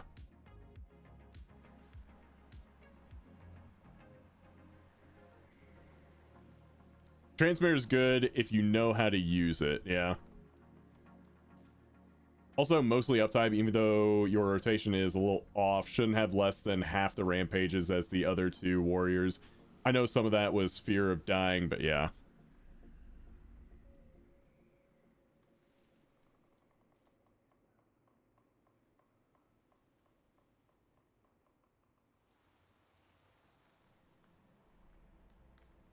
But yeah, look, it looks like we almost have identical damage breakdowns. Also, looks like you're using Odin's Fury, I saw, and Blade Storm. Yeah, as a mountain thing, you don't use Blade Storm, and right now we're not taking Odin's Fury. Sounds like Slayer build. It might be. Let's see. Yeah, it's Slayer build, which is okay. Yeah, never mind the thing I said about Blade Storm. You're Slayer.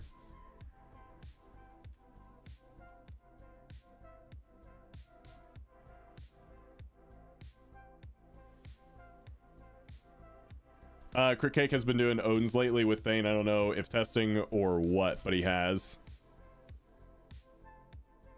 I hope we don't go back to having Odin's Fury as well. I felt like Warrior had too many cooldowns before. Like, having Wreck, Avatar, Thunderous Roar, Odin's Fury, and Ravager, like, as well as your damage rotation, just felt like overkill. Like, just too many buttons.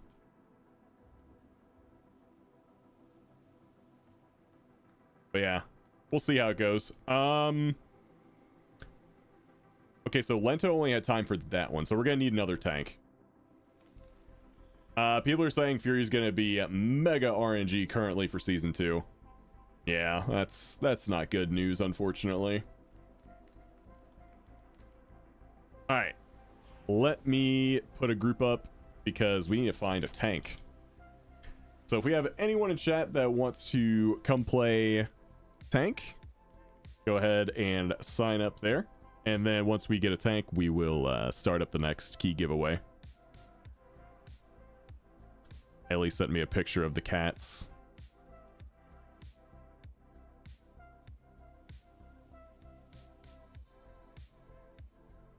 Let's see if this actually works. Ugh. You can barely see it.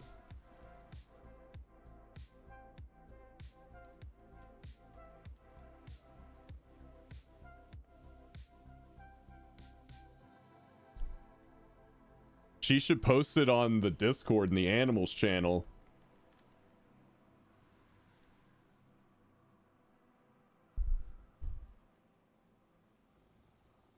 That would be ideal. No. Fine. Be that way.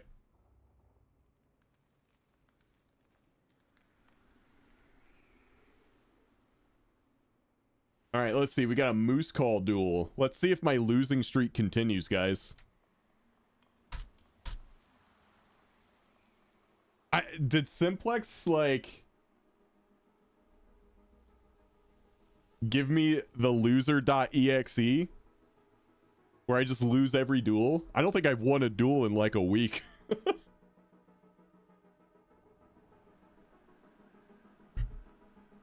How about you post these nuts? Do you want me to post that on the internet for everyone to see?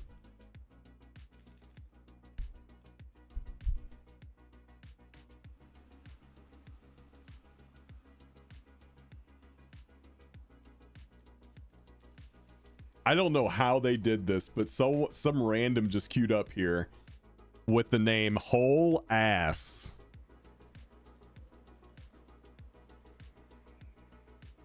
They got the name Whole Ass. That's funny.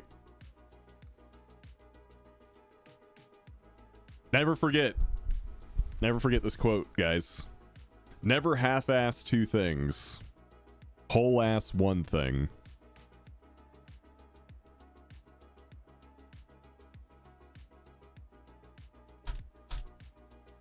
All right, I won a duel. Okay, it's not broken.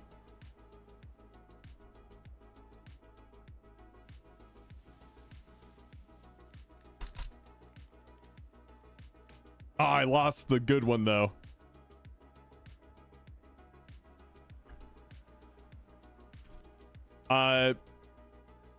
Yeah, whatever signs up first. Dude, Frey, I'm still too short, all right? Be nice. It's a channel point redeem, Froby. So you have to go into the channel point rewards. Invalid wager. Oh, I think it has to be a whole number. Yeah. Okay.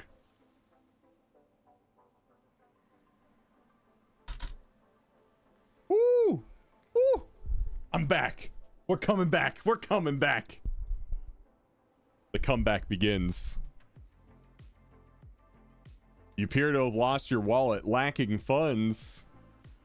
He's trying to gamble with money he doesn't even have.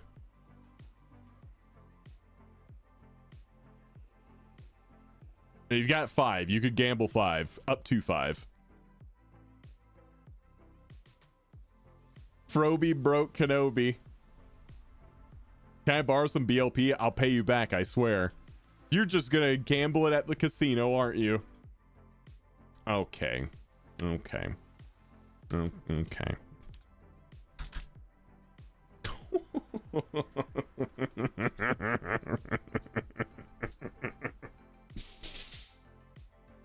I don't care if I lose the rest. I won the one that mattered. It's a good day, ladies and gentlemen. It's a good day. I know what you're referencing, Hairclog, and that is a funny blooper from Parks and Rec. Oh, I'm on a roll now. Let's go.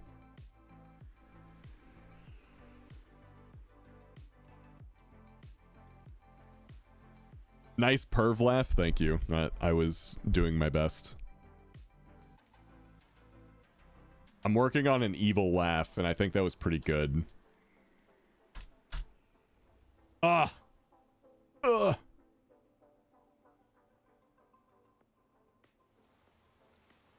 No, my streak, it's gone. It's over. All right. We bring in Shadow Moon. Oh my god, another one. Random killer. I'm dying a death of 1,000 cuts. Everyone's attacking me. I'm a raid boss. What is this? You said you'd eat this. Cooking dinner in a snow cave stove stops working.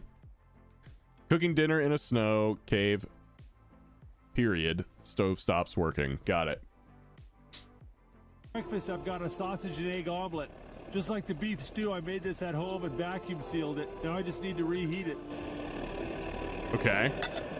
My stove keeps going out. I think the head's gotten dirty.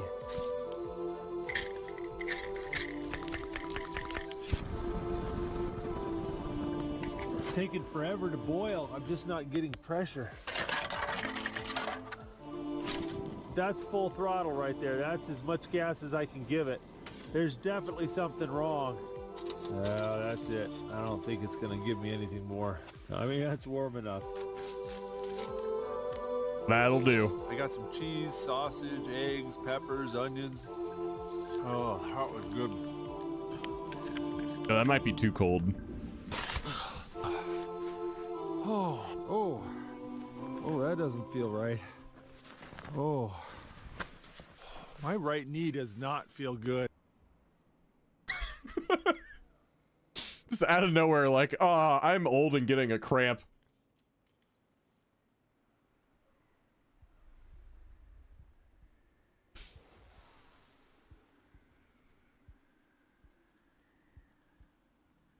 All right, let's see. We need to make room for our next winner, so let's clear some space and start up another key giveaway. All right. If you guys want to join us on the next one, go ahead and sign up now. Go, go, go.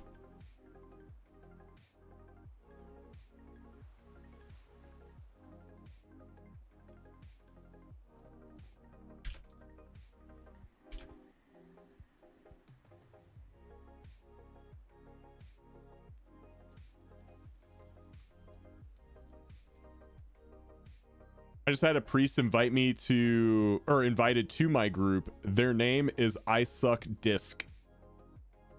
I had to really enunciate there. I Suck Disc. Maybe had an arrow in the knee. Maybe.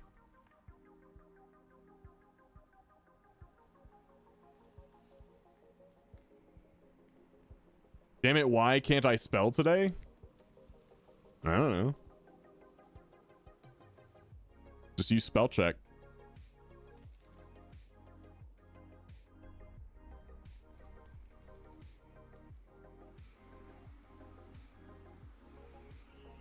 Can you lend me 20? It'll be fine. I swear I won't gamble it. I'll pay it back. Sure.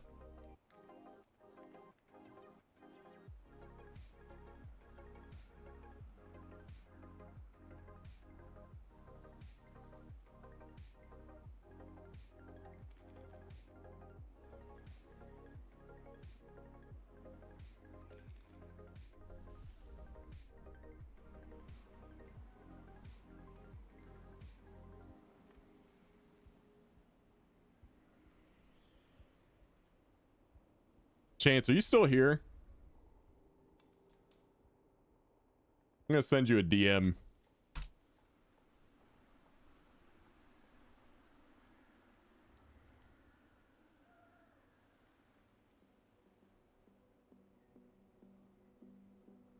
Is Chance still here? By chance. Good one.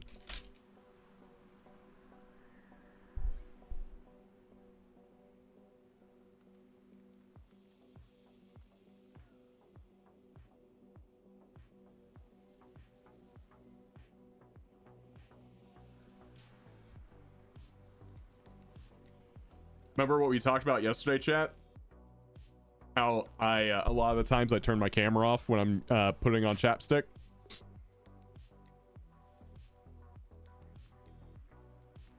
That's what I just did.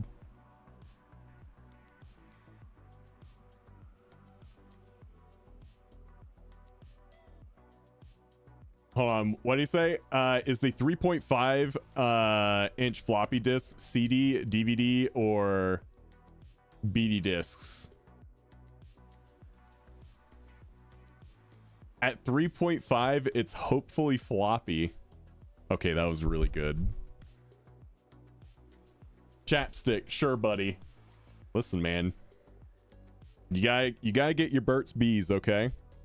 I'm not sponsored or anything, but I would absolutely take a chapstick sponsorship from Burt's Bees. That's one I haven't seen before. Maybe I should reach out. Wait, what's wrong with applying chapstick? Usually it's not good to be on camera, you know, doing something that could be perceived as suggestive, because chat may or may not roast you for it.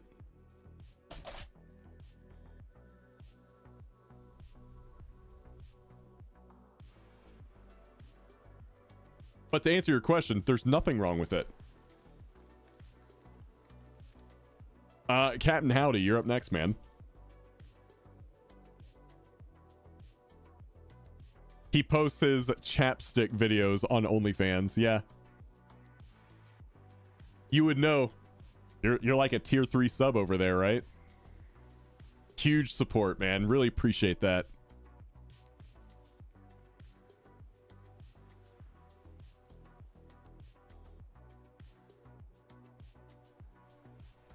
Yep, support my OnlyFans. Howdy in the community. All right. There he is.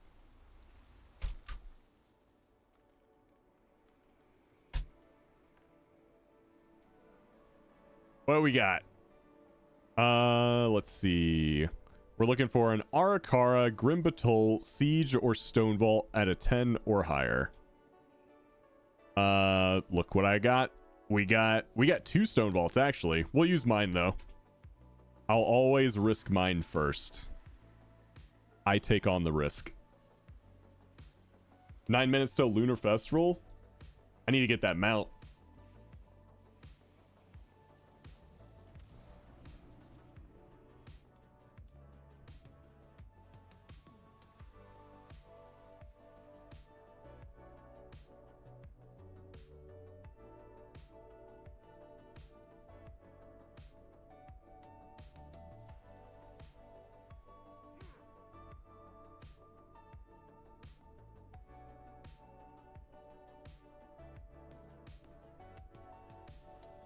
You should make an OnlyFans. It should have one video post on it, which is free, and it's a very long-winded talk to them like they're 2 years old video tutorial on how to pull up your Twitch channel. That would actually be hilarious. You know what? I could actually make this extremely low effort and just make it like an AI video.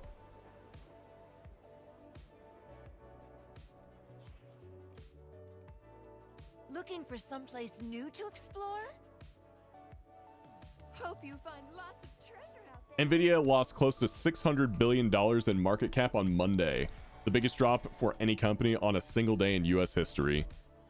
I saw that, and I heard a lot of people say that was an extreme overreaction to China unveiled their chat GPT, basically. And a lot of people are saying that was an extreme overreaction. Yeah, DeepSeek is what it was.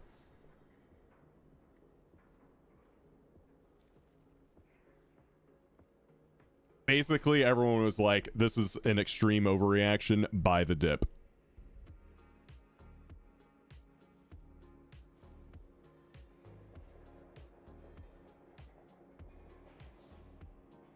I sent you a video, but you've probably already seen it.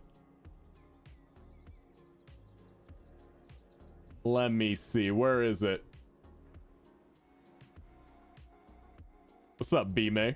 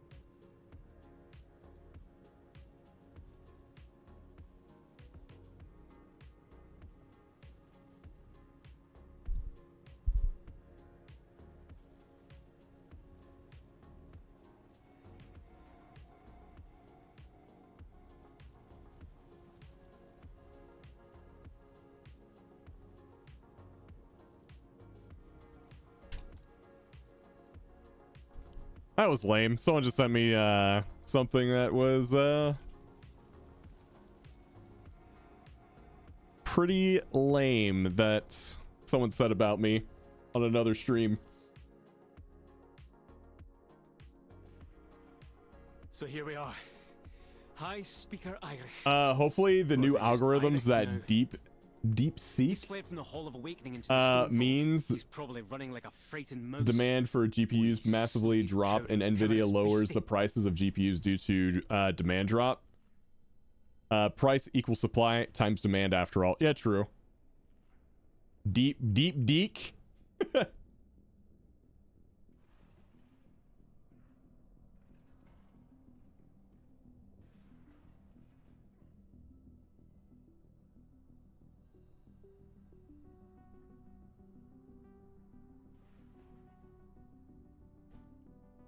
Rob, who?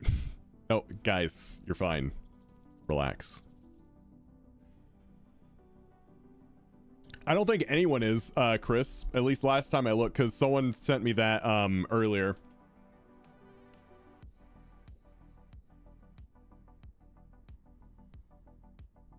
No, I'm not. You're right. Oh, more people are showing up now. No one was showing up earlier. Yeah, I wonder why I'm not showing up anymore.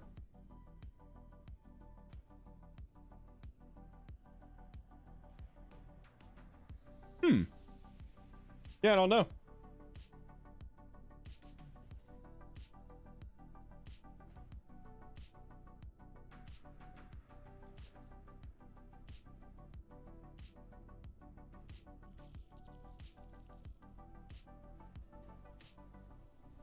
I'm sure it's just like a bug or something.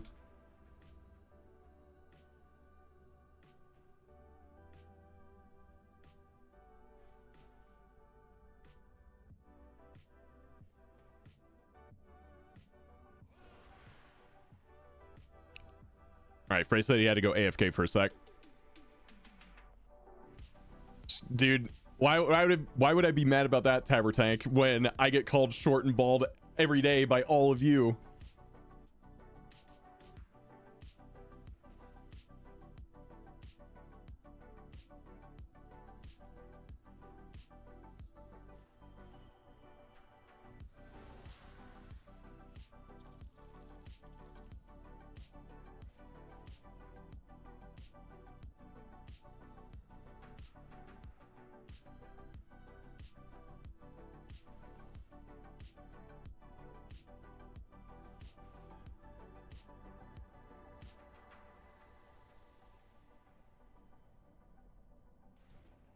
Hey, I only make fun of Sam. Can't make fun of Rob.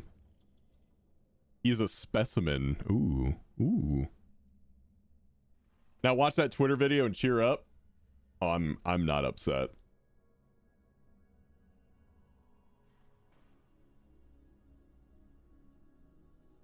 The biggest gameplay possible in World of Warcraft.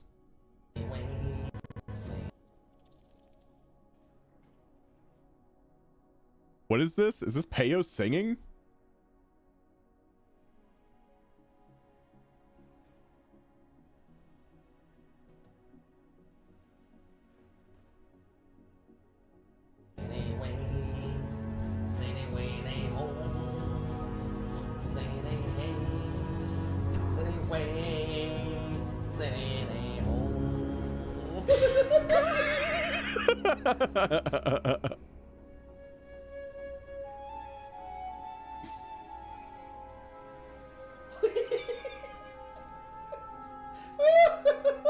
Alright, let's go! Focus in the lair with the flute!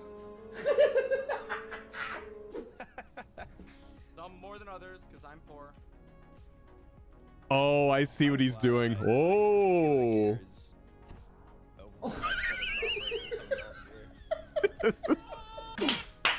Next! Yeah, it is what it is, my little piece of shit. Oh my god. And this is hardcore, right? It's all about the preparation, bro. Is this hardcore or not? Wait! No, wait! Ooh! Wait! I'm a son, man! That delete! Wait, I didn't need to distract? I'll send you right back to League, buddy. Have this one. No way. He jumped.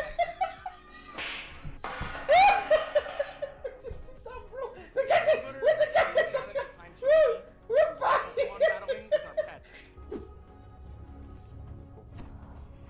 Oh. No way. Oh. Yes. He's still fucked up. Fuckers in the lair. Oh my god.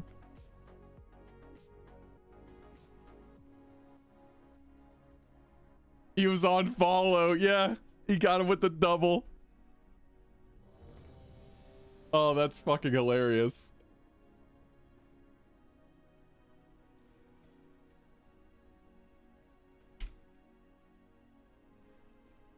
Oh.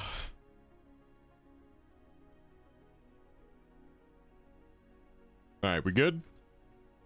We're good.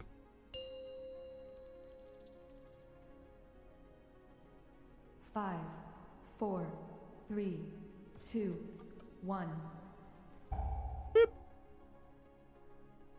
And now you learn the true lesson of the void. So here we are. High Speaker Eirich. Or is it just Eirich now? He's fled from the Hall of Awakening into the Stone Vault. He's probably running like a Fear. frightened mouse. Wee, sleek, cowering, timorous beastie. Defensive.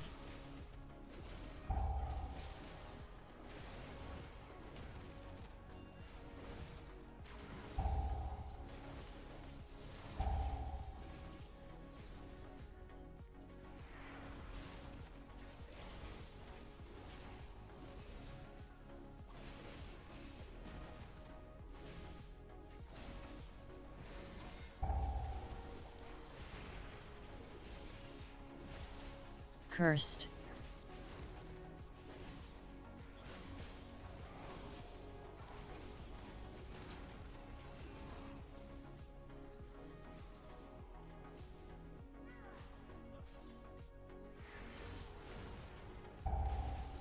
Fear.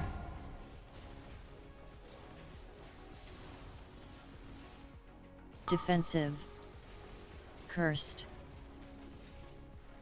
Inevitably, the void consumes everything.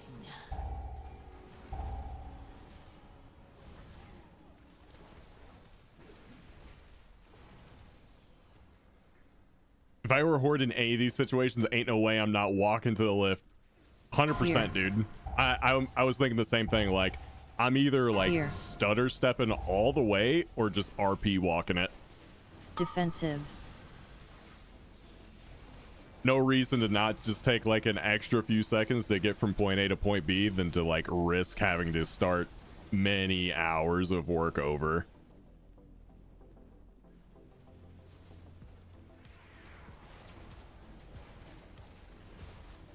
No shot.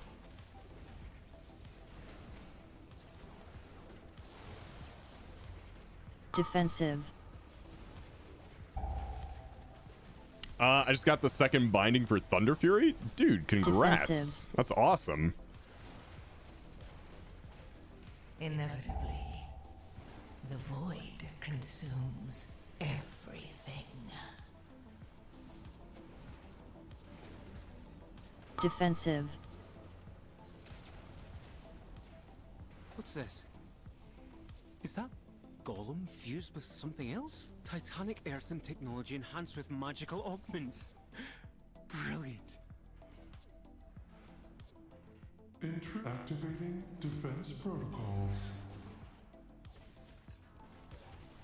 Seismic protocol activated.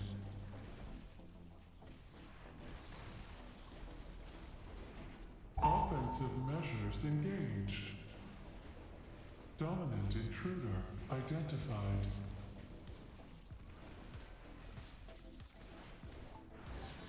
Seismic protocol activated.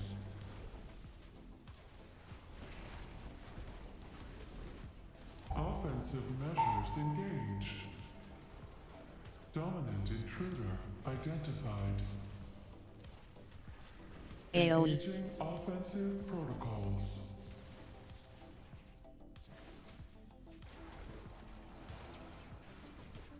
Inevitably, the void consumes everything. Offensive measures engaged. Dominant intruder identified.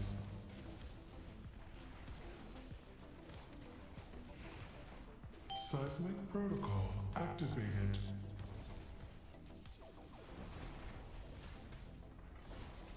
Offensive measures engaged.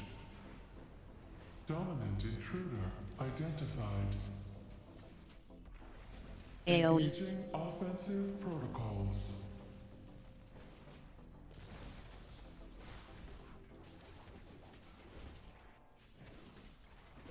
Seismic protocol activated.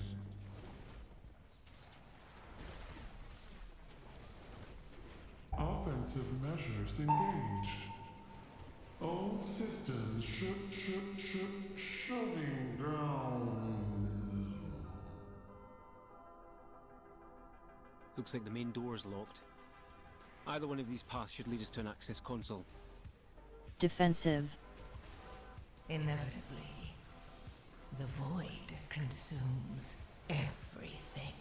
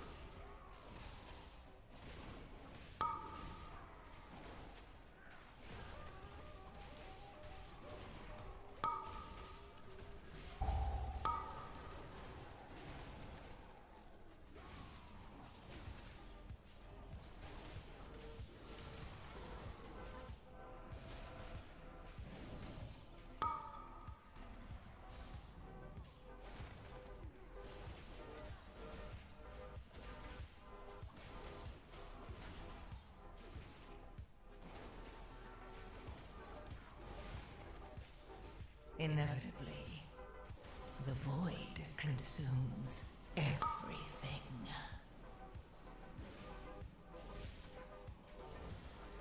Cursed.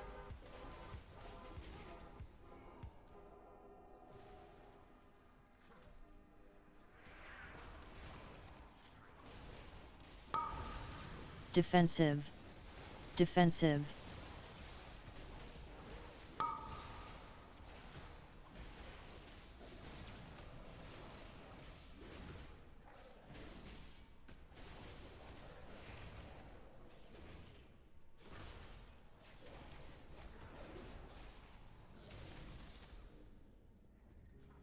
A golem fused with scarred and corruption? Fascinating. Defensive.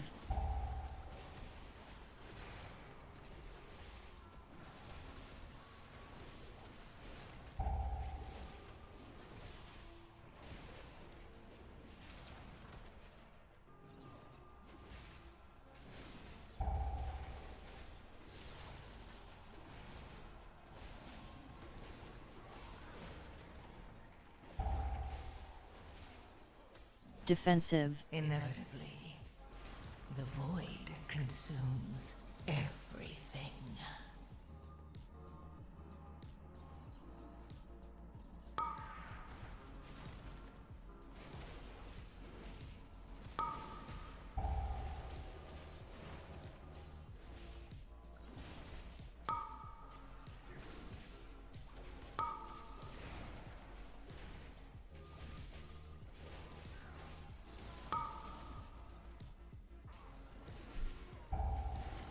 He's muted? Not anymore.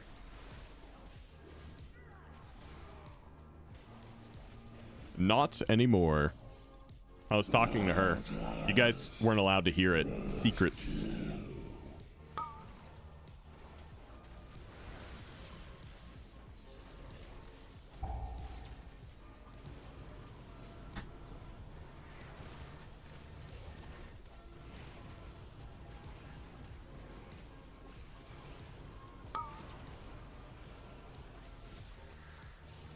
Yeah, I did. We're definitely going to be checking that out after this dungeon. Inevitably, Soak. the void consumes everything.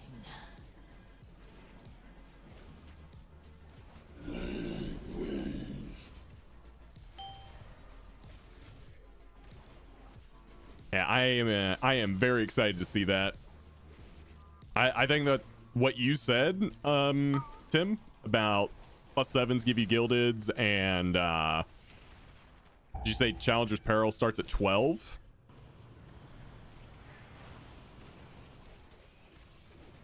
Well, yeah, good.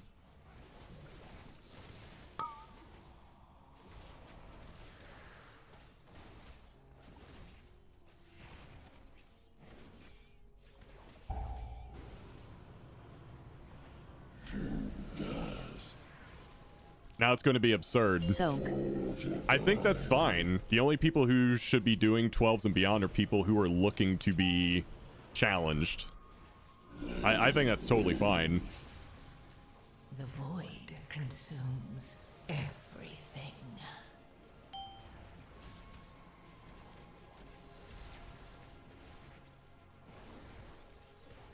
Like, if you're doing 12s and beyond, you're probably looking for pain.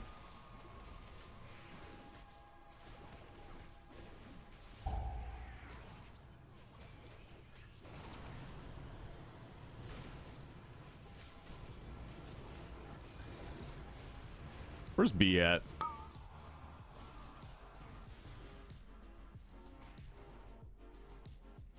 Time to be a gamer, guys. We're engineering.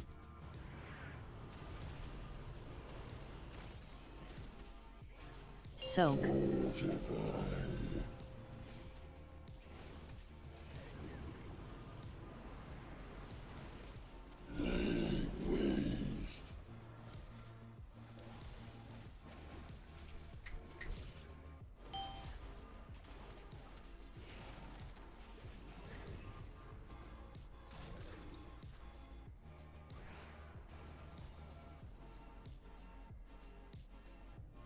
Challenge doesn't equal pain.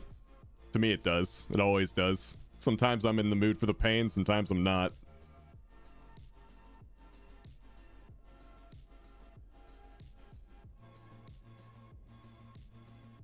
Running further than you have before is pain. Lifting heavier weights than you ever have at the gym is pain. It's all pain. We just like it.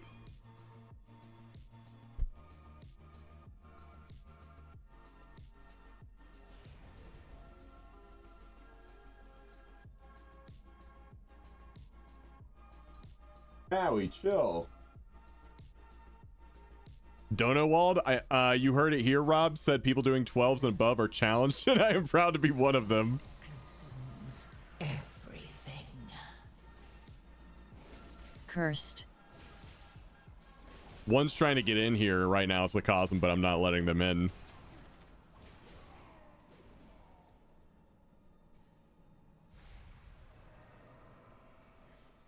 Yo, skillet bombs. What's that?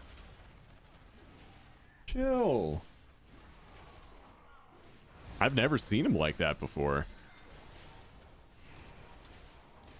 Dodge.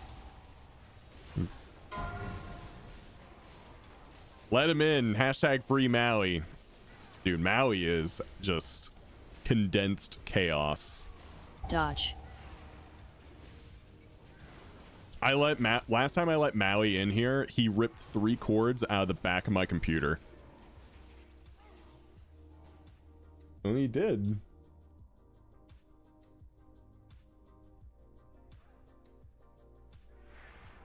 You mind if I link the food, Rob? It's a Walmart link. Yeah, go for it. Go for it, man.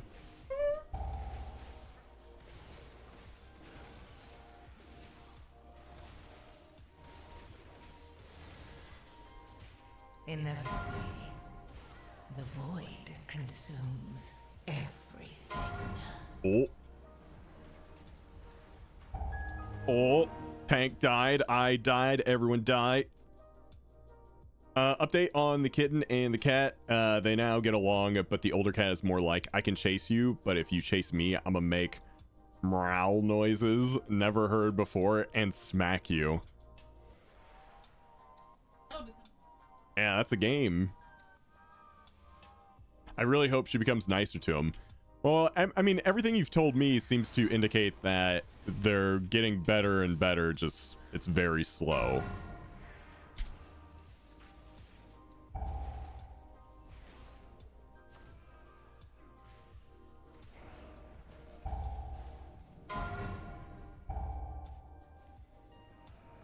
Oh, she's saying reset. Okay.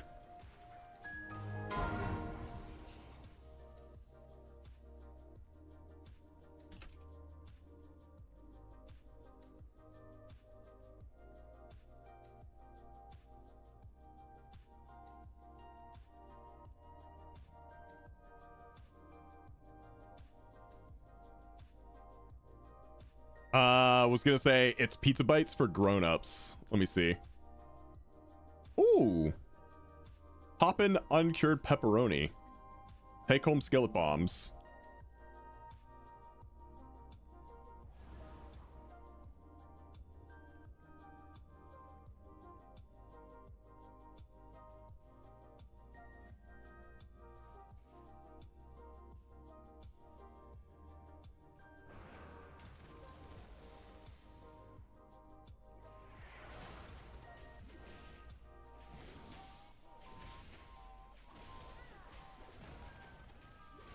So what's the I guess I missed it earlier. What's the point? Are they like just a different kind of The void consumes everything. pizza roll?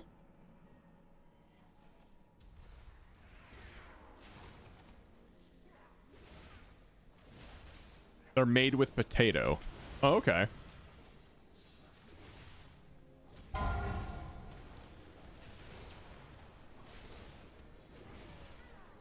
So it's still like a high carb thing. It's just made with potato instead of bread.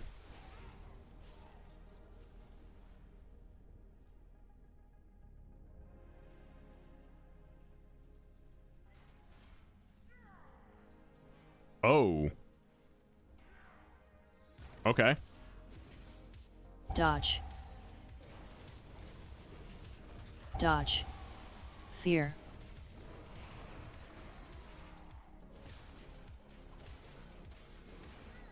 Dodge. Dodge. 29 grams of carbs, 2 sugar, 3 dietary fiber. Dodge. Okay. Fear. Dodge.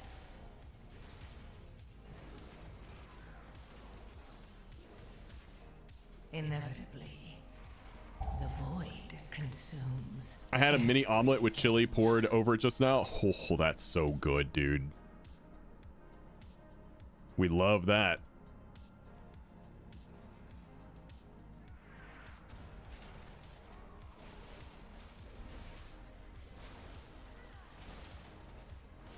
Dodge. I'm like stuck on something. Couldn't move.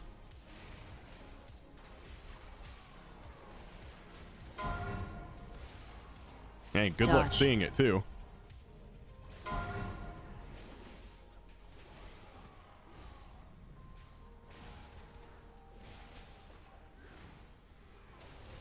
Dodge.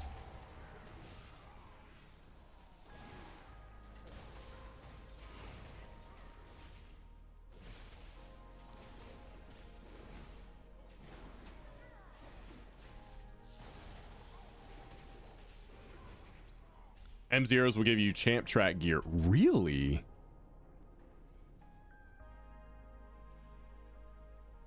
So they're making gearing just overall very easy. Which, honestly, that's what I've kind of wanted. Inevitably, the void consumes everything. My ideal World of Warcraft has gearing to be pretty easy and cosmetics and achievement stuff to be made hard.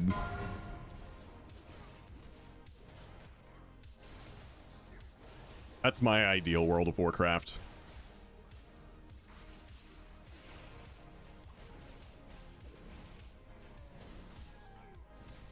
Machine speakers in the stone vault. Fanatically Hero loyal, track no is doubt. 7+, but ruined will be from 2 to 6. Intruders detected. Defense I didn't do anything.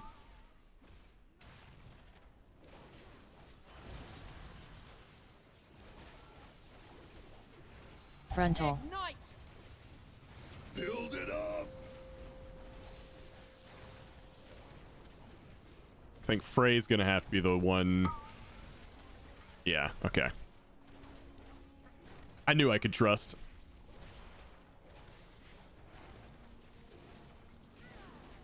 Frontal.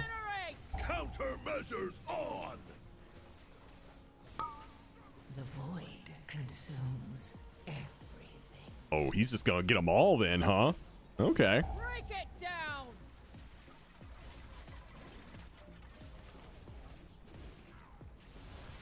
Dude, you can go back and look. It looked like she was going in. Countermeasures. I'm not crazy. It looked like she was going in. Frontal. Build it up.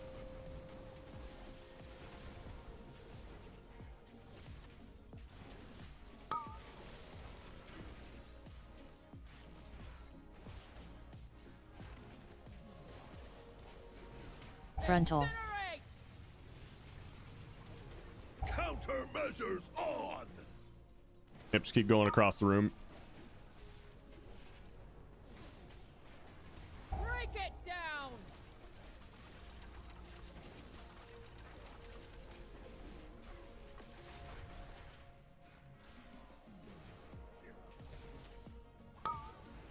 I'm going to need So much left unbuilt. Anyone want to come help me carry a new to WoW friend through a key? He's eye level 600. New to WoW and already eye level 600. That's pretty good. That's pretty good.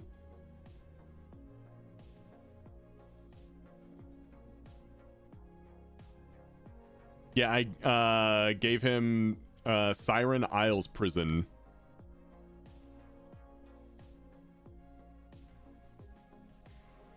All of last week.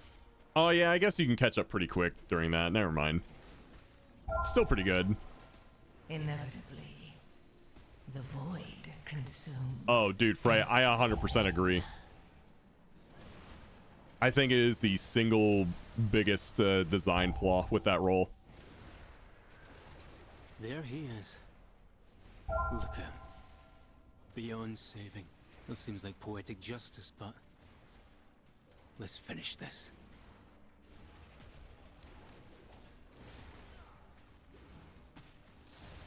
Because it's something that's present between all of them on some level.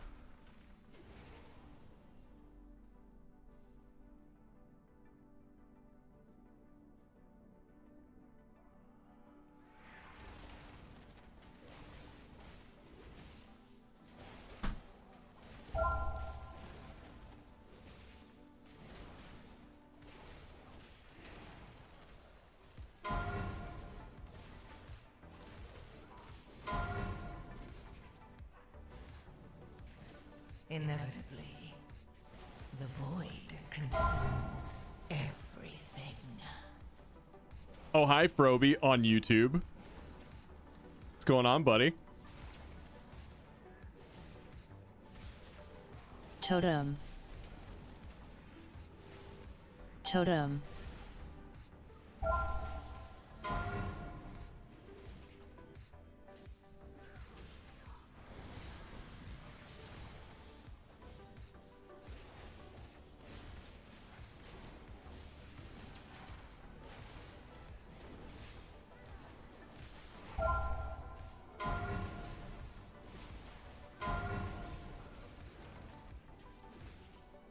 Totem.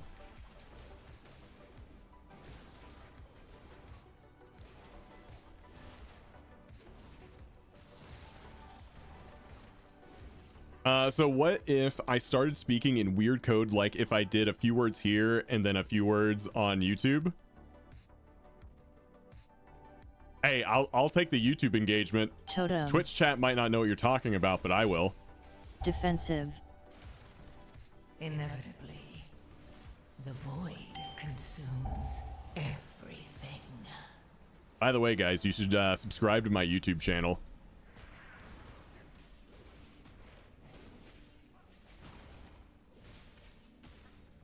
The YouTube delay is kind of funny. How much of a delay is on YouTube in comparison to Twitch? I imagine it's a little bit more because the quality's higher on YouTube. Defensive.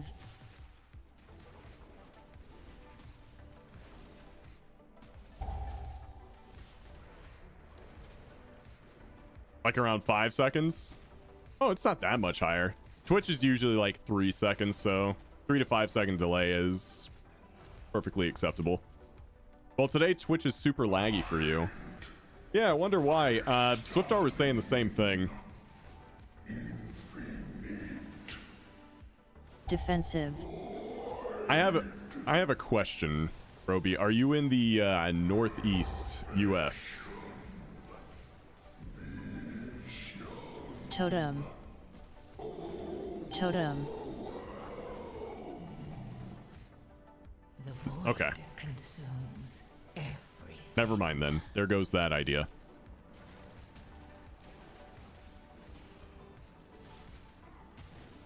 Defensive.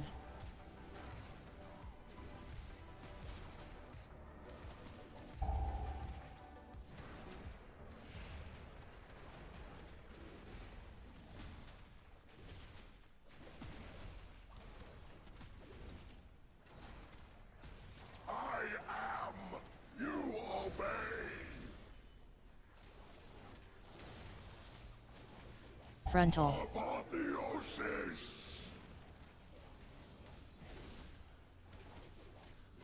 Corruption consumes. Feel disorder. Frontal. Apotheosis. Want to buy one classic, please? Is classic still down?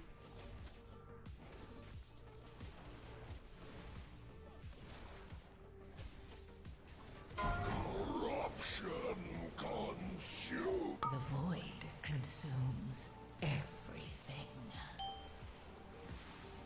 Frontal. Oh no. Oh shit. Ugh.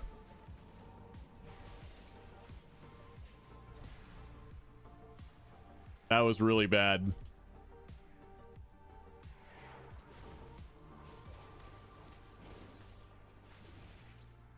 Feel disorder. Shadows envelop. Frontal. Apotheosis.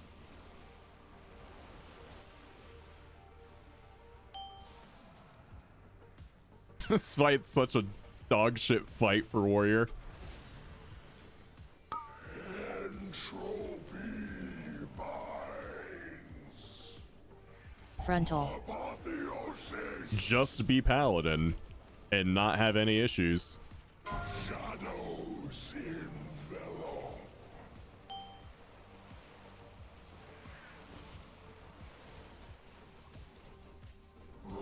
Ah, that fight makes me miss my Paladin.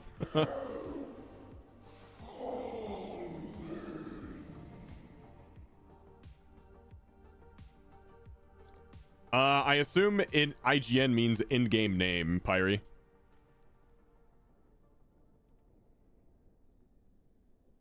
You gotta keep up with the lingo there, bud.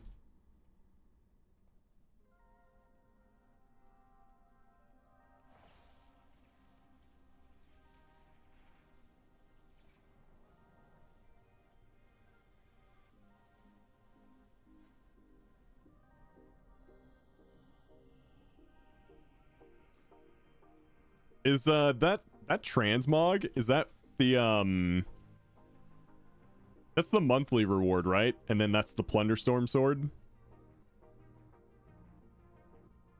Captain Howdy.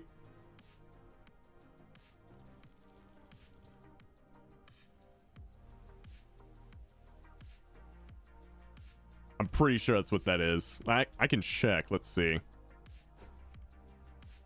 Do. Your Mog, is that from the monthly reward?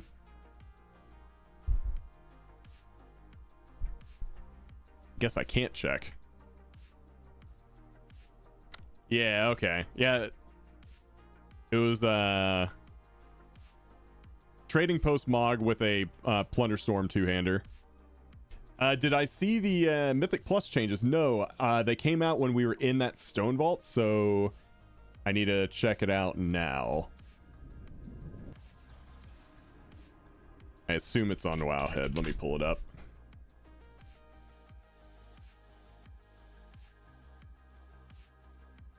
Massive M plus changes in season 2. Okay. Give me 1 minute, chat. We're going to look at this, but first I want to use the bathroom. So I will be right back.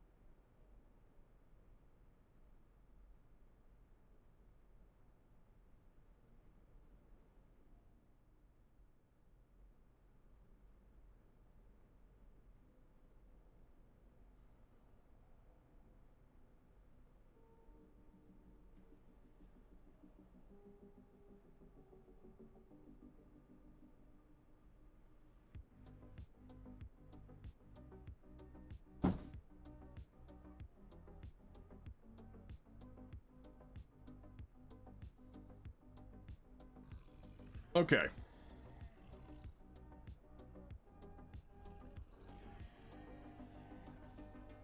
Okay, chat, we're back. All right, big news, big M plus enjoyer news. Sit down. Pay attention. We got shit going down.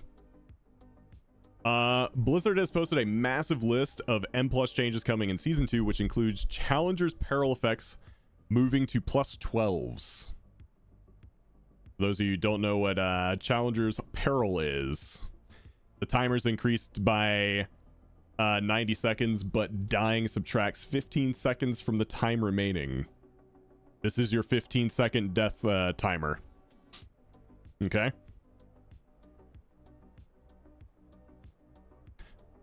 All right, now then. I know they do a little breakdown right here, but I want to read the actual post. Okay.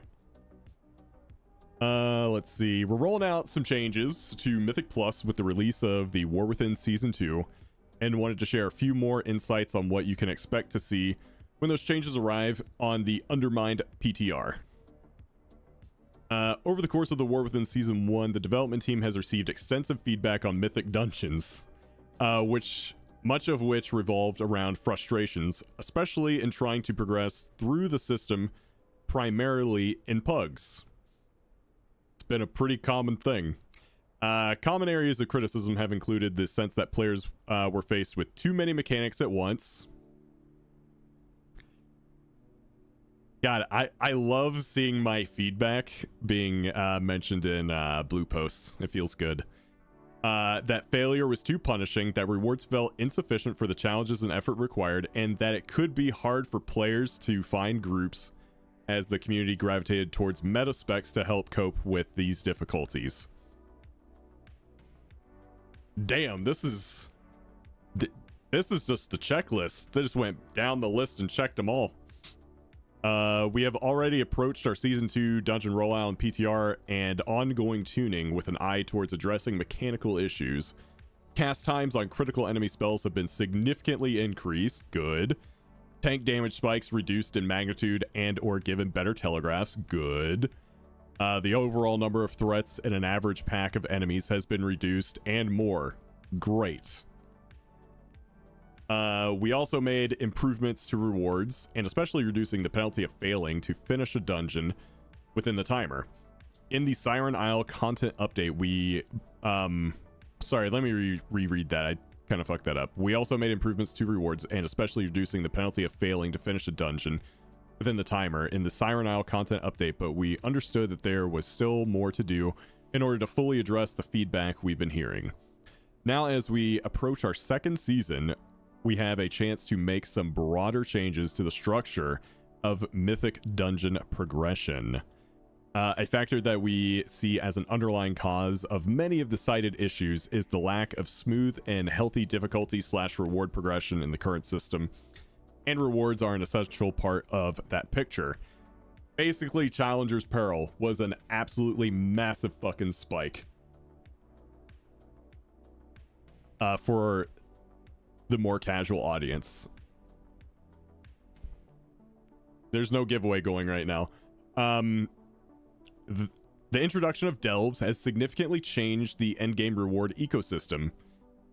Players who were accustomed to doing M+ in past expansions may have geared up in delves at the start of the War Within Season 1, and then looked at the M+ reward track and found few or no rewards worth their time below the Mythic 7 level or so. That had two main effects. Lots of players would enter the system at Mythic 7, since they didn't need more champion gear, and Mythic 7 was the first level to drop hero track items from each run. However, often those players frankly lack the dungeon experience required to succeed at that level. Dealing with a 77% bonus to enemy health and damage on top of Challenger's Peril, making deaths more costly, was never designed to be an environment in which to learn mechanics for the first time.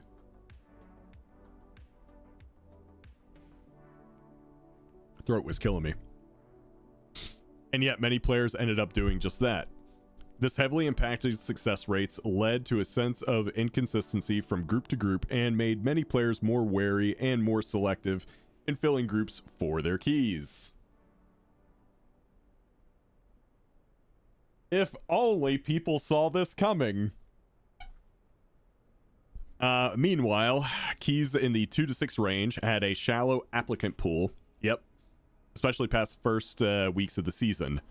This meant that even players who tried to start at a lower difficulty level in order to build the experience to succeed at 7+ keys also had a hard time finding and forming groups, experiencing many of the same frustrations.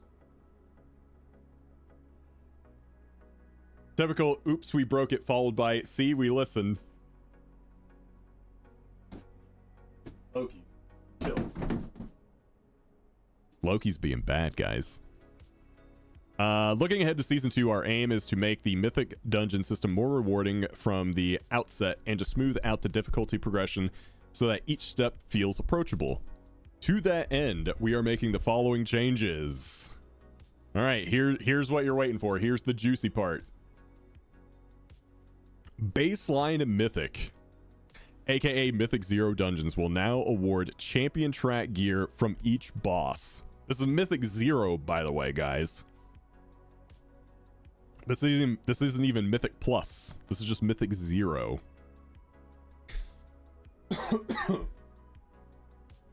Will now award champion track gear from each boss with a weekly instance lockout. The health and damage of enemies in those dungeons has increased to reflect the improved rewards, while keeping Mythic 0 as an accessible point of entry for players beginning their Season 2 gearing journey.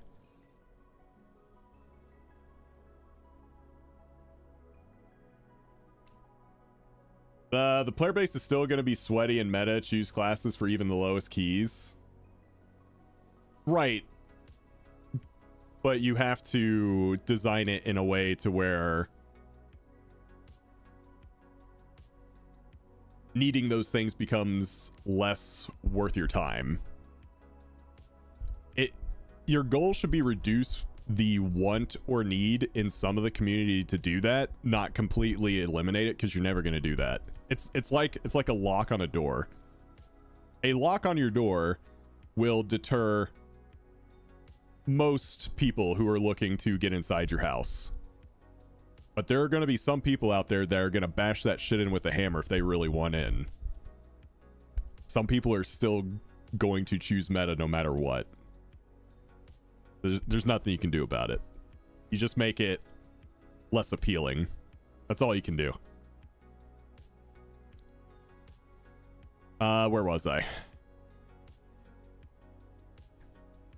Right here. Okay. From Mythic 2 through 10, each new level will now increase the health and damage of enemies by 7%, down from the previous 10%. Per level scaling will remain at 10% from Mythic 11 onwards. Okay, cool. The Xalatas bargain rotating affixes will move up from 2 to 4, leaving no affix other than the existence of a timer at the 2 entry levels of the M+ system. Also, I don't see these changes as trying to combat meta so much. Just making the whole entire system less painful. I think combating the meta issue has to be done on a class basis, not dungeon design or reward structure basis. The alternating cycle of Tyrannical and Fortified will move up from Mythic 4 to replace the Challenger's Peril affix at Mythic 7, with the other one continuing to take effect at Mythic 10. So it will alternate up to 4. Wait, it starts at 4 and it alternates at 7? Is that what I'm reading? Wait a minute. Alternating cycle. Here, let me read this. No, that doesn't help.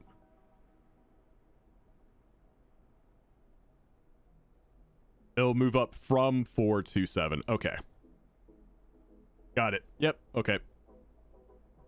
Xalatas bargain rotating affixes will move up from... Okay. At Mythic 12, instead of an additional 10% increase to enemy health, Xalatas Guile will now include the increased timer penalty for deaths. Okay, so that's at 12. While the mechanic could feel overly punishing for groups still learning and progressing towards gear rewards, a focus on clean execution remains appropriate for upper echelons of the system, and removing the extra 10% stats should make the transition into prestige tiers feel like less of a wall. The requirements to achieve some key reward tiers have been reduced. Hero track gear is now available in end of run chests from Mythic 6 dungeons. Gilded crests are available from 7 and up. I think that's a good change.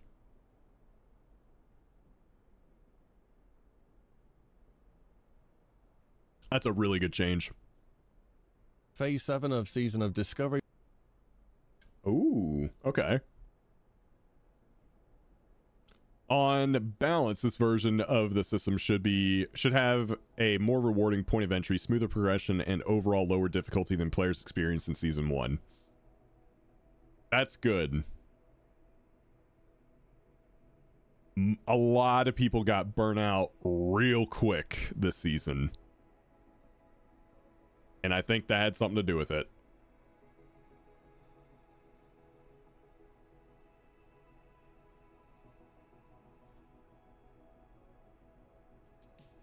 One additional note and relevance to players at the upper end of the system. We are changing the rating requirement for the new Keystone Legend achievement being added in Season 2, moving it from 2850 to 3K.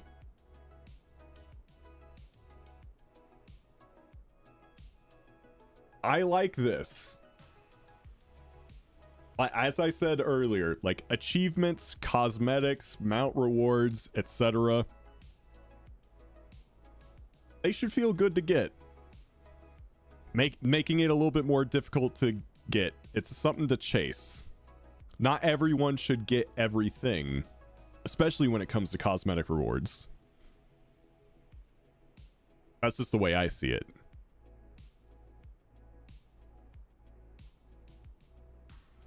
This is being done to keep it at a comparable level of challenge and prestige after the changes. Yeah, because you're gonna get higher and you're gonna get gear easier this season or this coming season.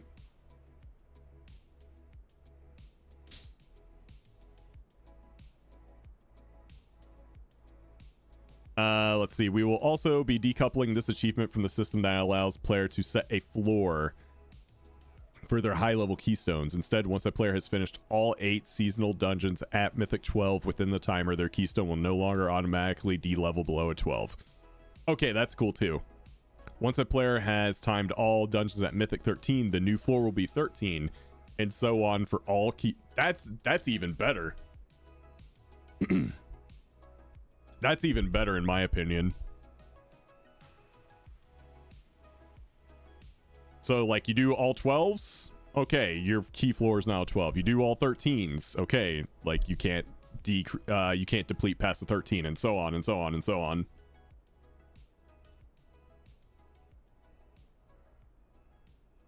Wish that started at 10. Yeah, I agree. I wish it did.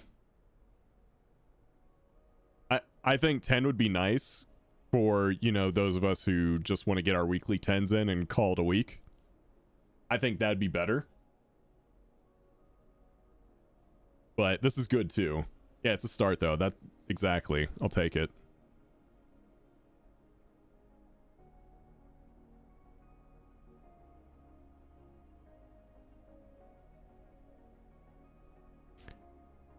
Season 2 Mythic Plus Dungeon Tuning for January 28th. Adjustments to Minecart event and graveyards.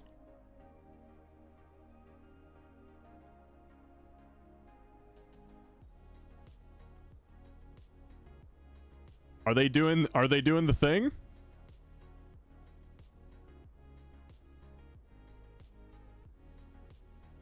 What are they changing to graveyards?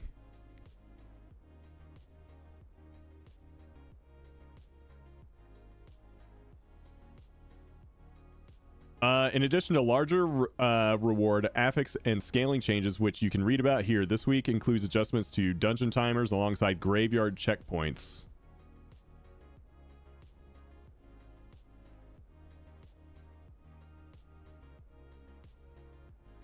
Shouldn't that floor just be baseline in all reality? Probably, yeah.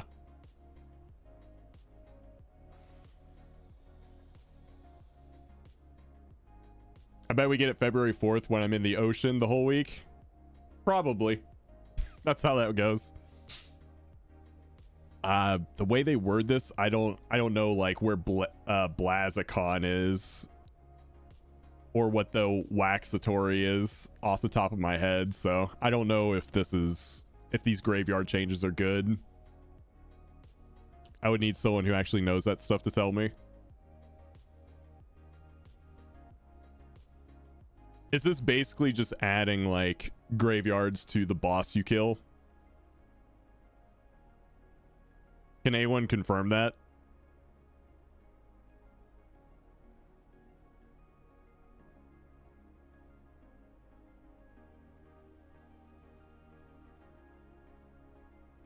Blazicon is the giant candle boss. Okay. And is the room he's in called the Waxatory? I would assume so because there's a bunch of candles in there.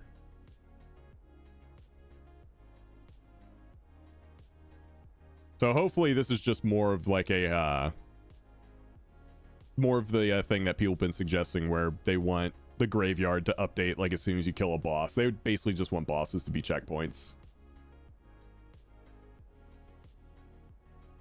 Now, one thing I'm interested in is the minecart event.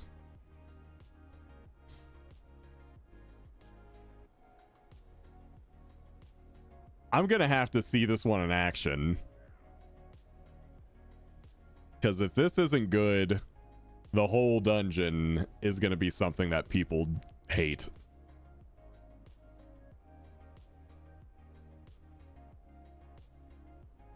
Let's see. Enemies in the minecart event have their health reduced by 10%. Darkness's health reduced by 10%. Darkness's minimum health threshold during the minecart event adjusted from 80% to 90%.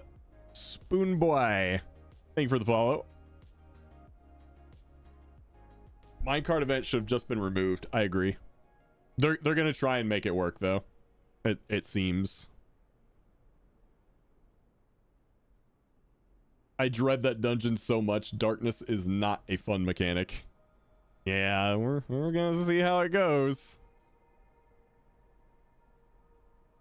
We're gonna see.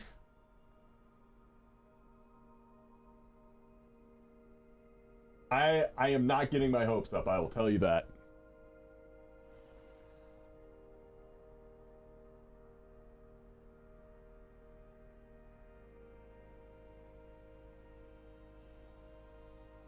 Looks like someone has a video of the Karazhan Crypt's first look.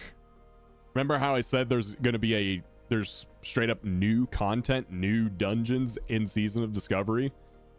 Karazhan Crypts, that's one of them. Can we, like, see inside of it?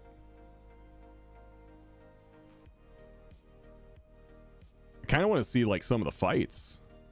Off to within the dungeon, getting set up. Why they won't bring this to retail, I don't know. Probably because they wanted to create new content and new reasons to play it. By the way, this dungeon, Karazhan Crypts, I'm pretty sure that was going to be Vanilla WoW content, but it got cut for whatever reason.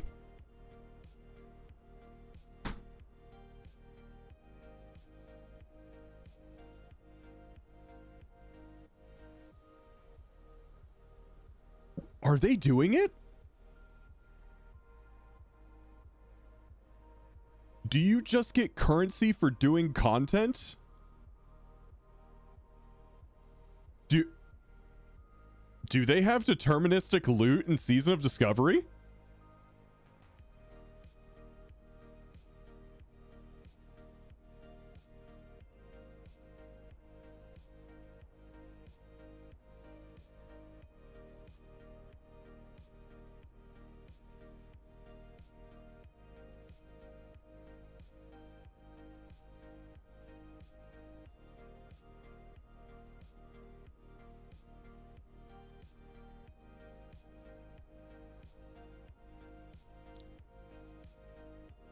As many times as that idea has been shot down in my chat, I'm sure everyone will hate it. I'm sure everyone will hate it.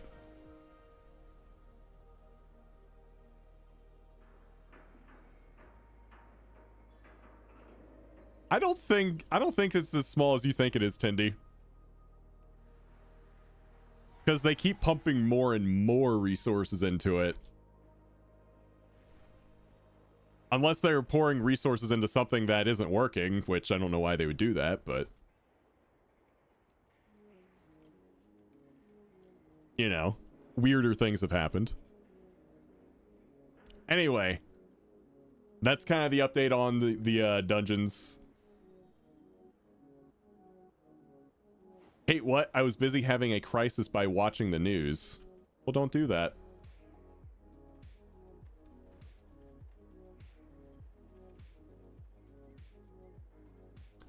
Some of the Sod Realms are dead, but there's at least one where Stormwind is pat compared to Dornegal. Yeah. What are we hating? I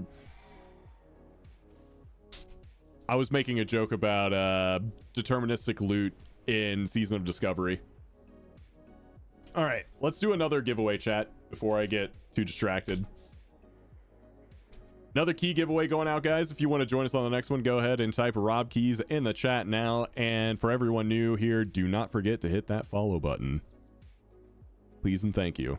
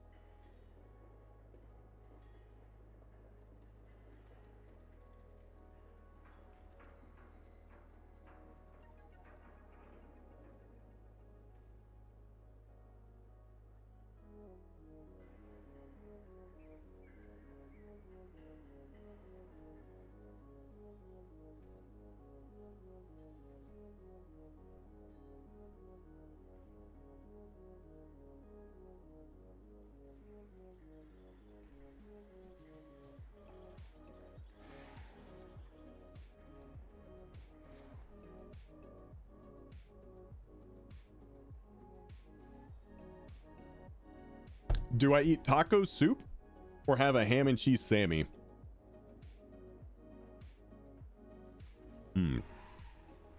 Both of those sound really good. I don't know. I would just coin flip it.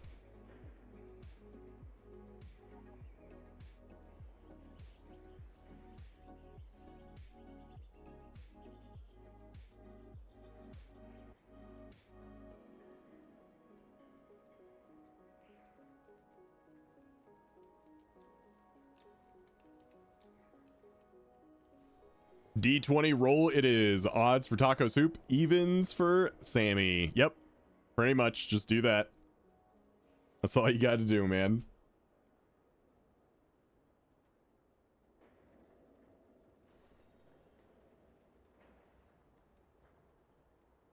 But yeah, what did you guys think of those changes that we just read for season 2? You like them, dislike them, don't care, whatever? What do you guys think? What are your feelings?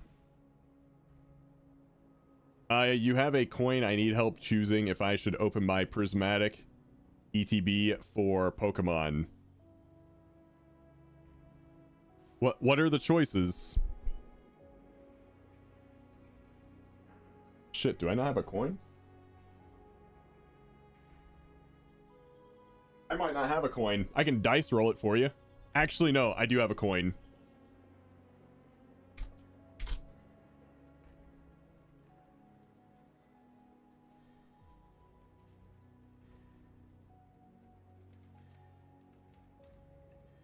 All right, I'm ready. Google has a coin flipper built in.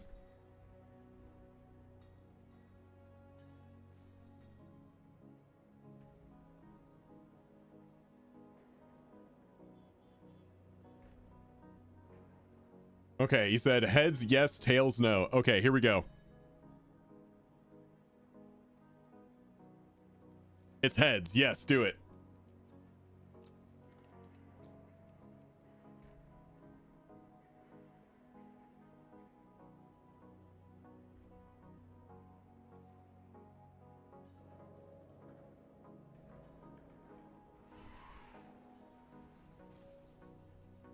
I wasn't here for it. It's on Wowhead. It's a recent article on Wowhead. You should watch this. Oh, the Nax Ramus trailer? I've seen that. It's really good. I am concerned there will be just as much complaining about 12s being a wall. I mean, yeah. I wouldn't say there will be as much complaining. There will definitely be less complaining. Because fewer people decide to do 12s. A lot of people don't try to go past what gets them actual tangible rewards. Like, you might see more people complaining because that's where a new mount is, but also a lot of people will just look at 3K and just be like, fuck no, I'm not doing that, I don't care.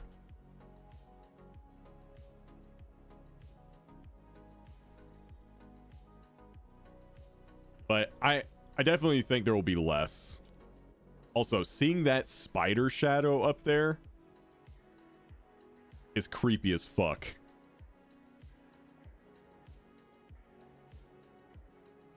Metnot, they just clarified that they're raising it to 3K in the recent article. Foosbro, you're up next, man. Yeah, let me pull up the Wowhead article for it again. I'll also link it in chat for you guys.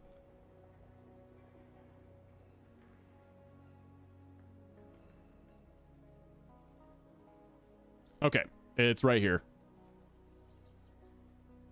We are changing the rating requirement for the new Keystone Legend achievement being added in Season 2, moving it from 2850 to 3K.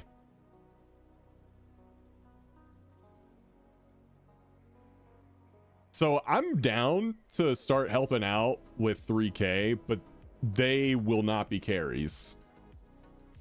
I'm down to play with people who are like good enough to get there, but maybe just, you know, have to deal with shit pugs and don't want to do that.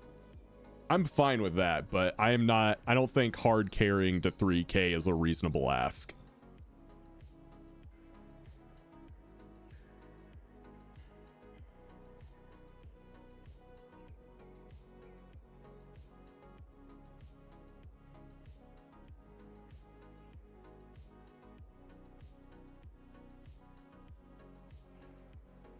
All right. Did Fusbroda answer? Yeah, holy crap. I've never won these before. It's your time. I'm still bringing a level 76 monk to a 12.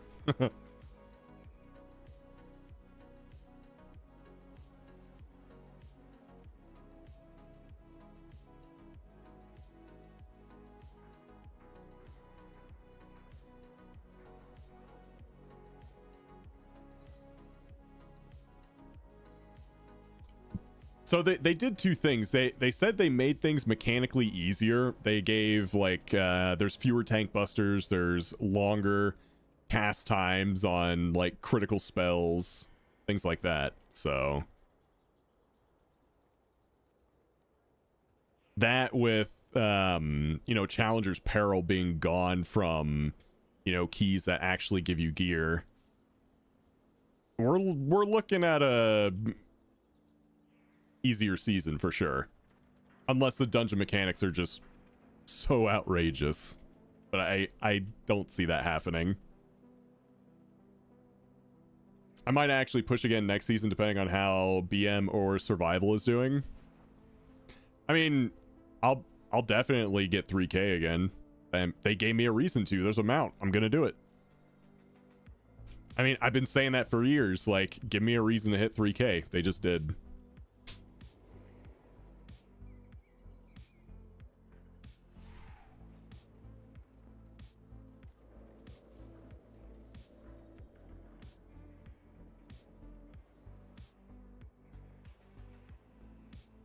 So I'll at least get 3K.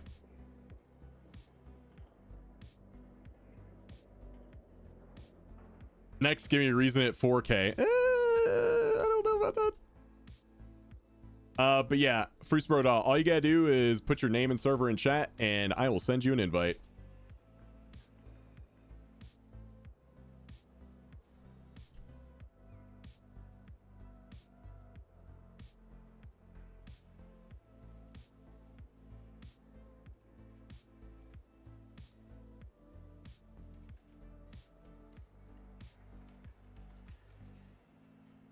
Would you rather dungeons then be like how Tettle said older WoW was, with more DPS checks? Like there's some mechanics, but you can't kill a boss unless you're meeting a damage threshold. I don't know how I would feel about something like that in a dungeon.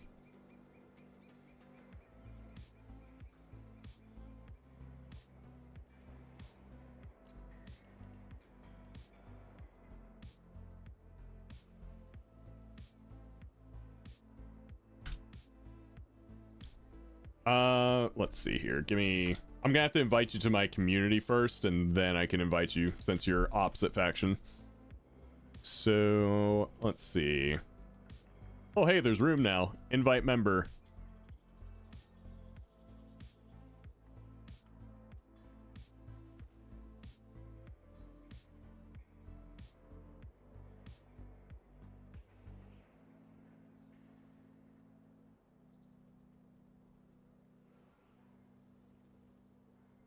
There you go.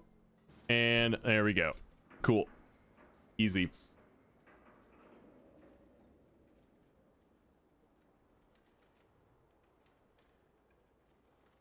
After deep statistical analysis, this is a W. Ironically, the anti-deplete thing will lead to less keys being done at the higher level because there will be still more than 0 homework keys. There will be a lot of +7 farming week 1, I imagine. Yup.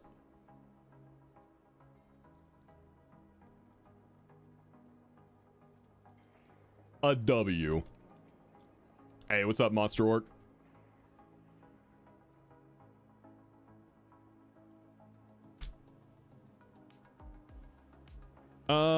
Let's see. I've got a miss, Stonewall, and Dawnbreaker. We're doing my mists. Let's do a 10 miss, guys. How have I been? I've been great, dude. How about you, Monster Orc? How you doing? Never mind. You're getting hit with ads. Get wrecked. Don't forget to repair your gear.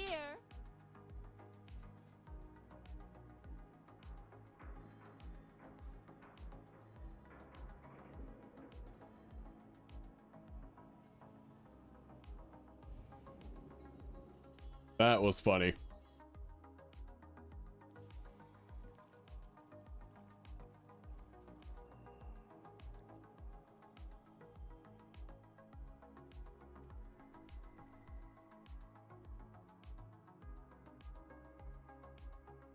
Dude, I've seen so many crazy names in game today. There was a guy outside the dungeon just now. His name was Thick Cum.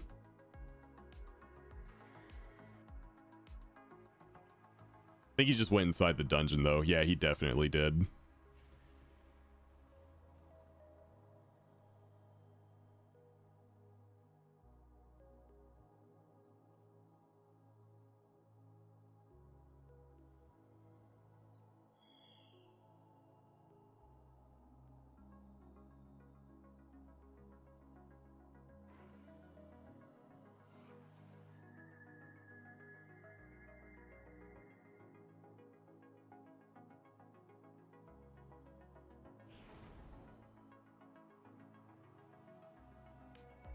All right, he's back. Welcome back. Okay, I was saying I'm good, man. Everything's been good. How have you been? And then you said BRB ads, and then I said you got wrecked. Now you're caught up.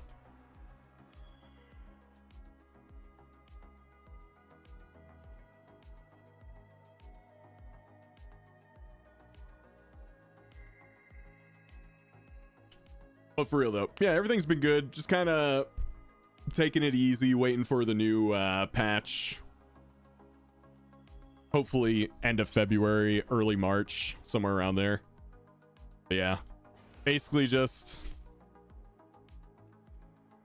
trying to make it to the next patch. You're working a lot lately?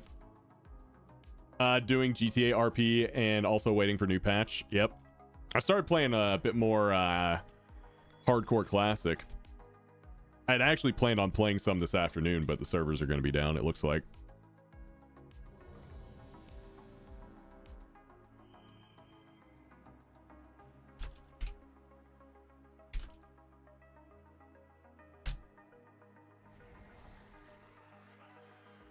All right, looks like we're all ready. Let's do it.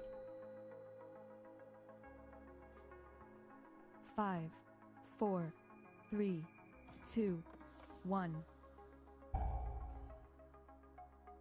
I don't know how into Mythic Plus you are these days, Monster Orc, but they just announced some crazy good changes for Mythic Plus in Season 2. Like, literally an hour ago.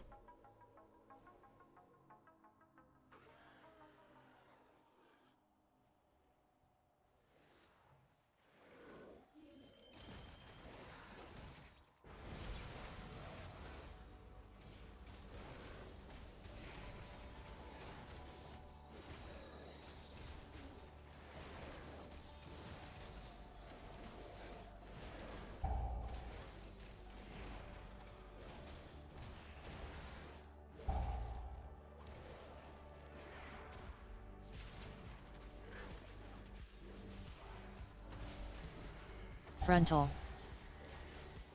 Kick. Yeah, I think that's what a lot of people did.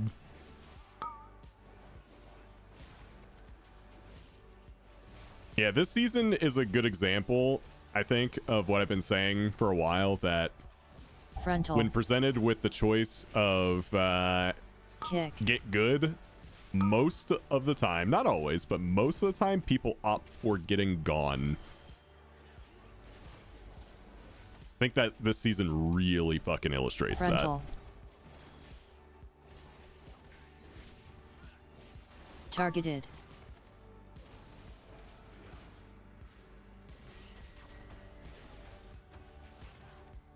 Inevitably. But it looks like season 2 is looking much better. Everything.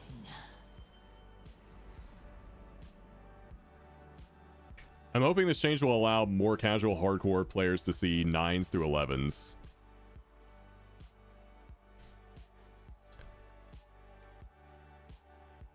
I think most casual hardcore players can get there. It's just that it'll be less of a pain in the ass to do it, for sure. Listen, I am not carrying anyone to 3K. I will help people get 3K, but we aren't doing carries to 3K. Kick. Now, I know there's a lot of you who are more than capable of doing it. You just don't want to deal with pugs. That's who I'm going to help go from KSM to, or I guess KSH to KSL.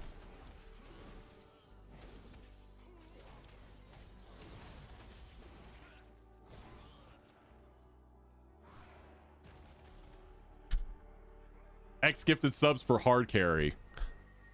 Nope, nope, can't do that. That is that's RMT. That is RMT. We can't do that. That's TOS.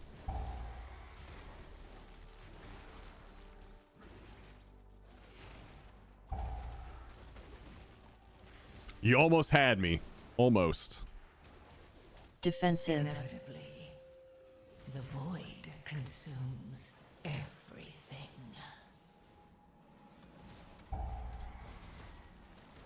Defensive.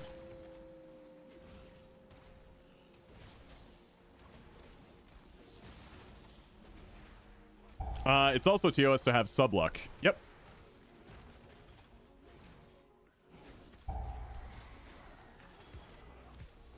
I don't have subluck anymore.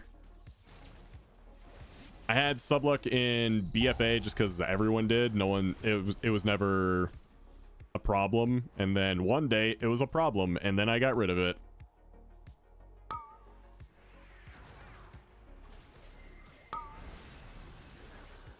Oh, whoops, I used cooldowns early. Whatever. We're rolling with it.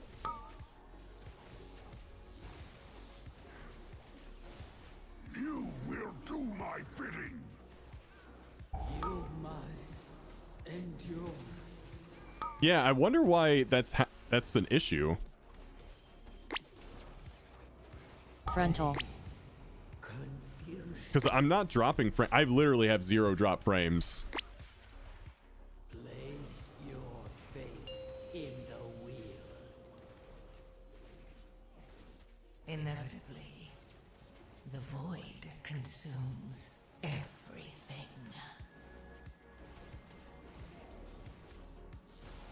I will break you into splinters!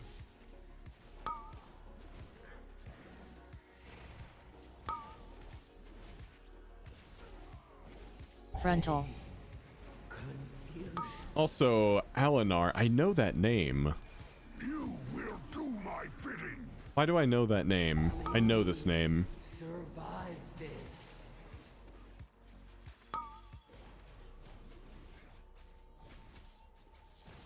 Frontal. I've heard this name before. Did you used to watch me a lot in the past? Obey me. Fear. Nice. Nightmare. Darkness surrounds me. This fate. Like a long time ago. The forest yearns for your victory. Inevitably, the void consumes everything.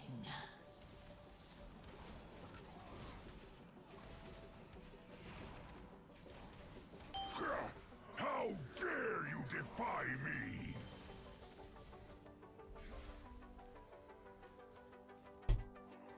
Yeah, okay. I mean, there's a reason Ko redesigned his stream and has a Ko stream page that used Twitch chat but YouTube video. Yep. I know a lot of people who, well, I shouldn't say a lot because it's probably not a lot. It's technically difficult, but a lot of people use like YouTube video and then restream that video onto Twitch because YouTube's quality is better.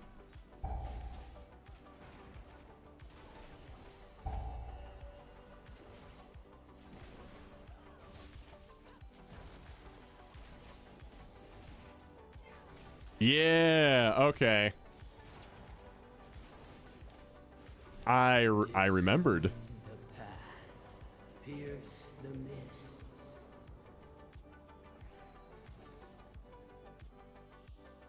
Can you find your way through the mist?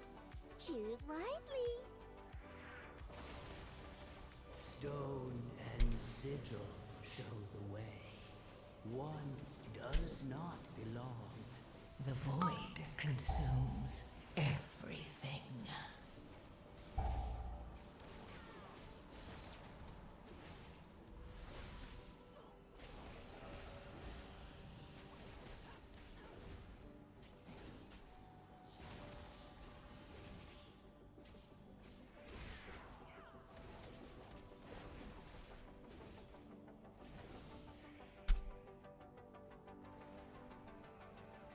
Twitch having 1440p is game changer? Or YouTube? Yeah. Yeah, some people are actually just restreaming the YouTube stream. Hooray! You're almost there. I did that at the last BlizzCon, and still probably like the most fun I've had in the past few years. I loved it. It made me want to start going to more conventions.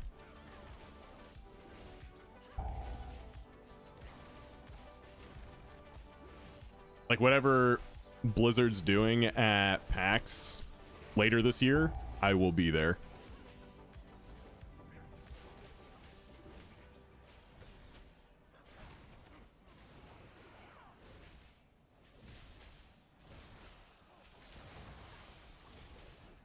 Inevitably, the void consumes everything.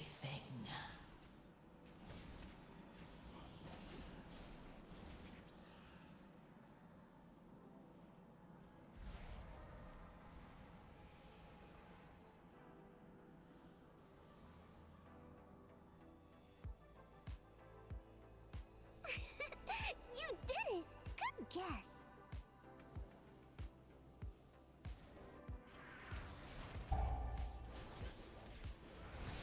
Dude, being from the rural South, it's always been weird being around so many people that like video games. Because I grew up, you know, everyone saying games were for nerds or whatever.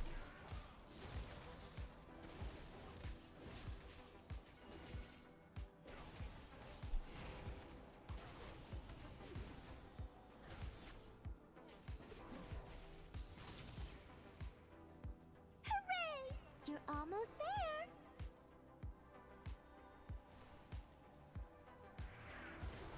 They still are.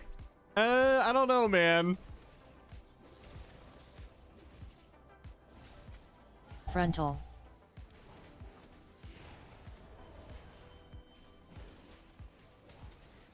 Did you see the Season 2 M Plus changes? Yeah, we were just going through them a few minutes ago. All W's, man. I couldn't see a single thing that was bad. Inevitably. It was all improvements all around. Consumes everything.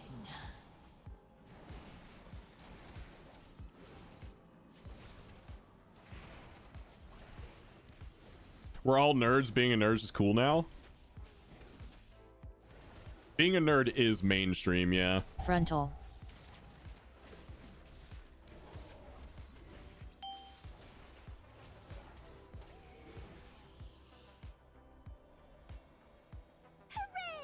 You're almost Yeah, nerds is like kind of normal.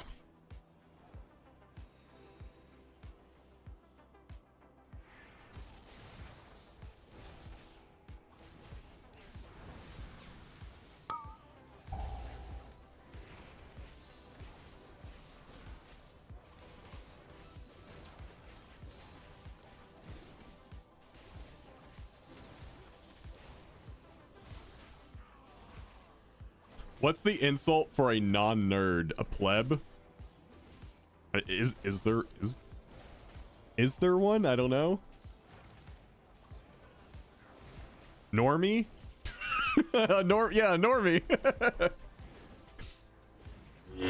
I'm so dead.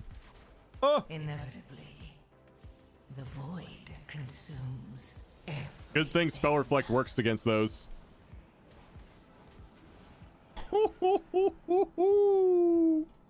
Some quick thinking by ya boy. No fooling you.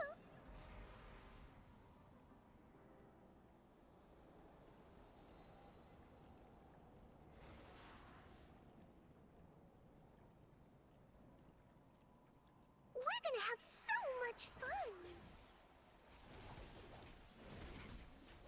Hey, catch! Reflect is so OP in some dungeons, as it should be. Just for us. Hey, catch!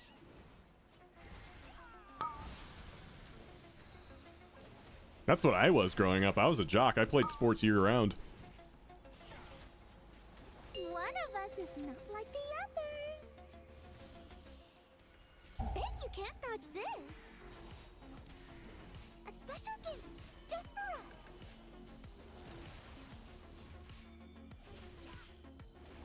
Yep, I would go to school, go football practice, and come home and raid. And then on the weekends, I would do nothing but play WoW, like 15, 20 hours a day. Will you play with me? Pretty please. Hey! Inevitably, the void consumes everything.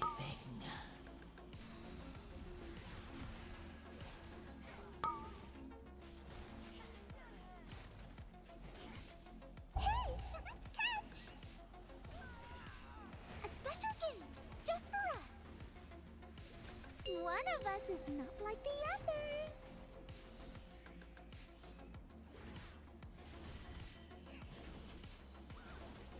Think fast. You found me. Great job. You. I want to play with you. Bet you can't dodge this. Aw, are you feeling tired?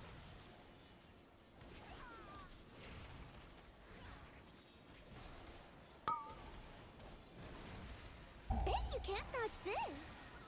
No more fun? Will you play with me? Pretty please. One of us is not like the others.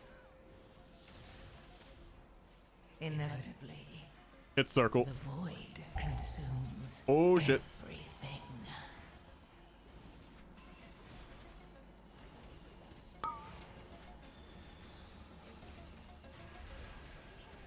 You! I want to play with you! Bet you can't dodge this.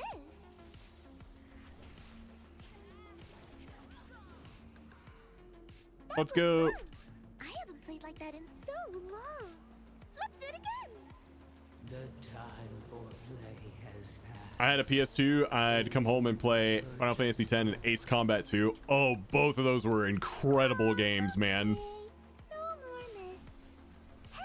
I loved playing Ace Combat. That's so much fun. Tyrna's scythe withers as the Gorm feast. Man, now I want to play that again. Must be restored.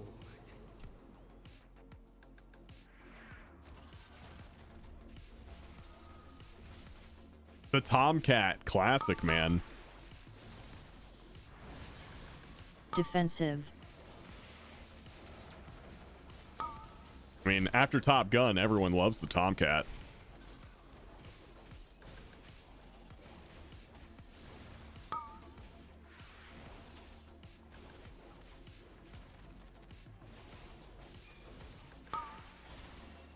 Did I get FF7 Rebirth downloaded? No, I didn't, but I think I had Gnome tell me that it was available for download just a few days ago. So I need to do that.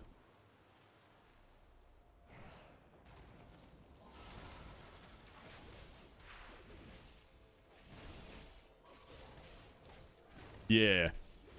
Yeah, I need to get that installed and start playing. Inevitably, the void consumes everything.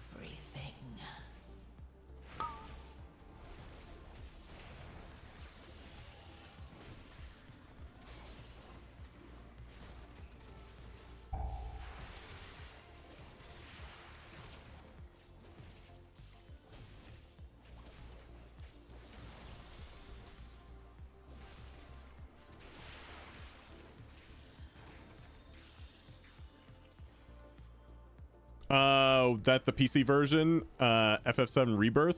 Yeah, that's what I've got on Steam.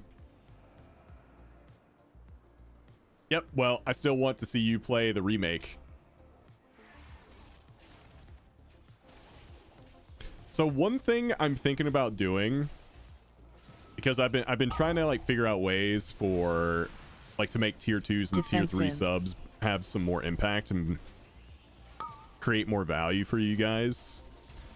I was thinking about since I still want to stream like other games, variety games, but maybe like it just doesn't work for my actual Twitch stream right now. I was thinking about doing like tier 2 and tier 3 sub only Twitch, or sorry, Discord streams where I play other games, because I play a lot of other games at night, just I don't stream them.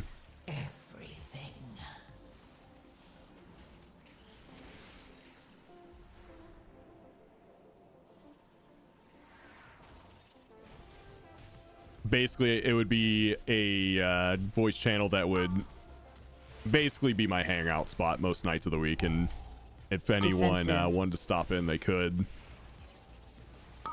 It's an idea I've been playing around with. I don't know if I'm gonna do it yet, but I think I am.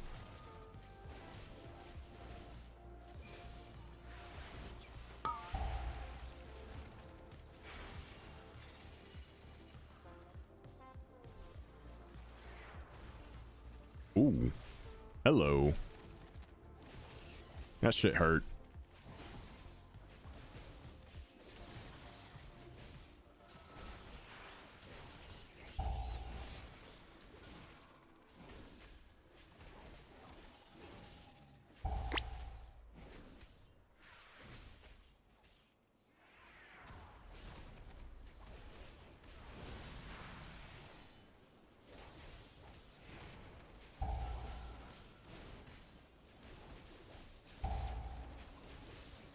Inevitably, the void consumes everything. No!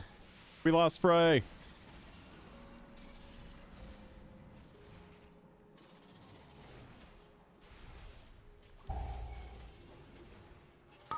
He's back.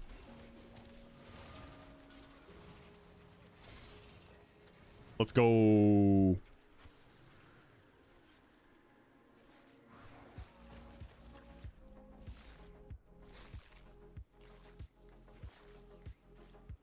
Or as Ash would call anything 0 or anything under 8 degrees Fahrenheit, a deep freeze. Defensive.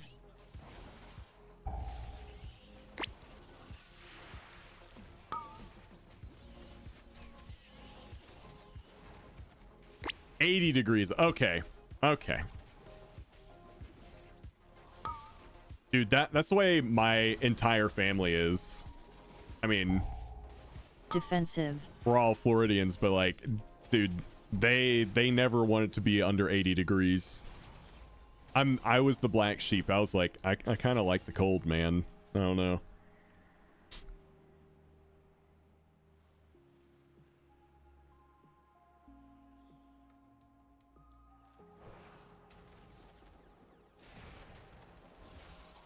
Inevitably, the void consumes. Although I will say, I should probably get some like actual winter clothes at some point.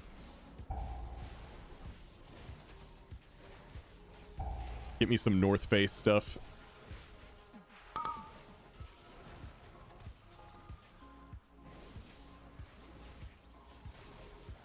It's a proven fact that the freezing point of water in Florida is 45 degrees Fahrenheit.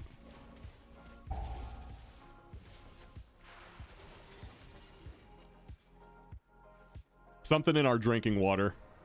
Maybe that's why we're all crazy.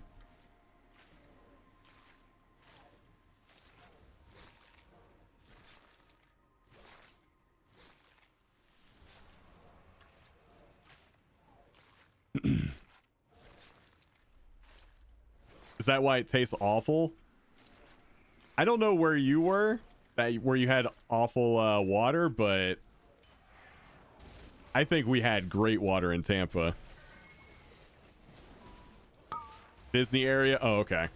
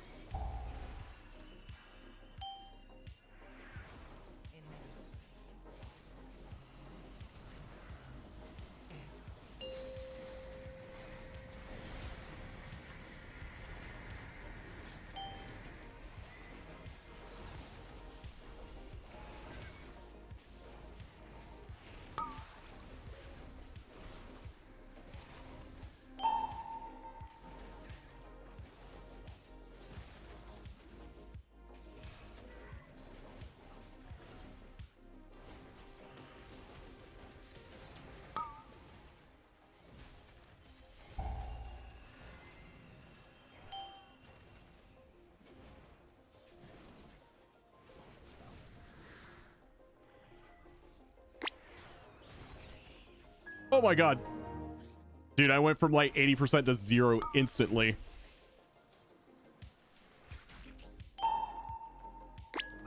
Yep.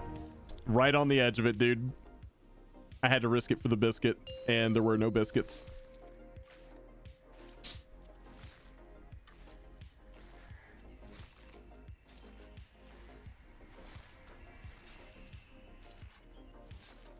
I got rezzed into a puddle.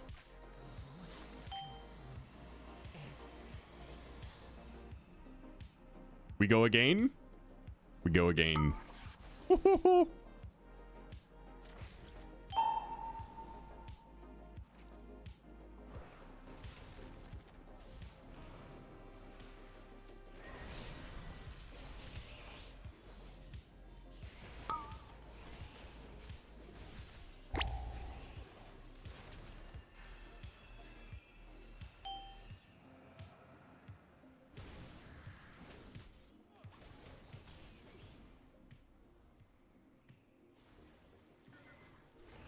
So much downtime.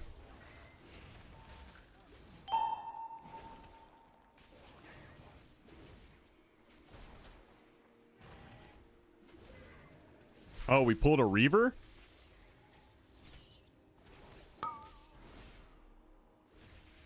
How?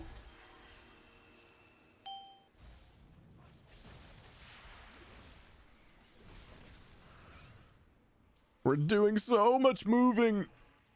Inevitably, the void consumes. I'm doing more walking than attacking right now.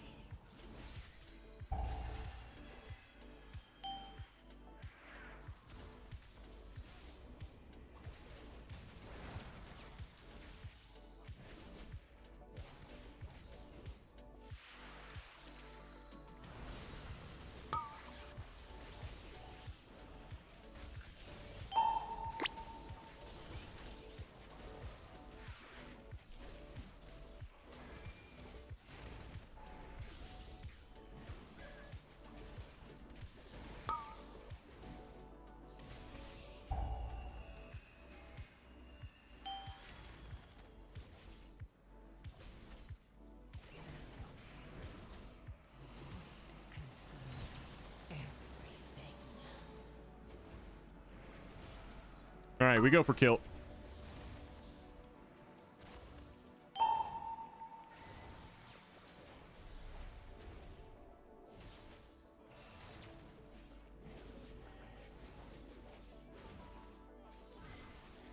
I told you that you were destined for great things.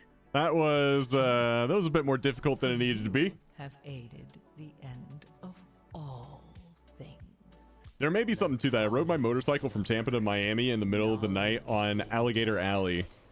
Time will be his sign.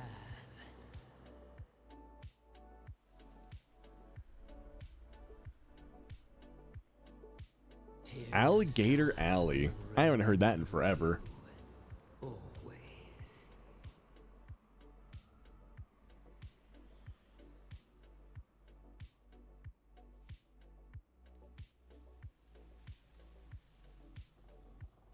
That was sweaty just to watch. Yeah, we were putting in work there at the end. Okay, Rob, I wanted to show you this because you haven't seen a good player play ZZZ, but remember that tower thing I did in Discord, and it was kind of struggling with because I'm skill issued. Yeah, this guy doing it. This guy's doing it with a free-to-play character.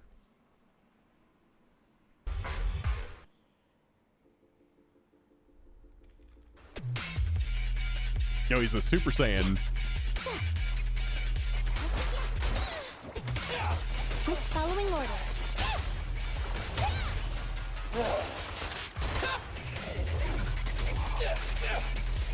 It's my turn. There's so much happening.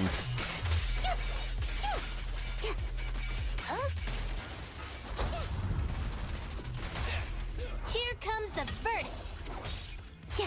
The ult. Let's clear him out. No point running. I have no idea what's going on right now. Bye-bye, suckers.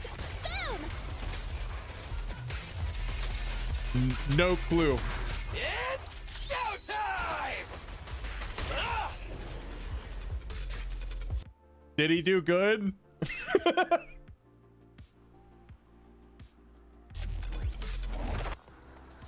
I don't know. Did he do good? Were those sword guns?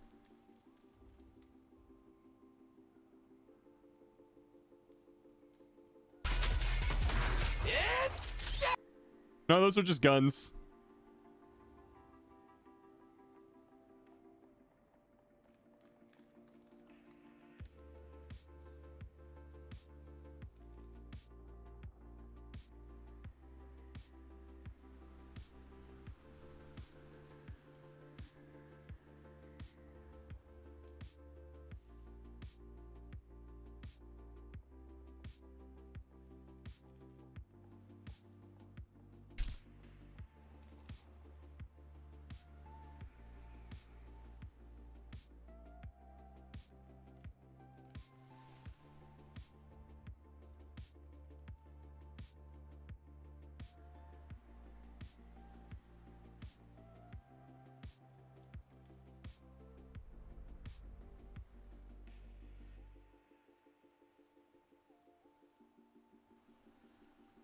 Sword guns should be in the shoes.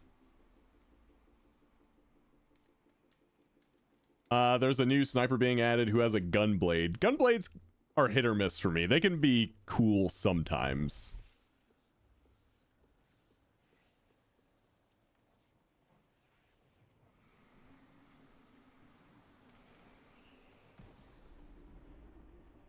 Sometimes it's pretty good.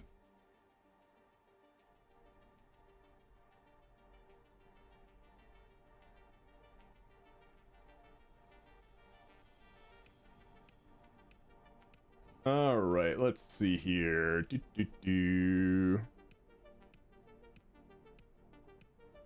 Yeah. Yeah, let's do that.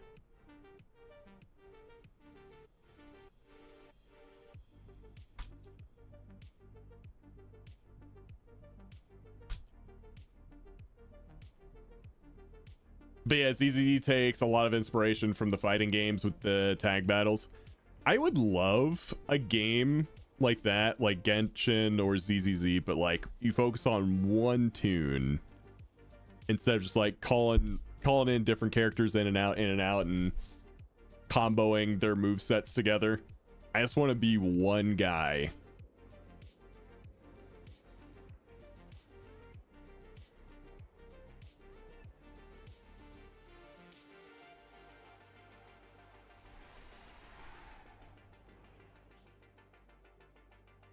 I finally got the new meta achieve. Very nice, man. Very nice.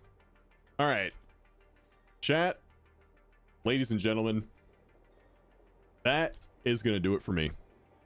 It's been a really good stream today. Got some new followers. Got Hype Train earlier. Had B drop in multiple tier 3 gifteds. Like, big shout out to B. Really appreciate that. Had some good vaults. 2 out of 3 of mine were pretty good. And got some keys in, even though we had a slightly later start due to a extended maintenance, but it wasn't by too much. And we had great changes from Blizzard being announced for Season 2 M+. So all in all, great day. But yeah, thanks for all the support today, guys. Thanks for all the new subs, resubs, bits, etc. Thanks for all the new follows. We will be back tomorrow.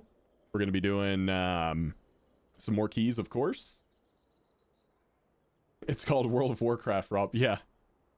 We're going to be doing some more keys, as always. And if Ellie's feeling up to it, I might do a little bit of classic later that afternoon. So, that's the plan. Y'all have a great rest of your day. And I will see you all back here tomorrow. Peace.